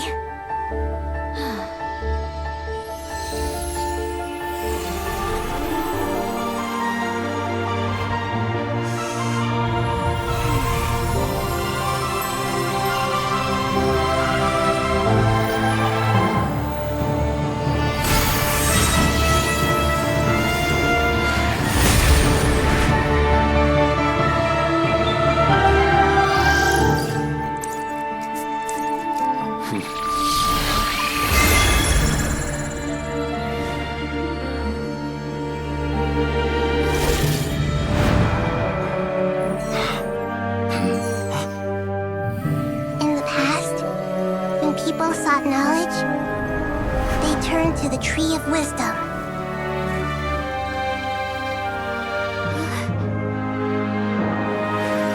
Today, we use it to save Sumeru and the whole world. These boughs that nurtured learning must not become tools for destroying the world.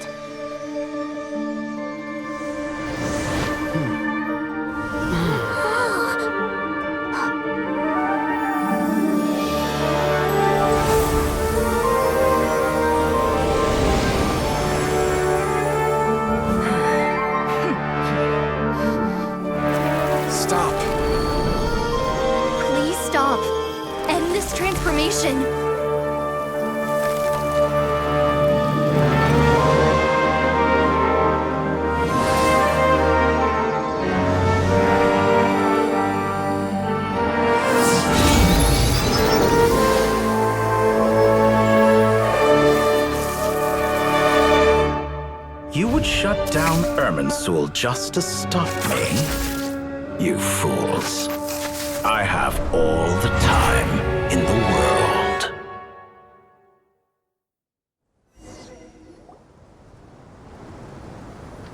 Success! The evil Irminsul tree is stopped growing! Great!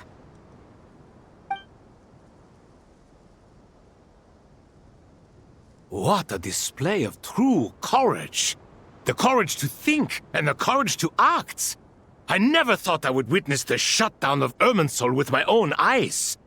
Perhaps this is human wisdom in action? Indeed, only humans could do such a thing. Gods are few and far between. What was once created for spreading knowledge is now used for another purpose. A rather ingenious plan. I am grateful to you three for your help. Only thanks to you were we able to extend Aru's interference capabilities to cover all terminals. Now, nobody who wears a terminal will have their activity accurately tracked by Irminsul. No matter how many eyes Dottore possesses, he will not be able to see us clearly. Now for the next step. I will need the help of your supreme powers once again. How might we be of service, Lord of Dendro? I need to reach the Eternal Oasis immediately. Right now? In that case, Ibis King, would you agree that this is a fine opportunity to dust off our old tricks? Never. I assume you have that chess set with you? You mean the one you gave to me as a gift? Asking for it back, are you? How could I? You misjudge me. I just wanted to show you another way you can use it. Connect to Safei Shatranj.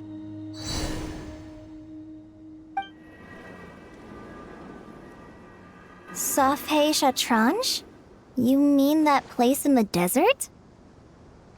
Thoth's chess set gains its power from the chessboard laid out in the desert by King Deshret and ourselves.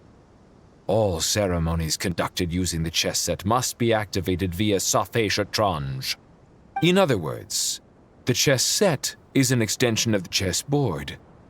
In the past, moving a chess piece was a sacred and momentous act. Transfer initiated. Entering live combat mode.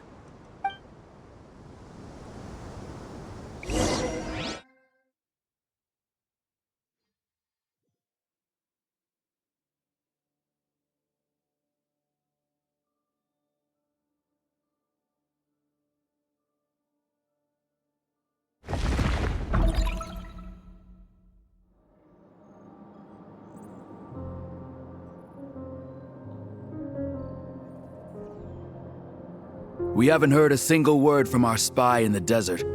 I'm afraid he might have been captured. Never mind. But we spent years turning him. And a lot of Mora. Nothing comes for free in this world, but the loss is not without its purpose. For a small price, we have wasted a precious amount of the limited time they have. Quite a bargain, if you ask me.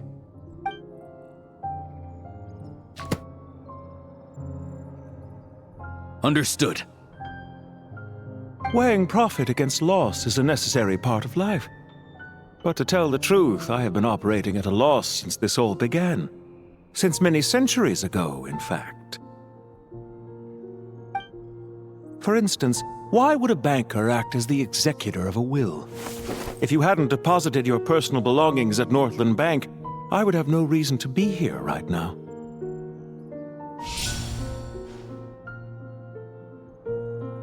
Dottore, I've placed your final data backup into the ley lines as per our contract. I trust we are now square for the safe deposit fees you paid. Is it not a little petty to split hairs like this, given our amicable relationship? I consider sound bookkeeping a matter of principle. Do not forget that you only live to see this day thanks to me. In fact, every day of your life since you met me, you've been living on borrowed time. Why, that's hardly a fair assessment. I will concede that my survival was perhaps at your whim, but I became a harbinger on my own merits. Managing money is not like other professions. Mine is not a role I could have acquired based on your recommendation alone, and certainly not one I could have lasted so long in without genuine ability. The information stored in the ley lines is quite comprehensive. Rest assured, I have not forgotten how strong your pride is. Well, I presume you have no sense of fragmentation while talking with me. How could anything possibly go wrong with such strict measures in place? The remainder of your soul was split in two, with one half sent to Krai and the other stored in the most secure vault of the Northland Bank. Though I must say, your disdain for the other segments is quite amusing. Zandik is you, and you are Zandik. Zandik created the segments, yet you, a segment yourself, reject him. That is, Zandik, created segments of various ages in his later years. To achieve this, he had to freeze time and part with a portion of his soul. But as constructive as it sounds, it erases my uniqueness. If each segment is equally me, then by the same token, none of them are truly me. A soul living forever in the past inevitably holds different views than he did in his later years. The same thing that completes me also restricts me. You too might ask yourself which stage of your life you want to be preserved at. The day your business failed? Or the day you were framed by a gang and sold off to a medical lab as a test subject? We needn't dredge up the past.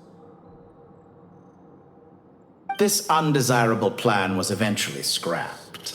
Lesser Lord Kusanali was quite right. I needed an opportunity to eliminate myself. And after that, I concluded that there was no more effective plan than directly splitting the soul. Once the soul is transferred out, you will find that creating a physical body is far simpler than creating a puppet. The other half of your soul suffered a crushing defeat in Krai, you know. And yet in the process, I obtained the information I always wanted, did I not? Because now we finally know where the best testing ground truly lies. I once thought your ultimate goal was to ascend to godhood. But as it turns out, that was merely one of your experiments. Experiments take many forms. Most people are too eager for success, too fixated on the end goal. They forget that the experimental process itself is just as important. A suspiciously vacant seat, a new face. I trust you can put two and two together. The reason it doesn't exist is because someone tampered with the record. What can I say? After all your efforts, you really did uncover the world's secrets. So, is the new world you promised a lie? No, it never was. I am glad to be able to control Irmin's soul from within. Now I shall attempt to create a new world inside the existing one. Almost everyone faces the prospect of death, but not a single person has ever been able to experiment unrestrained in the afterlife through sheer force of will. I am the only one to have overcome this enormous challenge. Would I not be letting the world down if I didn't make the most of the opportunity to experiment? Clearly, the dividing of your soul did not affect the magnitude of your ego. Out of all the versions of you that have ever existed, this you is the most insane and the most radical. Is that why you chose to work with me? Which was it then?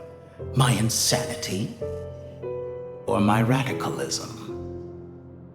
Could I call myself a venture capitalist without a suitably ambitious plan to invest in? Yours happened to fit the bill quite perfectly. Well then, I must say, while I am surprised enough that you showed up at all, what surprises me more is that you chose to present yourself as my former subordinate, and not as the banker Pantalone. Why make things harder than they need to be? Exposing my true identity in a situation like this would only serve to destroy diplomatic relations between Snezhnaya and Sumeru. I daren't imagine the consequences. Showing up in the name of the original antagonist gives you the recognition you rightly deserve, while also being sensitive to Snezhnaya's predicament. It was an easy win. As for why I'm here, if you're suggesting that your credit is in the negative, I won't argue with that. Many people say that about you.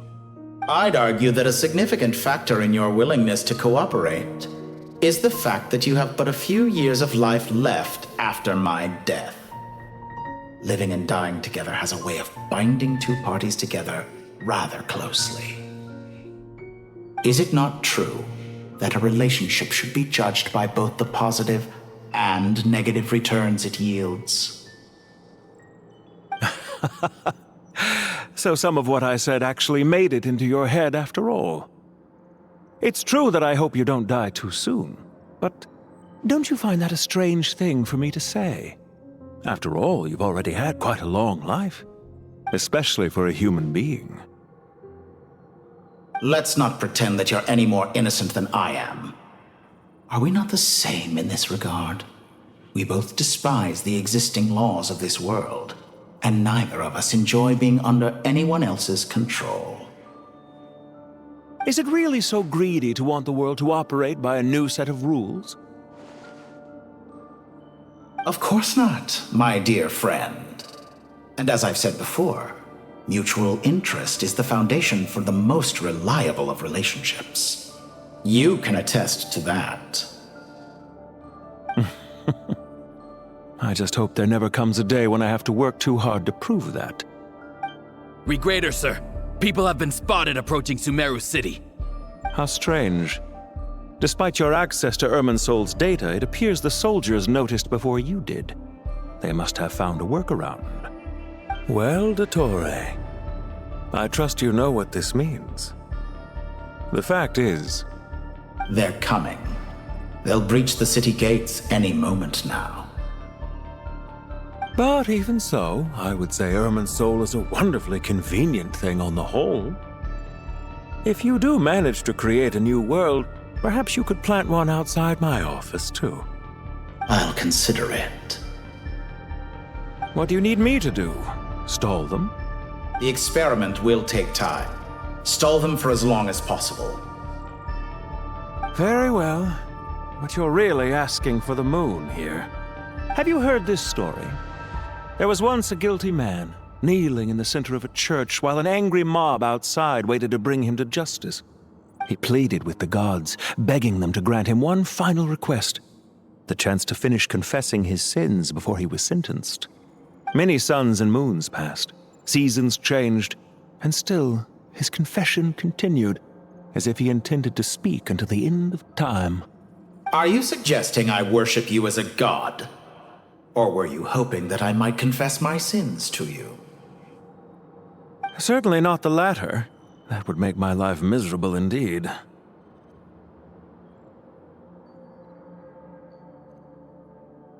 For someone who despises them so, you never seem to have any objections to me creating or becoming one. At first, I thought you'd be furious. Concerned I would terminate our partnership, were you? Not at all. You had reasons why our partnership must continue. Don't you find people's attitudes toward gods amusing? A god descends from the heavens and people worship it unreservedly, blindly following whatever rules are given to them. And yet, when they see an ordinary person gain godlike levels of power by virtue of their own hard work, they treat him with nothing but suspicion, even if he is a compatriot. Is that supposed to be a compliment? No. I was just thinking. I pity the man who would call you a compatriot. There's no need to be so self-critical.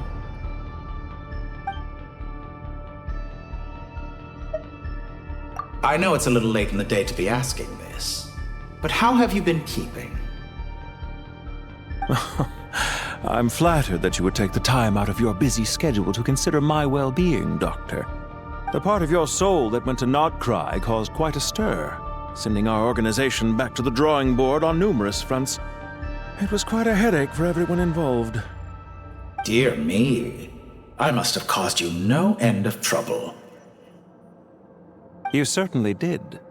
I had the rare honor of being summoned before the Tsaritsa with Pulcinella to answer for myself. A terrifying ordeal. Don't worry, I pulled through. At most, it's a public relations nightmare. I made sure of that. Now I'm curious. How did you explain yourself? Oh, it was quite simple. I just pinned the blame on someone who wasn't there to defend himself. I could hardly be expected to defy the demands of someone as insistent as the Second Harbinger, now could I? How you slander me. You know full well that I am perfectly amenable to reason. There's no question that you are partly to blame for the ruin of my reputation over the years.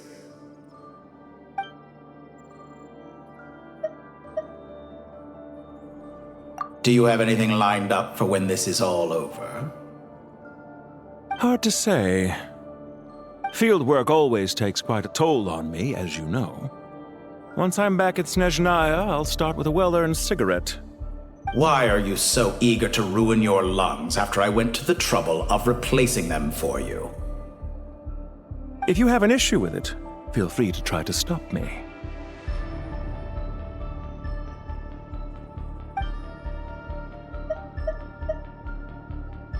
What's on your mind? The limits of humanity. It's a pity.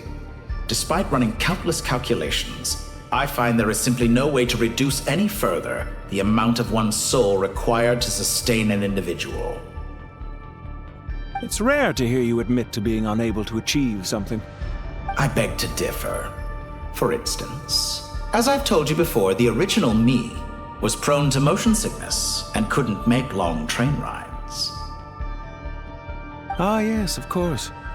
One of the reasons you often sent yourself out on errands.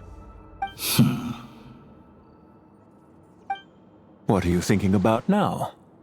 A new experiment. In the event that my soul was depleted, say we extracted my data from someone else's memories, yours for instance. and then combined it with your intact soul as the base material, what would we create? Such a scenario would be impossible. Oh? As long as your current soul survives, there will be no need to create a new individual. Don't forget, you were the one who approved of the present situation wherein only one Dottore remains. And if you ceased to exist, who would be capable of performing this experiment?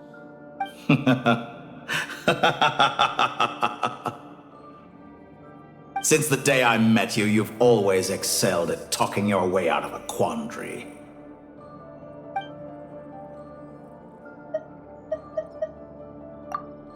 Isn't it a little too early to be saying goodbye? Not that I wish to keep you from your business, of course. Very well. Let's leave the conversation there for now.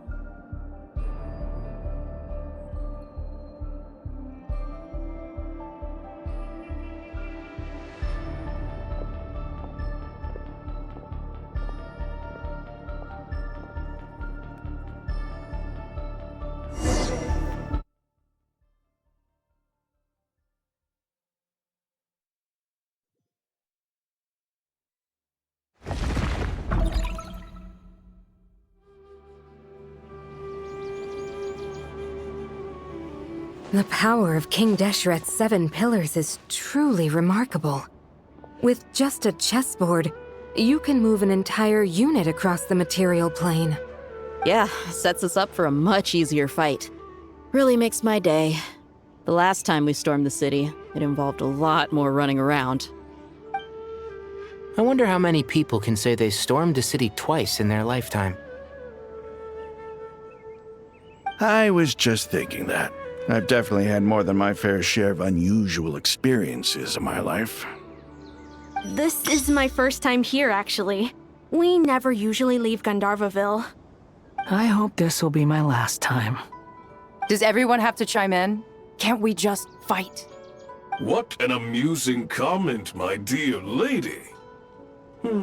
Yet humans often alleviate tension via small talk, do they not? Whoa! Why is Candace's shield talking? Because the image on her shield is one of me. And I, of course, can appear wherever I wish to. Huh. Well, la-dee-da. Isn't that fancy? Could I get in on this? You wish for your gauntlet to speak? Why, certainly. Ahem. I think you'll find that it is I whose image is carved hereupon. Thanks. Definitely feel stronger now. You're welcome, my lady. I am glad to lend you my power. Sino, what's the situation? There are troops stationed at every entrance. As we expected. A frontal assault will suffice. Everyone, stick to the plan. We'll take the main entrance. You head for the House of Dana's side door. Move out.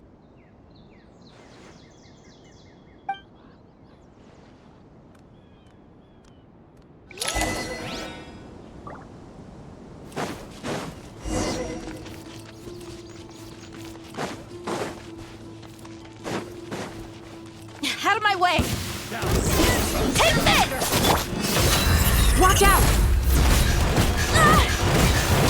Get lost! Whew.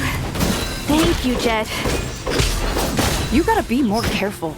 If you're not ready to put your life on the line, you can't be certain of defeating your opponent. She's right. Keep your wits about you, Rana. Stay content! Your penance is due!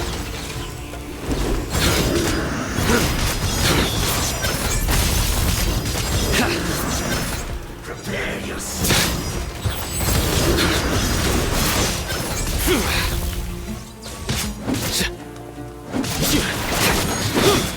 Do your worst! Let's get it on! Take them out and secure the harbor. Reinforcements will arrive by water. Consider it done. Show no mercy! Hear my prayer! Pertinent fool, be gone! Winter shall eventually. Looks like we're in for Change of plan. Yield! Your sins weigh upon your soul! Guilty! So... Can't run! You can do it! Better find that. Gloves off! Indulge!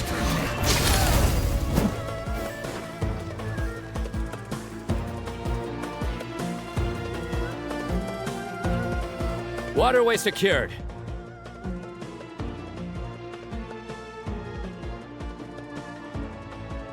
Brothers! Sisters! Perfect. Just in time. Welcome. Once we've linked up, we'll continue the advance. The team has arrived at the north entrance, as planned. Good. Press on.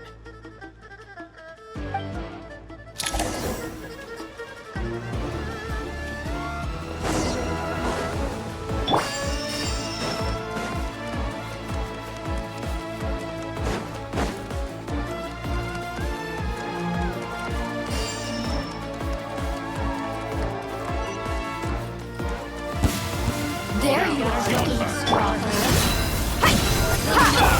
Wait! Grant us your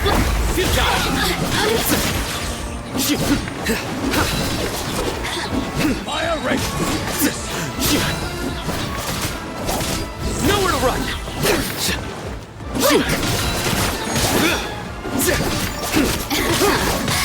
Let me amuse myself a little.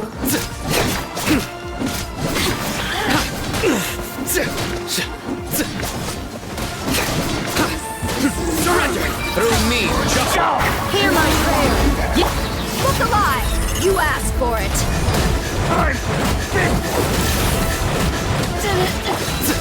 nowhere to run!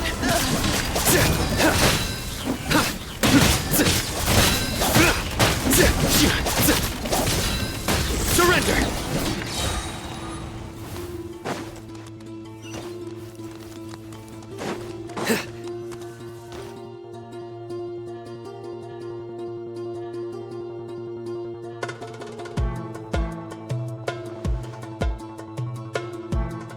Look out! It's an ambush! Finally. We need to hurry. Take the middle road now. Mahamachasino, area clear. Don't relax just yet. More Fatui approaching from the right.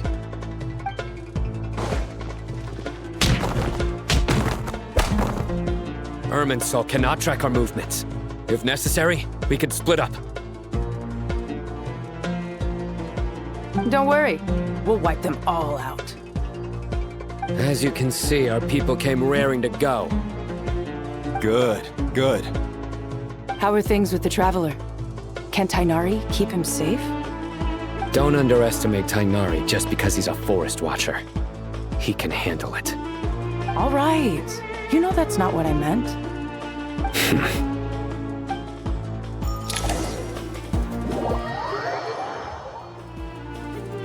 Sino and the reinforcements have drawn the Fatui's fire away.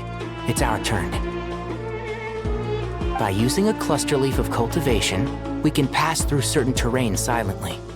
Good luck with that. We'll just fly up there. Huh? Oh, yeah. Paimon forgot she could fly. Ready? Ready.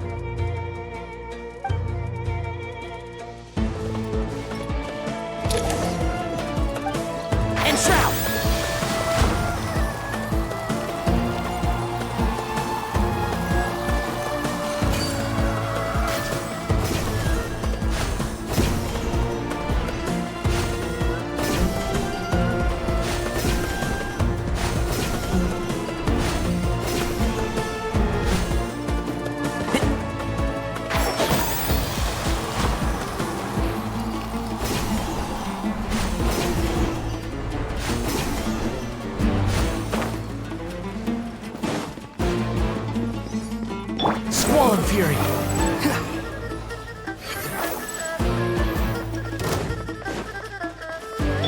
I lost! Let's nip that in the one thing after another. Suppressing. So, Cry louder. Behold.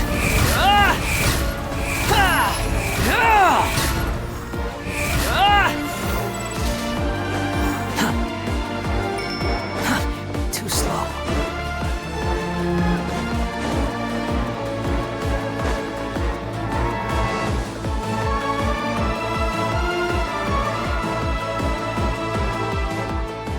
Fatui soldiers up ahead.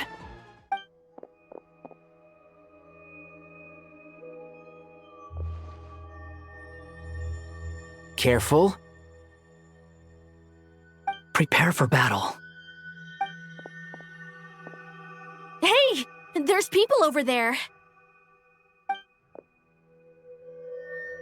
You have some nerve showing your faces here in the center of Sumeru City.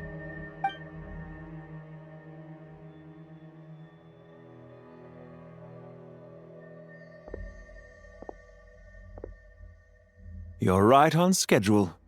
Well, this guy sure as heck isn't your average Fatui sergeant. They've stationed quite a few people nearby. It definitely looks like they were waiting for us. But something feels off. Everything about this guy feels too deliberate. I highly doubt he's just a subordinate of Dottores. And he's no mere sergeant. Whatever his rank is, it's high. Much higher than we thought. So you've been waiting for us. But it looks like you're geared up for a conversation, rather than a battle. Very clever, General Mahamatra Sino. I know you're the one in charge of this siege, and I look forward to making a deal with you. A siege? Sumeru City belongs to us! Historically, yes. But things can always change. We have quite a sizable force with us, you know. For instance... There's a Fatui ambush at the north gate. Can you handle him? We can for now. Yes, I'm quite sure both sides can hold their ground for the time being. The battle has not yet reached its climax. But what happens next? Do you enjoy watching bloodshed? Surely some of those here are people you count as friends. Once a war begins, some people must die. I doubt you wish that fate upon anyone you know. Wait a second. It's a trick. He's not even there. Silence! He disappeared. What was that? A ghost? Curses! He was never there to begin with. That was just a shadow projected there to lure us in. Enough talk! Attack! I apologize for being unable to accompany you at this crucial moment, but I am compelled to leave for reasons beyond my control. Please excuse me. Sumeru's General Mahamatra is quite ruthless. It's a good thing I wasn't there in person. Your illusion held them up for a time just fine. But now that they have seen through it, they will realize you were just a decoy. Decoy or not, what matters now is that they will be heading your way imminently. Not imminently. They are already here.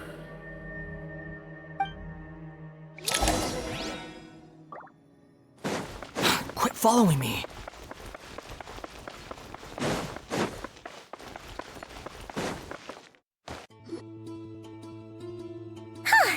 we made it! This is far enough. Tainari, you go help Sino. Don't worry about us. We'll manage from here. Are you sure you don't need me to stand guard? No need. Once the connection is established, we'll disappear from the sanctuary of Surasthana. Go help the others. All right. Goodbye for now, then. Please tread carefully.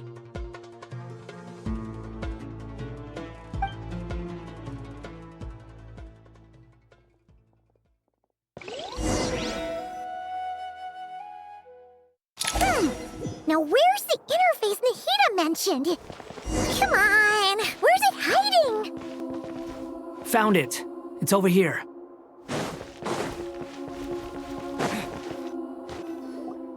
We can connect to the inside of Irminsul through the Sanctuary of Surasthana's built-in security system. You should be pretty familiar with the process. Is it the same route as last time? For the most part. We don't need to adjust any of the parameters. Then I should be fine. And Paimon?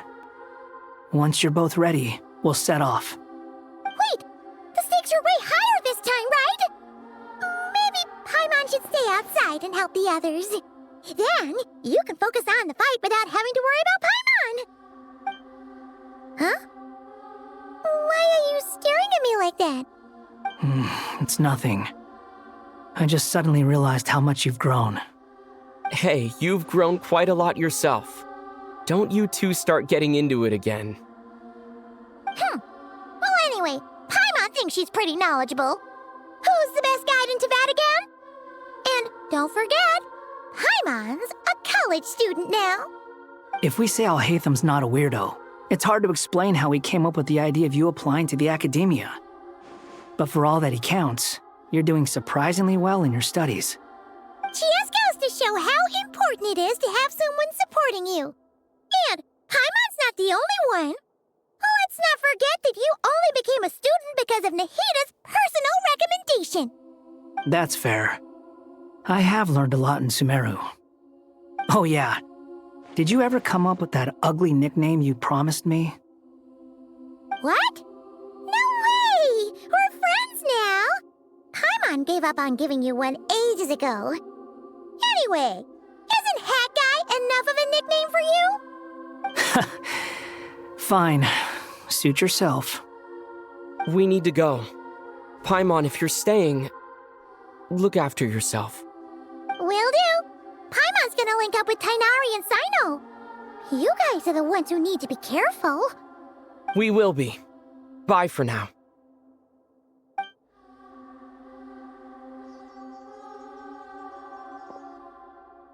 Initiating connection.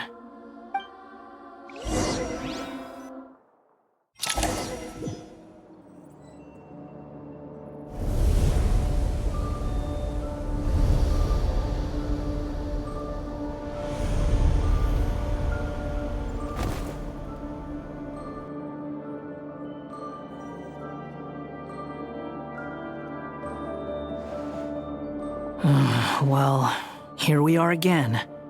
Come to think of it, I still don't even know where we're going. Thanks to our terminals, it should be impossible for Irminsul to read. I can... Don't tell me. Only you need to know. That way, whatever happens to me next, it won't affect your progress. Listen to me. Your safety is just as important as mine. Don't even think about sacrificing yourself for the greater good. We came here together, and we're leaving together. All right, if you insist. I won't argue with you.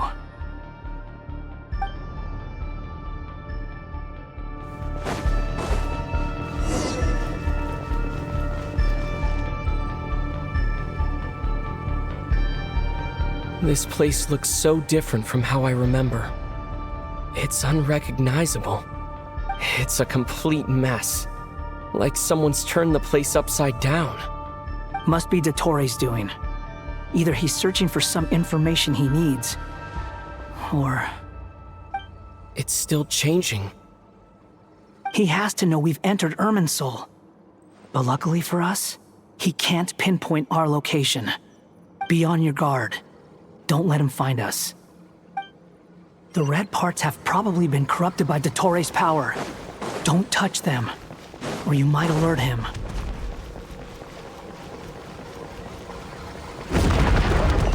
He's looking for us. Tread carefully. That wall could be a problem. Fortunately, it looks breakable.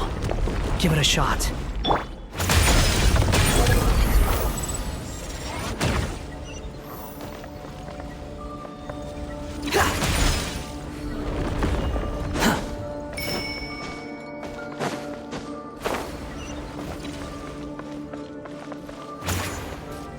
Squall Fury!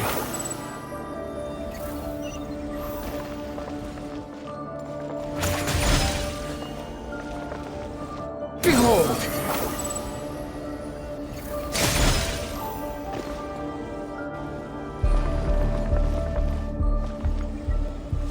The wind rises. The same old trick again? Are you kidding me? Let's handle it just like we did before. This cheap trick isn't gonna stop us. Behold! Oh no, it's a trap. Is that why he was using the same trick over and over again? To get us to lower our guard?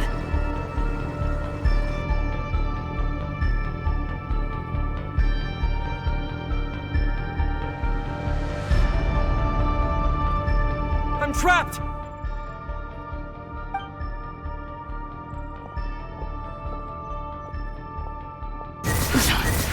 Why won't this thing budge? Hello? Hello? Can you hear me? Nicole, is that you? Yes, it's me. I'm monitoring your progress from inside the Eternal Oasis, and I have to say, this terminal is simply marvelous. It makes tracking you so much easier. I couldn't see anything at first, but now that you two are inside, I can use your location with support from the terminals to get a partial view of the situation inside Irminsul. It's not the clearest image, but it's better than not being able to help at all. So, here I am. I can't intervene directly, but I can help to guide you out of the jam you're currently in. So please, just follow my lead. Dottore in his current form is a blight upon both Irminsul and the ley lines. Pay attention to your surroundings. There must be sources of his contamination nearby. The corrupt... Is that one of them? Precisely. Take it out. Good work. But we're not done yet. Stay close, and let's see if we can find any others like it nearby.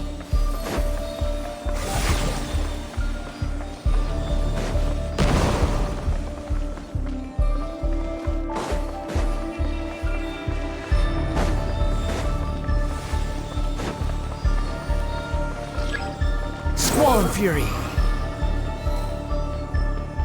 This must be another one. Agreed. Now...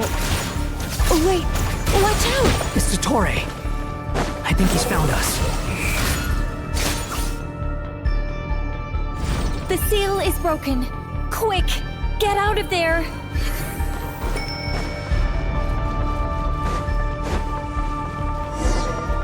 And where exactly do you think you can run to? Wait, what is that? Pursuers! That's gotta be it! Run! Don't let that thing touch you! Dodge that attack!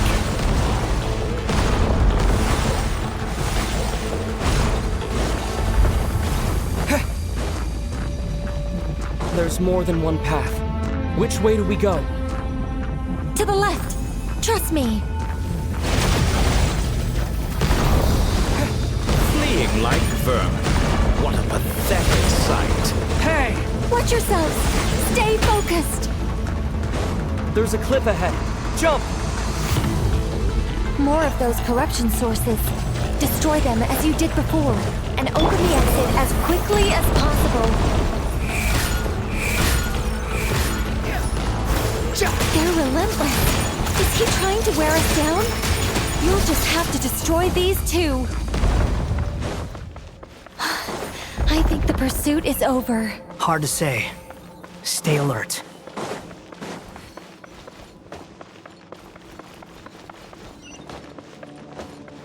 Squall and Fury!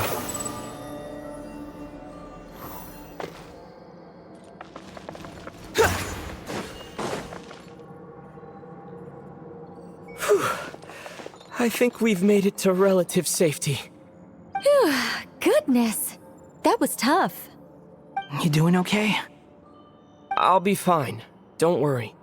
Take a short rest, and then... Nicole? Nicole! The connection's been cut. But that means... Look at you supporting one another. How very touching.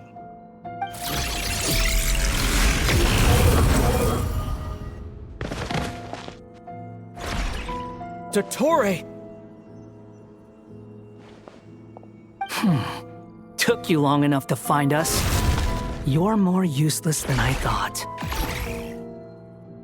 Oh, really? I think I deserve a little more credit for my methods than that.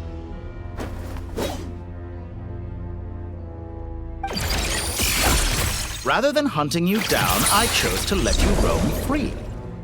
I indulged your presumption that I was unable to track your movements, played along with your clever little plan. Fleeing is for animals, but I rather enjoy watching you flee. Some things lose the will to run altogether as soon as you put them in a cage. If that's true, then why did you come looking for us? Because I wanted to observe you up close, of course. Don't misunderstand me, I'm not here for a fight. Is it so unusual that I wish to greet my old acquaintances in person? After all, it's been a while. Scaramouche.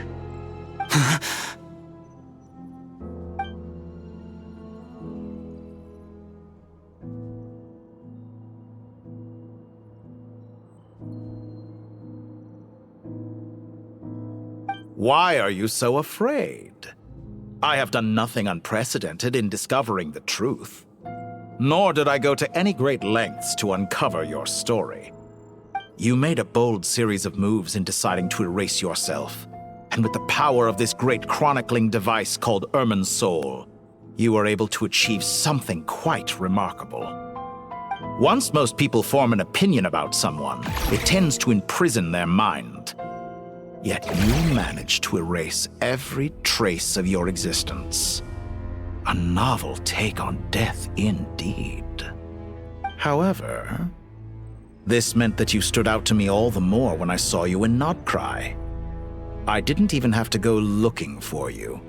Just the sight of you was enough for me to intuit the truth. For someone in my position, connecting the dots was a trivial affair. It would have been more surprising if I hadn't managed to piece it together. You seem very pleased with yourself for figuring it out. I'm sure you'd even be more delighted to learn the full extent of your crimes. That would hardly be necessary. Besides, isn't there something that concerns you more right now? Something that fills you with dread? Let me put your mind at ease. I have no intention whatsoever of restoring any of the records you deleted. For one thing, it would be exceptionally difficult. But more to the point, I doubt that the prospect of losing your current life is all that frightening to you. Because in your case, the cruelest twist of fate is that you'll never again have the chance to make up for any of your mistakes. Isn't it? Dottore?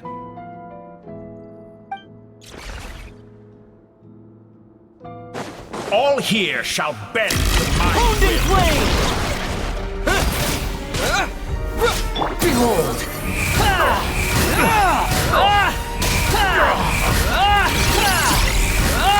Upon the gale. That's far enough.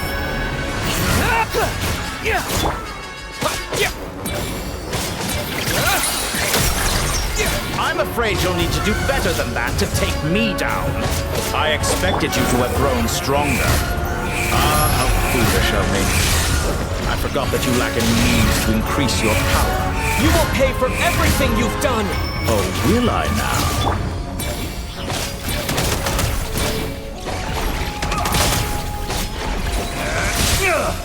Squall and Fury.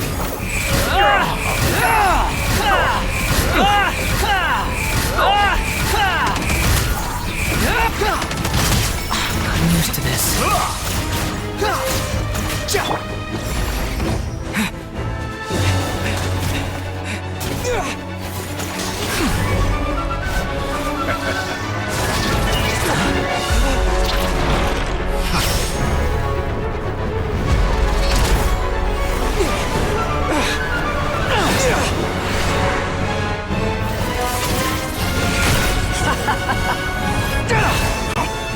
Does the prospect of death amuse you? I could ask you the same question! distract Dottore. You focus on the mission. Got it!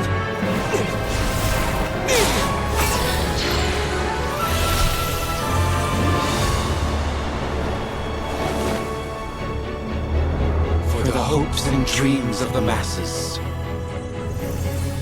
Open the secret door on this enchanting night. May wisdom's light eradicate ignorance and darkness, and hereby fulfill our ancient vow. Commence data extraction.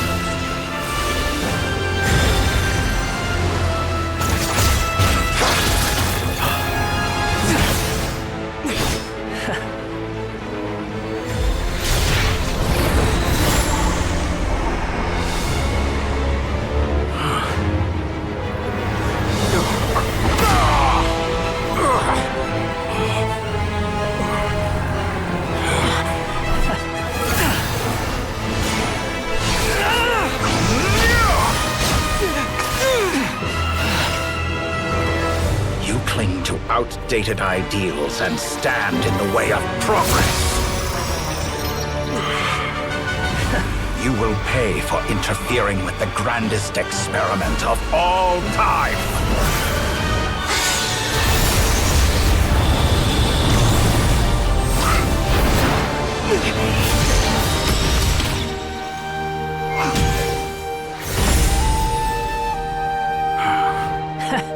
Good timing. Dottore, as clever as you are, you fail to understand wisdom. Wisdom takes many forms, but the path you have chosen eschews them all. Huh.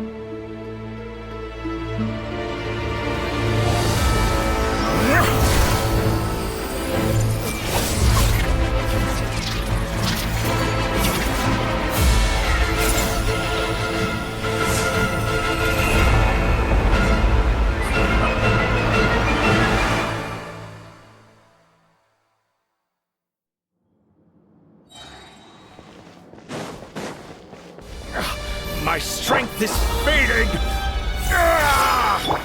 Since we're within Erminster, it stands to reason that any power you wield comes from it. You're extracting the information from Erminster just to strip me of my power. I will find his weakness.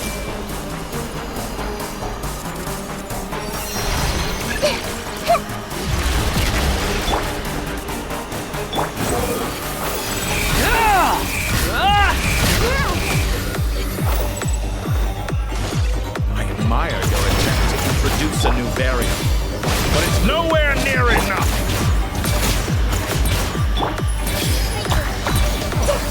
I'll swallow your drink!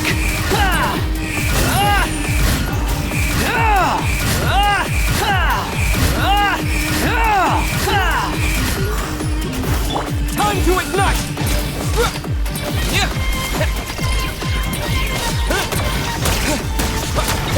Committed to memory! Sharing my knowledge! The wind rises.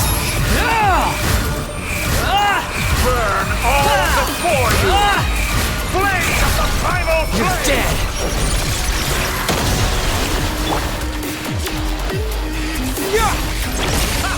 You won't just... You're so close! Just hold on a little longer! I'll hold him up. Traveler, Hat Guy, the rest is up to you.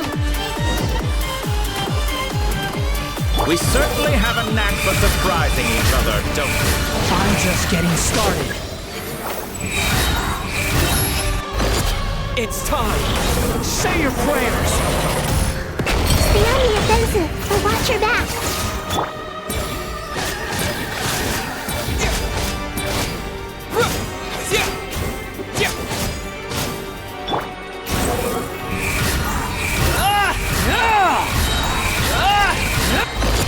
It's time! Say your prayers! Muso no Hitotachi! Squall Fury!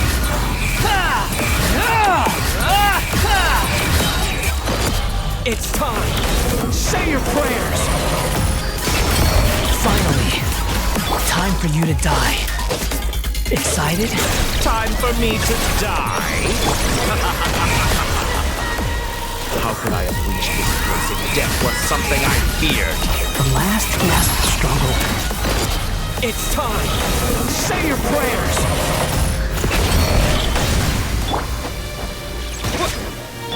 Squall and Fury! Let's try this! Muso no Hibutachi! It's time! Say your prayers!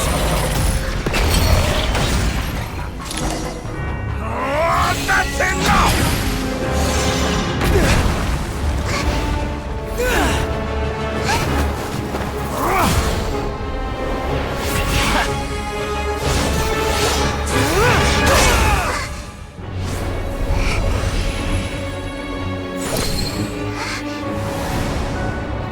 It's all yours.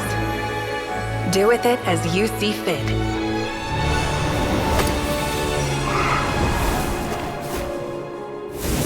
Just as you say, this world is home to some archaic things. And as you suppose, you are a formidable opponent. You have long coveted the secrets of wisdom. So now, I will demonstrate true wisdom in action. I invoke my supreme authority as the keeper of Irminsul.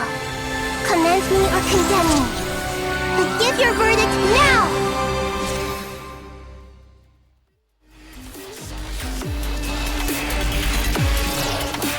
Blessed One of Wisdom, Mahakusaladhama, are you certain that you wish to exercise your authority to destroy Irminsul? It represents both your roots and your finest accomplishments. You truly intend to abandon the very thing you have always fought for?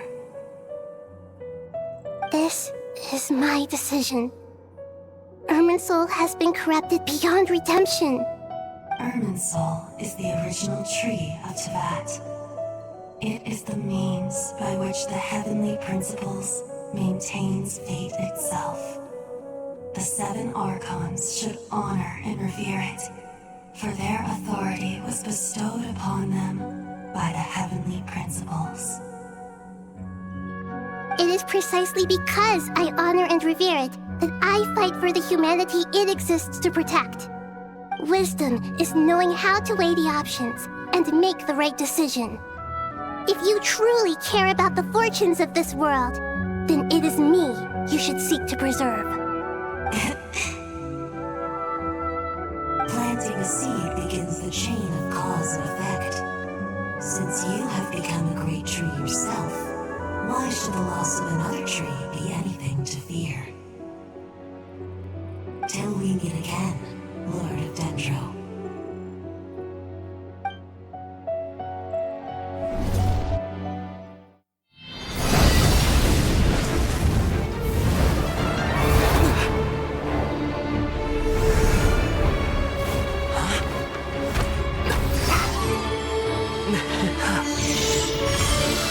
The first flame. The pure, cleansing fire.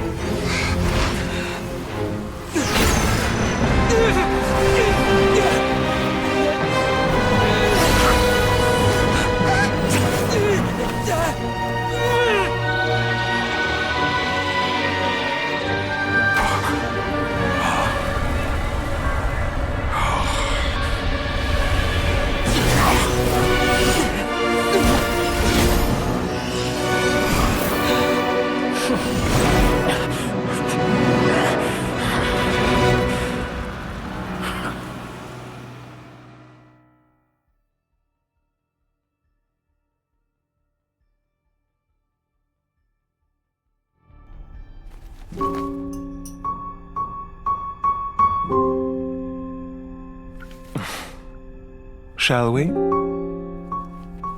Where were we? I was suggesting that you needn't perform when signing a contract. You're only sitting here because your bank demanded an evaluation of the trustee. So you told a story about a young scholar from a merchant family in Sumeru? I told a compelling tale, didn't I? The post-expulsion story is far more captivating. The human experiments or the elixir of immortality? The part where you die. Ah, yes. My favorite part.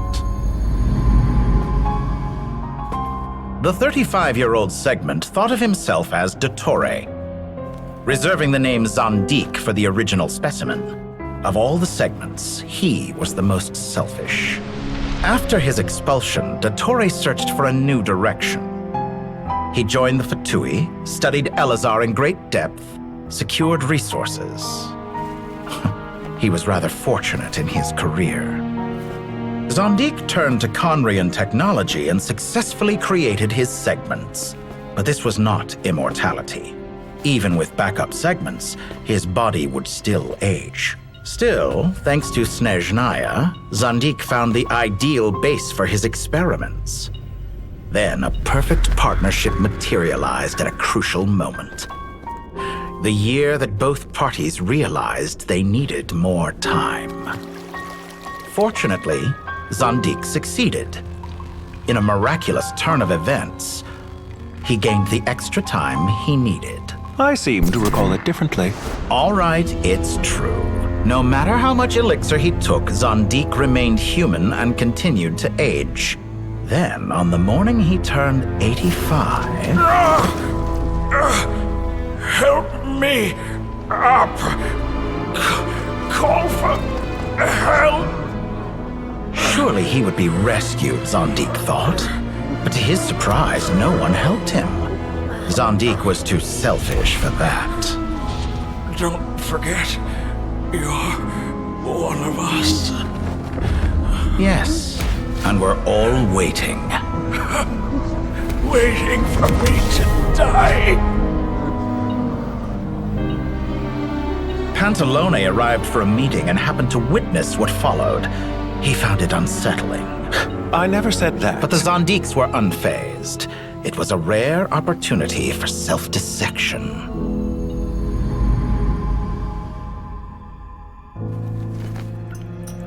What does all that have to do with you depositing your data at Northland Bank? It has made me cherish my time in this world all the more. Fair enough. So you do have a sense of self-preservation.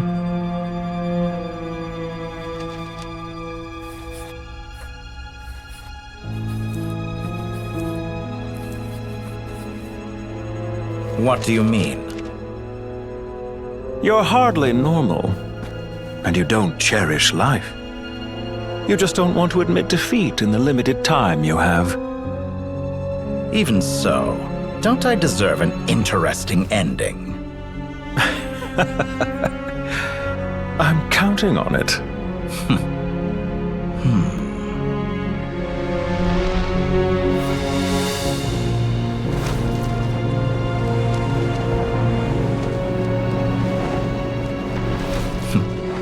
If nothing else, I expect my funeral will be a grand affair indeed.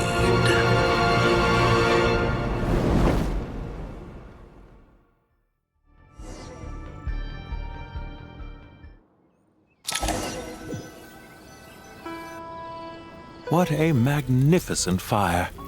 In Snezhnaya, we light fires to ward off the cold. Fire, it seems, is antithetical to ideas such as cold, frozen, and unchanging. Perhaps it has always been that way. From the beginning, fire has been used to drive away wild beasts and warm the body and mind. You could say it's a form of treatment. One that cures the human heart of mortal fear. Mortal fear? Something you haven't been acquainted with in a long time, by the sounds of it. Whereas you, I'm sure, must know the feeling quite well indeed. I remember when we first discussed the elixir of immortality, you claimed that extending your lifespan was about buying more time. But was that really the truth? You fear the prospect of dying a wretched end in this world, don't you? Of course I do. I'm only human, after all. And while you may have forgotten it, you cannot deny that you too were once human, Dottore. I do not believe that there is no such fear in your heart. Perhaps you are right. But I abandoned it long ago and devoted myself to my experiments. I have felt no fear since. From the very beginning, I never thought you could win this game. But still you came. Contract in hand, to honor our agreement. Because I am a reputable partner. And as we have discussed, experiments are about more than results alone. The process is equally important. I have come here and completed my creation, and I do not regret my decision. I'm afraid your journey ends here. After I die, there will be no one to make the elixir of immortality, and your remaining stock will only last a few more years. How then will you prove that you didn't perish in this incident alongside everyone else? When I feel optimistic about market environments, I never forcibly adjust them. They have their own direction. And I myself am one such environment. I have been quite particular about many things in my life. But where the manner of my death is concerned, I choose not to be. You make yourself sound so magnanimous. Oh, but I am. And I hope you will be too. It may have been a long time since anyone told you this, Dottore, but I recognize that you are a truly rare talent. Ha! I can see it. The experiment in blasphemy that I've been performing all this time. It has been a long process, and I do not care about the results as much as people might imagine. If the very goal of your experiment was to explore infinite possibilities, then there was never any reason for it to end. Indeed. Yet now, the experiment has officially drawn to a close. What should I call you? Zandik? Or do you prefer Dottore? Suit yourself. Goodbye, Feofan. This time, that's what it truly is. And don't I know it? Goodbye, Zandik.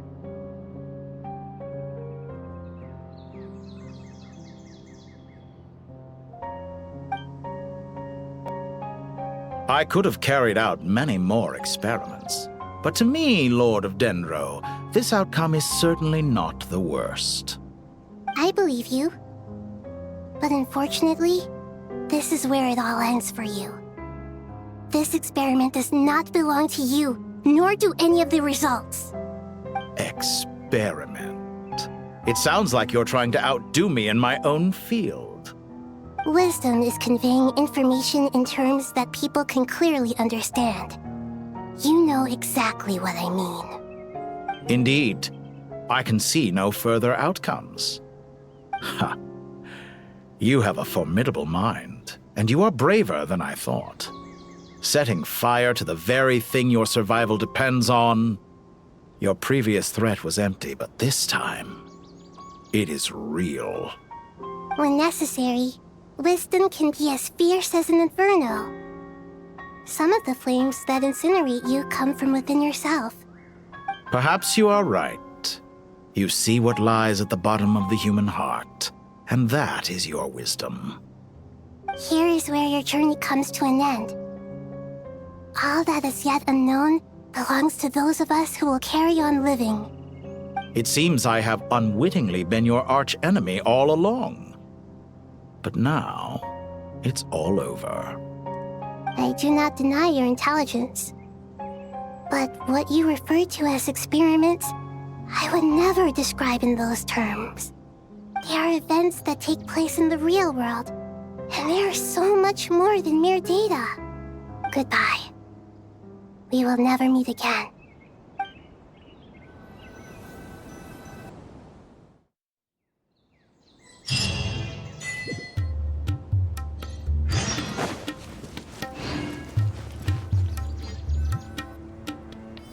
Well, that's the last of them.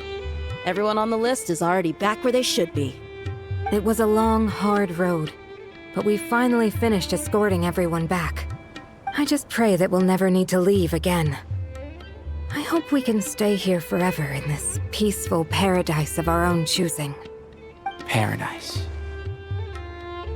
In the annals of the Temple of Silence, that word carries great significance. It represents the hopes and desires of the gods. Their longing for a place to rest.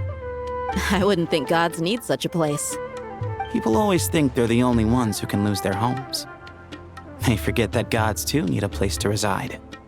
As the Goat King once said, "A god without his people shall cease to exist." Gods need their believers every bit as much as their believers need them. Only we can truly understand how much the desert faith has faded over the centuries. But we still talk about the gods as though they're part of our lives. Given the myriad ways in which gods and humans interact, I'd say they really are. How else could Dunyarzad consider the Dendro Archon a friend? Well, that sounds about right to me. Describing them as friends sure makes us feel a whole lot closer. If you told me a few years back that I'd have this many friends, I'd have called you a liar. Belief is a choice, just like friendship. We've made our choices through battle. The right ones, wouldn't you say? I'll be heading back to the Temple of Silence. I heard the Goat King and the Ibis King decided to pay us a visit. How about you? It's back to Aru Village for us. Still plenty of supplies to distribute and people to help. Until next time, old friend. As long as you can find the time, you're always welcome to visit us in Aru Village. Right back at you. Make sure to drop by the Temple of Silence the next time you're free. Word is that 2 of the other 7 pillars, Shezapang and Bennu, might also be dropping by. Since you're wearing the symbols of their power, it'd only be fitting if you came to see them for yourselves. Dropping by? That makes it sound like they're visiting a neighbor's home.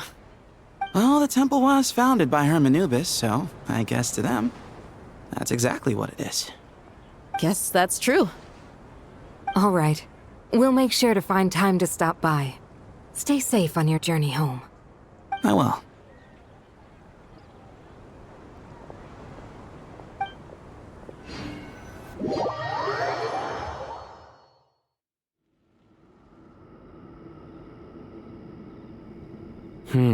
You do have a point.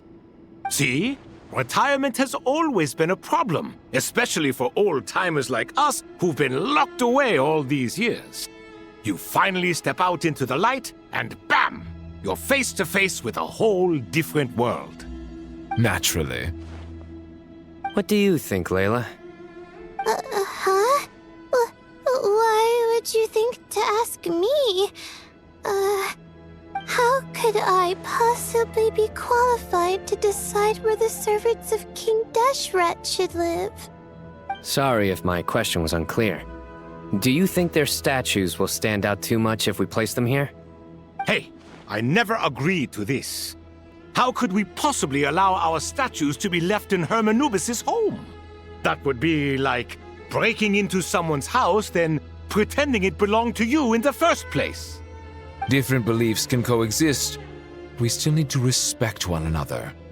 By which you mean, you two plan to stay at the Temple of Silence, for a while at least, but you have no intention of relocating your statues here. So, you see this as sort of a family visit? Is that correct? Family. Huh.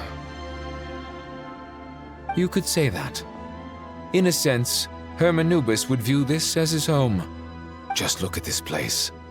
Magnificent, is it not?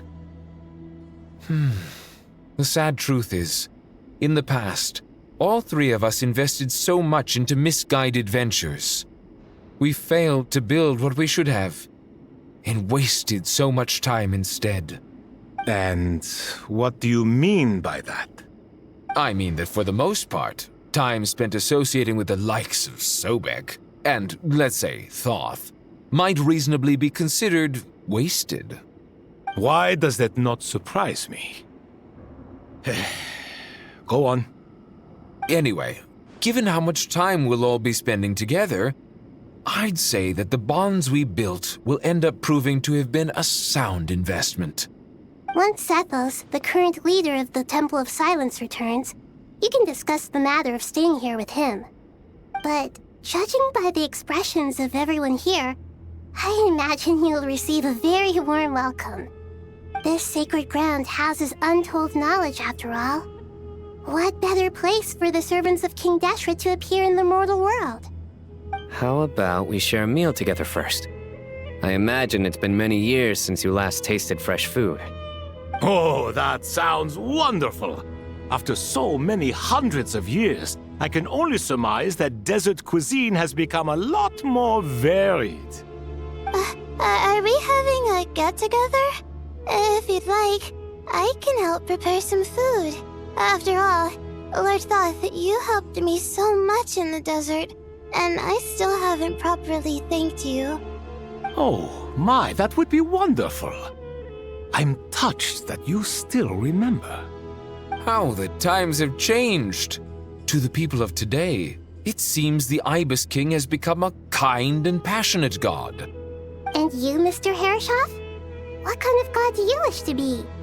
To be honest, I haven't given it much thought. How about you, Dendro Archon? Do you have any hopes for your future? Me? I'm very happy with my current life.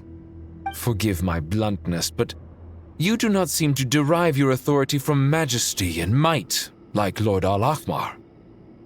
Clearly your approach has its advantages, but also its dangers, don't you think? I do, but projecting a majestic front doesn't really suit me. Besides, my relationship with others isn't simply one of a god and her people. Not putting on airs might earn you more adoration. Exactly. Besides, I really like parties where everyone brings their own food and we all come together to share. You should join us. I'm sure you'll find it fun. Last time when we got together for a picnic near the Avidia Forest, it was quite the occasion. Seeing as you're already here, how about we hold the next one in the desert? Can we do that? Wouldn't Tainari have to transport a ton of drinking water? Don't worry, I can help out. Layla, would you like to join us next time? Me? Sure. The more the merrier. That way we... Don't take this the wrong way. I just think you should know. When it comes to passing the time, chess is more our thing. In that case, Dendro Archon, what do you say? If I were to compete against you, I can't say with certainty I'd win, but I certainly wouldn't mind giving it a shot. Where's Sobek? I'm sure he'd be good for a few rounds. Cards, cards, cards! I'll always prefer chess. I wonder what variant of chess we're talking here. Mr. Thoth, is there some sort of astrological significance to this game? Oh, I'm glad you brought that up. As long as the leader of the Temple of Silence agrees, we can search Hermanubis' place for books to teach you how to play.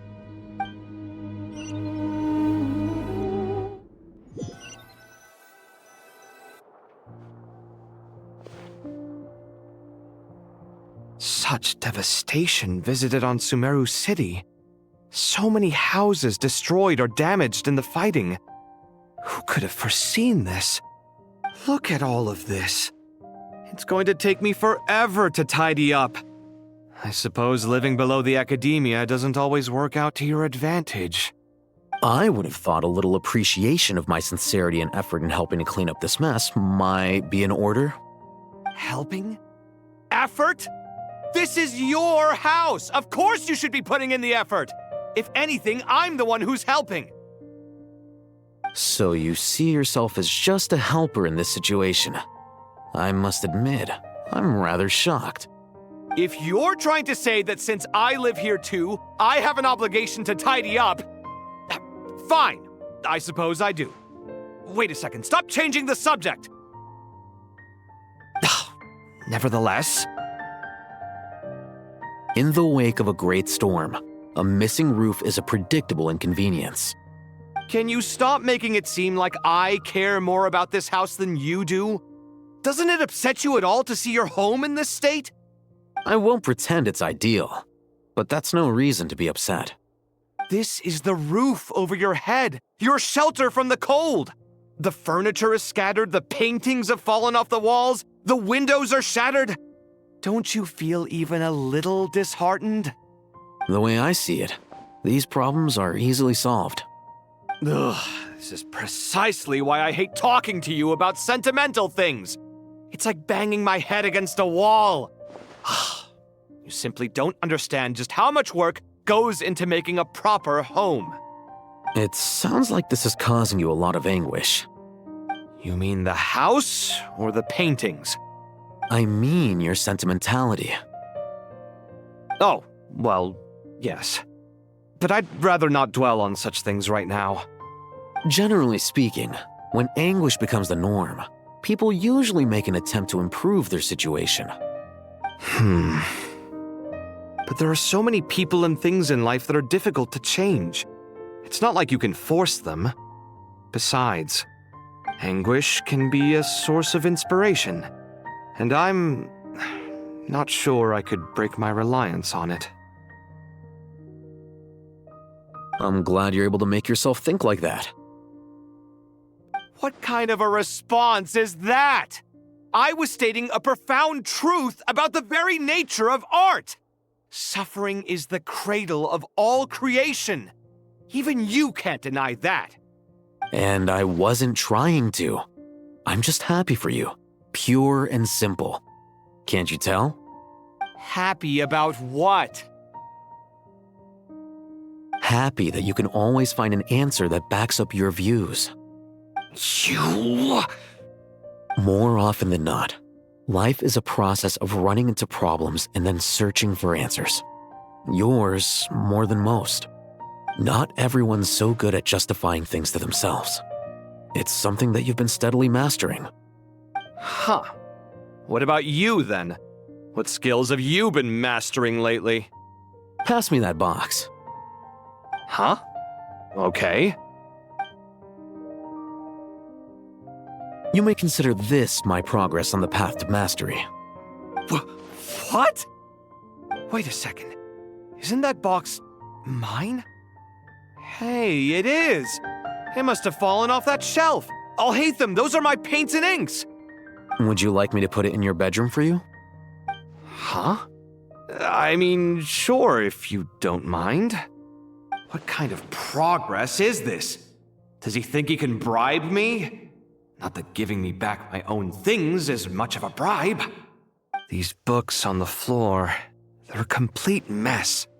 And this one, didn't he say it was an out-of-print collectible? It's completely covered in dust, and some of its pages have even fallen out.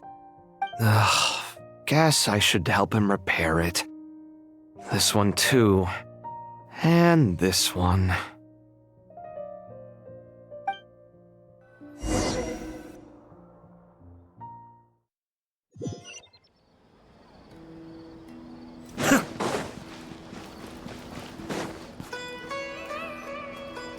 Local subter beasts, imported goods, such a bright future ahead. I can picture the Mora just rolling in.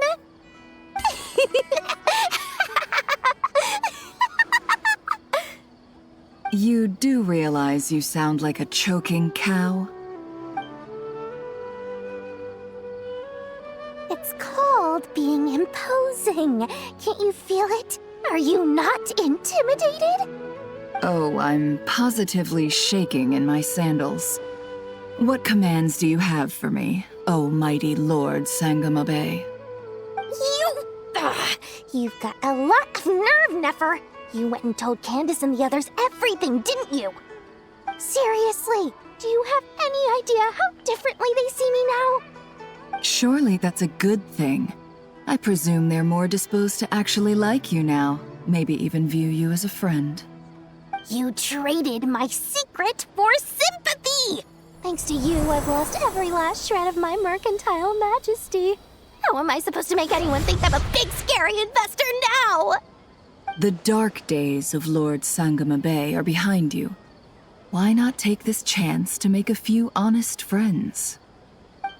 Speaking of friends, since when did the notorious Lady Nefer gain such an admiration for holier-than-thou types? A moon chanter here, an angel there? Who'd have thought it?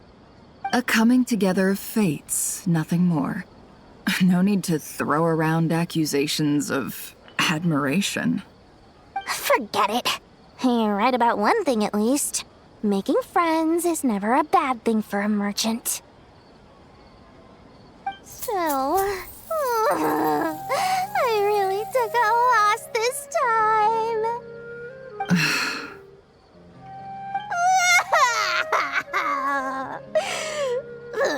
What are you looking at?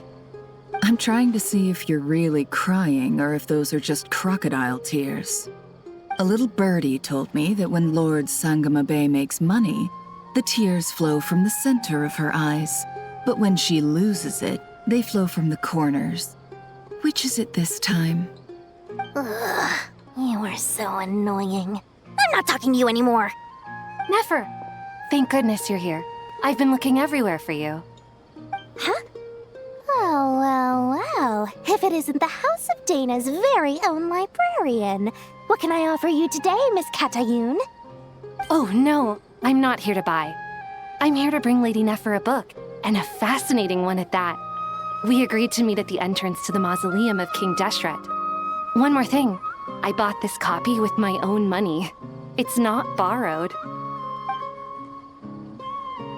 Reasoning knows not time of day, but suspense always follows a blizzard. That's quite the mouthful. Huh? Isn't that the one that... It was all the rage for a while. People throughout the city were clamoring to get their hands on a copy. The names inside were all circled. Everyone thought it was a riddle. Don't bring up that book in my presence. I don't even want to hear its name. That thing was nothing but a scam. Surprisingly enough, I've actually heard of this book, though it doesn't seem of much consequence.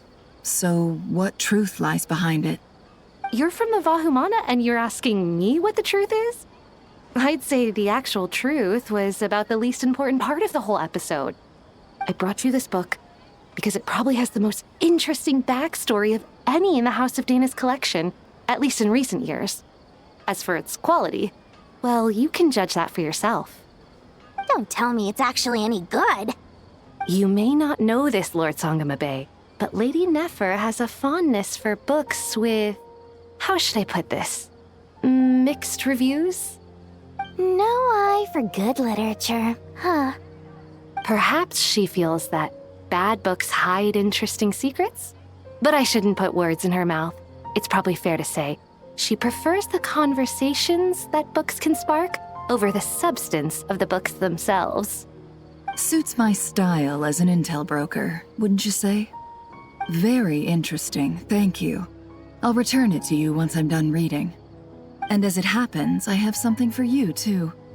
Incense? I imagine you've already used up the incense I gave you last time. Here's some more. This batch is from Krai, so the scent won't be quite the same. Well, actually, I've been saving the incense you gave me. I couldn't bring myself to waste it without a special occasion. But I'll gladly accept this, too. And I promise I'll use it this time. Katayun, you haven't changed a bit.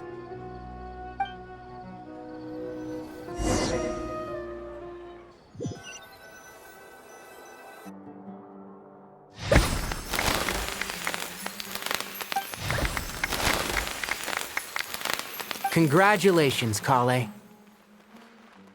Well done, Kale. After studying for so long, you finally become a full-fledged ranger. Sure hasn't been easy for you, huh? This really is fantastic news. All grown up. No longer a trainee, but an official forest ranger. Oh, the next step is to secure tenure in the academia. Thanks, everyone. It's true.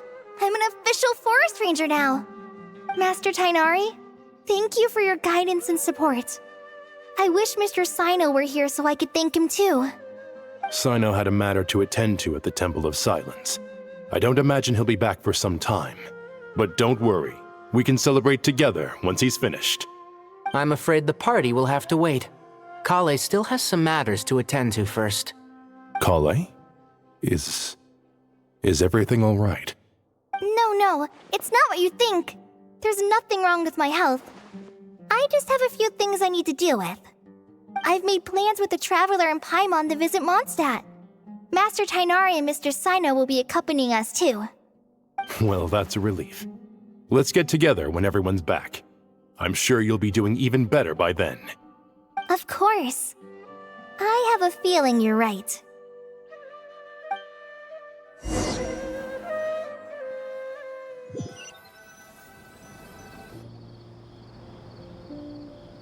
Phew!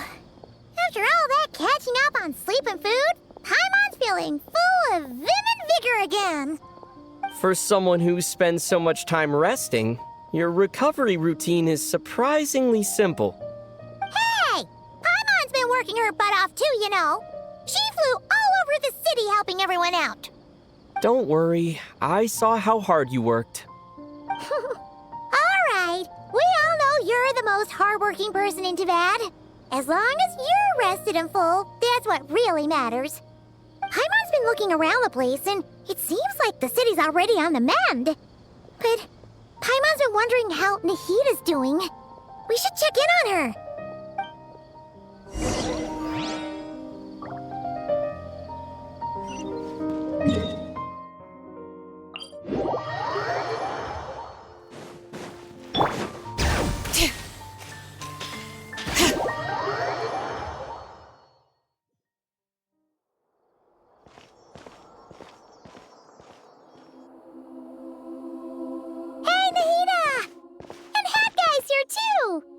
Traveler, Paimon!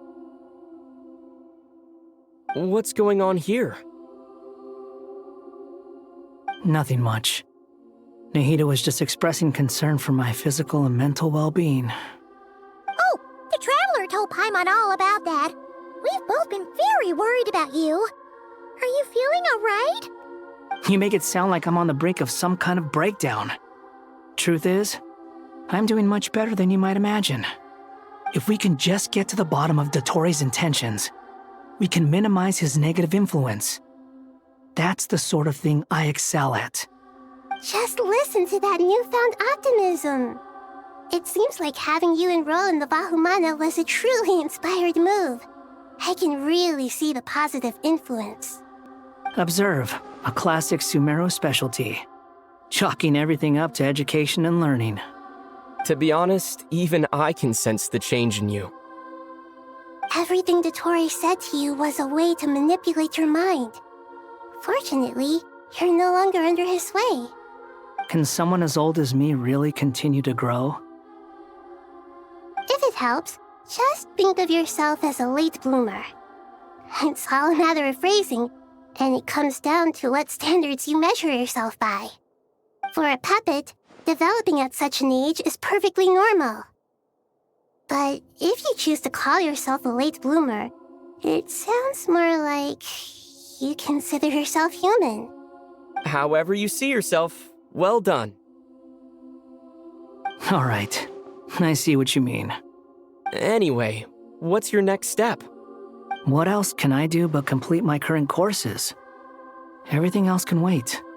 Anyway, that's enough chit-chat. There are still things in the city I need to help out with. I'll be heading there now.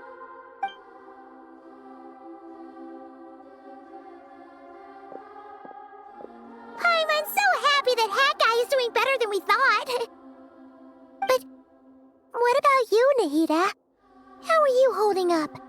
The pyronosis burned down the corrupted Irminsul. The flames blazed for 7 days and 7 nights before they finally subsided. All that was left were the parts underground. Now, Aru shoulders the responsibilities that once belonged to Irminsul. The situation was contained before it got out of hand, so Teyvat's most vital information has largely been preserved. Irminsul has a strong influence over you, doesn't it? How will you cope now that it's gone? There is no need to worry. Thanks to Nicole's extraordinary talents, my connection to Irminsul has been severed and transposed onto Aru. Angels can do things like that? They can. Such abilities are precisely what makes them so powerful. The goddess of flowers, Nabu Malikata, once claimed that she too could perform feats beyond the reach of mere mortals. In my eyes, much of what she went on to achieve reached such transcendent levels. Her and Nicole really are both fascinating and magnificent. So, does that mean your situation is stable now? Correct. Just imagine that Aru has become the new Irminsul, and the essence of my existence has been bound to it. The wisdom of Sumeru has ultimately converged into a single, unified entity. Should we ascribe this all to fate, or is it merely fortune? Whatever it is, the important thing is that you're okay, Nahida. Dendro Archon, Lesser Lord Kusanali. Oh, thank goodness you're here. Greetings, Traveler and Paimon. Sir Nevis, do you have something urgent to say? Yes, there's something I need to report. We've received a message from Snezhnaya.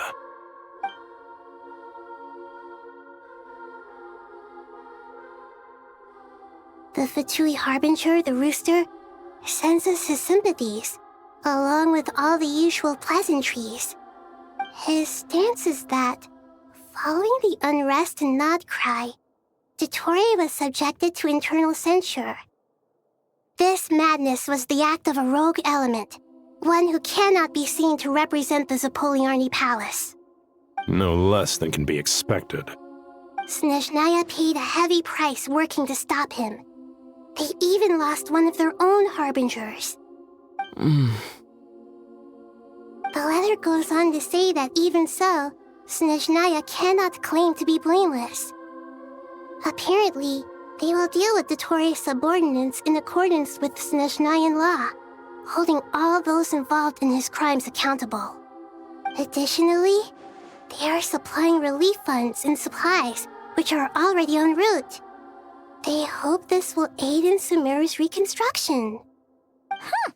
Sounds like he's got an answer for everything. True, but as diplomatic rhetoric goes, it's highly effective.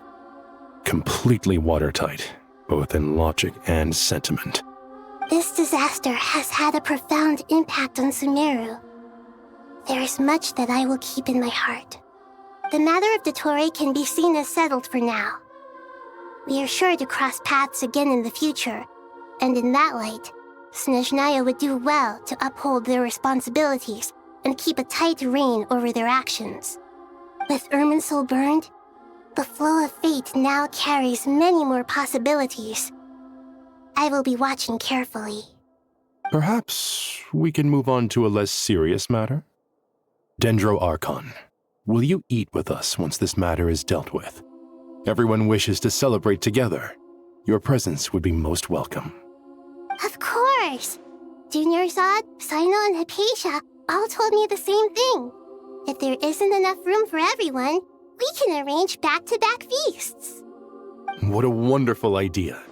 That just leaves the question of what we should eat. Not more tomatoes, surely. More? Dendro Archon, what do you mean by more tomatoes? Those good friends of yours are always talking about tomatoes. Sometimes when I'm walking through the city, I can even hear them arguing in the fields. Since you see them so often, you must hear about tomatoes even more than I do. Tomatoes. Tomatoes. The word has a certain magic to it. Like the autumn fur of a sumpter beast swirling in the wind, sometimes flying up my nose. Tomatoes. What can we make with tomatoes? Wait, why tomatoes? Take your time, there's no need to rush. The Traveler, Paimon, and I still have somewhere we need to visit. You'll have plenty of time to think it over before I return. Does this mean you're going to Natlan? Meet them there in person. It will require a long journey. I know. But this is necessary. I must go myself.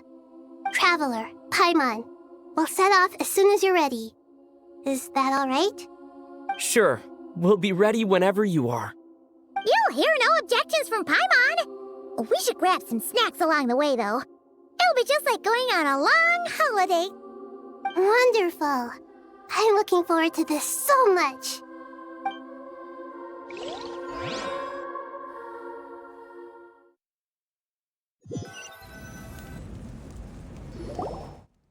Natlan is such a lively place.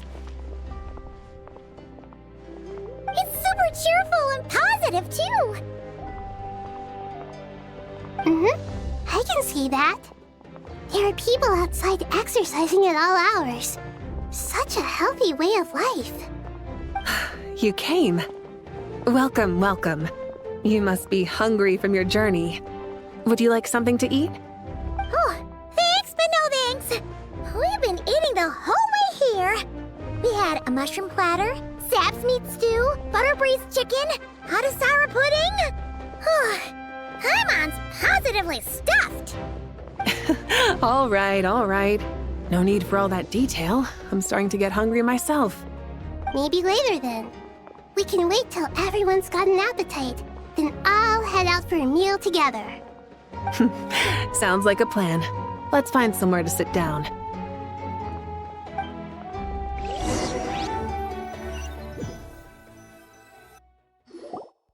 I should tell you, I already have some sense of why you've come. Why's that, Malika? To say thank you. Your senses are spot on. But on top of that, we also feel guilty. Because the pyronosis has vanished? I sensed its loss. Despite scouring through the remnants of Irminsul, we couldn't find any sign of the pyronosis. Not even any trace of it burning to ash. That's certainly unusual. Still, the potential fallout from Irminsul's loss is significant, to say the least. Perhaps the pyronosis's disappearance is simply a knock-on effect of the impact it's had on a certain strand of fate. There's no need to feel guilty. We were clear that this time, there was to be no returning, only giving. Pure and simple. Thank you really is a fascinating phrase. We use it to express gratitude for the smallest of things. Yet, when faced with a kindness too immense to describe, we use exactly the same words. It's not that we lack other means of expression. It's that when we truly need to express our feelings, the simplest and purest words are always the most powerful. You're right. In Natlan, we prefer simple expressions too. Companionship, friendship, support. They might not sound fancy, but the sentiment behind them is sincere. That's wonderful to hear. Sincere feelings are often a vehicle for the deepest wisdom of all. Irminsul's destruction doesn't seem to have done you much harm. I'm glad to see you're doing well. There's still a lot of work to do, but before we begin, we felt it was important to come here and speak with you. Partly to express our gratitude, but also because we felt that seeing you, in a sense, is like basking in warm sunlight. That's a nice way of putting it. I like that. To tell you the truth, though, I'm not a fan of somber meetings. So, since there's nothing more to say, why don't we go bask in some actual sunlight? The weather's beautiful today. What a great idea! Paimon's gonna lie back and soak up some rays.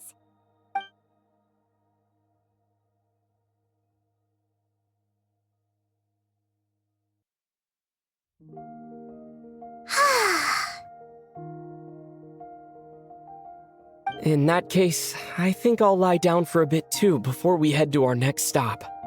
And where might that be? Mondstadt. Paimon and I are gonna head back there with Kale and the gang. Long ago, I sensed that the god remains inside Kali had come from the goddess of flowers, but I kept it a secret. Those remains weren't hurting Kali, not as she is now. They simply exist. Besides, I could sense a deep yearning within her. A yearning for an ordinary life. A yearning to hold on to the hard-won happiness she now enjoys. With someone like her, I have a responsibility to keep her secret. She should be ready to face the truth by now. Whenever people meet, there is always the potential to create warmth and kindness. Every child grows up, but even as adults, they are still children in the eyes of certain people. Oh, just like how Paimon sometimes sees Nahida as a little kid. Is that so? Well, anyone who's friends with a kid is probably a kid themselves. Of course! And there's nothing wrong with that. When we get back, we'll actually be hanging out with another of our friends who happens to be a kid. Or more like looking after, in her case. Anyway, we'll always be there to watch out for our friends. Dear Sucrose, when you receive this letter, I'll probably be as busy as always. But busy with wonderful things. That's because I'm no longer a trainee. I'm now an official forest ranger. Impressive, right? Sino said them official rangers sound much tougher than trainees. Though he did say it was already pretty tough to start out with. You probably heard that something big happened in Sumeru recently. Don't worry, it's all been taken care of. We're heading to Mondstadt soon, so if you're free, maybe we could meet up? Plus, it's not just me, a few of us are going. Hey, you used to remember that time we all got together? You know, when we all went to the Windbloom Festival? It'll be just like that.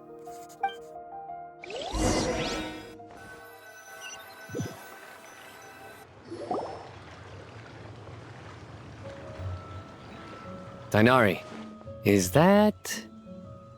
Don't you say it! Is that the great Vayu-Vyastra? Behold, the great Vayu-Vyastra, General Mahamatra. How times have changed. I wasn't expecting you to beat me to the punchline. You've changed. You've really upped the aggression in your battle against Sino's jokes. Kale, how did you know what I was going to say? For the love of... Hey! Traveler! Paimon! You're right on time! I hope we haven't kept you waiting. Krai! Sucrose! It's been so long! How have you been? I've been well. Everything's going great. What about you? Are you still busy? Not at the moment. Oh, right! That juicer you gave us works amazing! Farzan loves it! Seriously? That's wonderful. I don't suppose you drew up a detailed test report. Oh, what fruits did you use? How's the texture of the final product? Sucrose, you might want to try asking your questions one at a time. Albedo! Paimon didn't see you there! It's been a while since all of us were together like this. How about we follow the same plan as last time? Good idea, my friend. You never disappoint. So, what are your identities this time? Don't remind him. First things first. Allow me to introduce our very own official Forest Ranger Kale. The rest of us are simply her humble travel companions. This sounds like one of those mushy stories that gets people hooked on some corny, heartwarming premise. Oh, is our story not heartwarming? If I recall correctly, there was even a scene like this in King of Invocations. Besides being heartwarming, our story's also about tough, impressive-sounding job titles. At least that's what I think.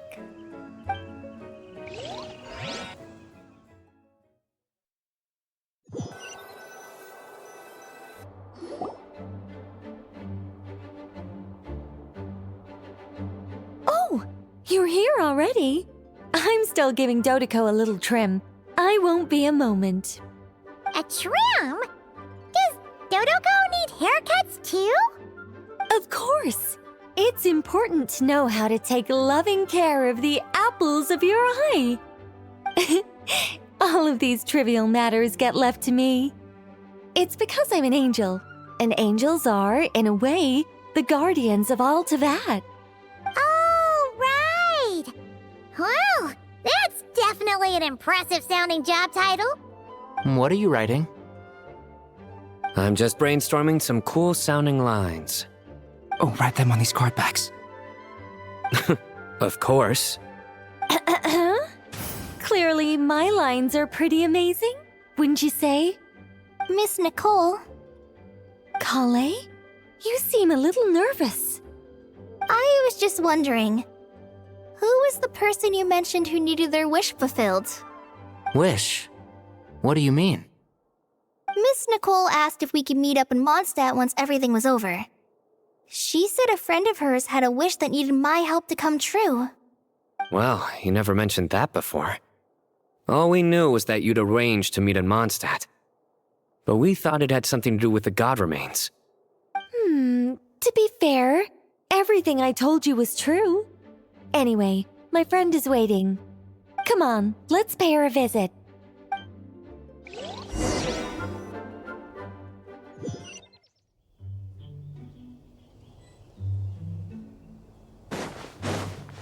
Behold! Quit following me. Huh? You're... Surprised? I bet you weren't expecting to meet a woman like me beneath this beautiful tree in a faraway land. An oasis will spring from the place where a djinn resides. That saying falls somewhat flat here in Mondstadt, given that everywhere is already so lush and green. Lilupar, what are you doing here? I made friends with Miss Nicole. I asked her to bring me here and then invite Krai to come. The prologue to this story is that I have a wish. It has stirred within my heart for centuries, millennia even. Originally, it was merely Al-Akhmar's lie, but now it has become reality. Could this be... related to the goddess of flowers? My dear young lady, my mistress left her final trace in this world upon you. I can't tell you how glad I am to see you here. And now I have seen you, and peered into your heart. You have experienced hardships and suffered setbacks. The torment an ordinary person might expect to face has befallen you threefold. This is the source of your resilience. But, beneath all this, I've witnessed the seeds of desire. You yearn to return to the simple life you once knew, do you not? I do. I want to throw away everything that isn't mine. But how do you decide what is yours? The scars that others carve into your flesh? The kindness and love they inscribe? Are these things not yours as well? They are. This is something I've talked about with Miss Nicole. Miss Nicole said I should learn how to adjust my standards. I just want to live as an ordinary human. Anything beyond that isn't mine. Don't you want anything from the remains of the goddess of flowers? She gave me a revelation once. I think that's already more than enough. In the past, you would not have possessed such a rich heart. Your brief life has taught you to hold on to everything good, to home in on kindness. How fascinating. You're nothing like Nabu Malikata, and you're certainly not her. Of course not. I'm not some great and powerful being, Miss Lilupar. Yet I am a djinn. We exist because of the Lord of Flowers. We revere and love her. My wish is to see her one last time, to give everything for her. Krai, can you do this for me? But her remains won't be easy to remove. Are you sure this is what you want? That's beside the point. First, I need to know. Are you willing to do something for the soul of this lonely, wandering woman? I'm willing. But look, you know nothing about me. Even if you have heard the stories about me, all you would know is that I was rightly punished for the many evil deeds I committed. Ah, so you do know. Your lips are quivering, your eyes trembling. And still, you're willing to do something for me. Life has been cruel to you, and yet you've learned to be kind. My dear young lady, to repay your kindness, I too must play my part. Are you sure about this, Lilupar? I yearn to see my mistress. For this moment, the world can burn to ashes, the universe be engulfed in flame. I care about nothing else.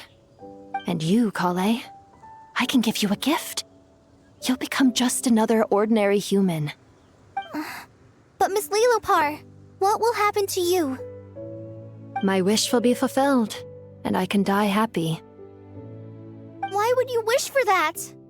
A long, unending life might seem desirable for one who has never possessed it, yet it brings torment to one who has. My remains are scattered across the yellow sands, but my soul can find no peace. Since you've promised to grant my wish, give me that release. Allow the dying to die, and let the dead rest in peace. You have my thanks. Krai, there's no pressure on you. What she said, it's all true. A wish is a genuine desire, after all. It's as if you want to use the last of your life to give me a better future. Nothing's so selfless. We'll be using our futures to fulfill each other's wishes. This is a noble act, a beautiful and secret transaction between two women. I understand. Miss Lilupar, I'm ready. Close your eyes, Krai. Then open your soul. From there, I will embrace my mistress. The downpour of flowers is your touch. Like returning to the very beginning. Like surrendering to your grace, my mistress. People say that devotion is beautiful, yet filled with pain. How foolish of them. For me, devotion is beautiful, pure and painless. Devotion is my love. Thank you.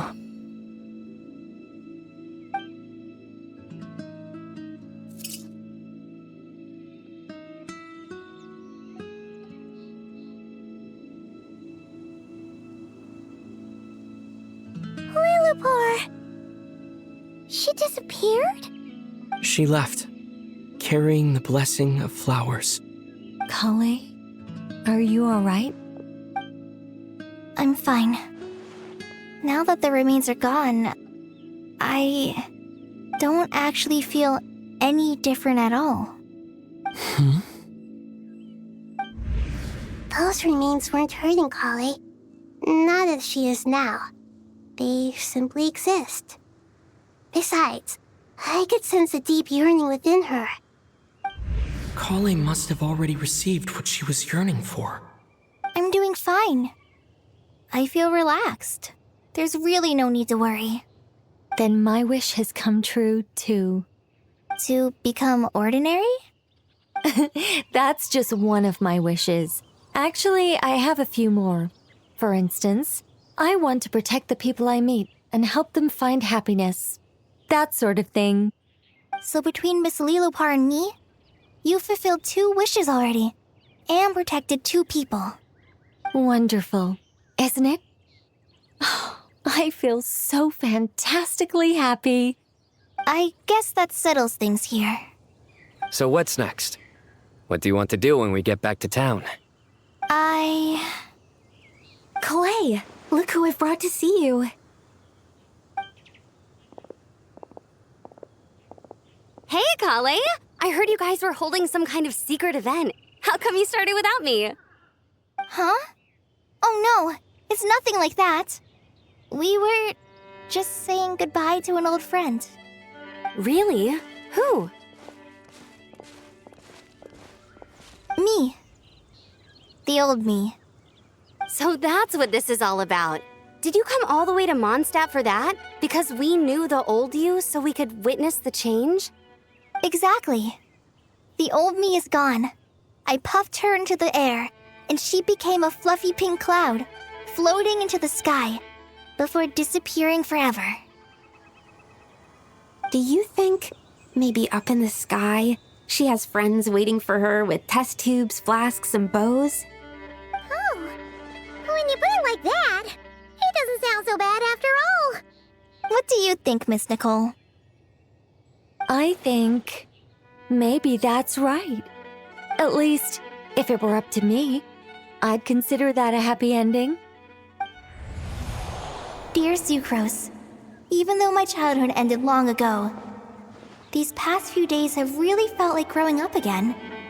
I've become stronger, and I feel like I can finally accomplish things by myself. Surely someone as mysterious as you will find a friend like this fascinating? Always growing, always thriving like a plant. I came to say goodbye to my old self. I know that after this, she'll be gone. Thinking about it makes me feel a little lonely. I know the weakness that kept me company will one day leave me too. But somewhere in my heart, I feel a great sense of joy.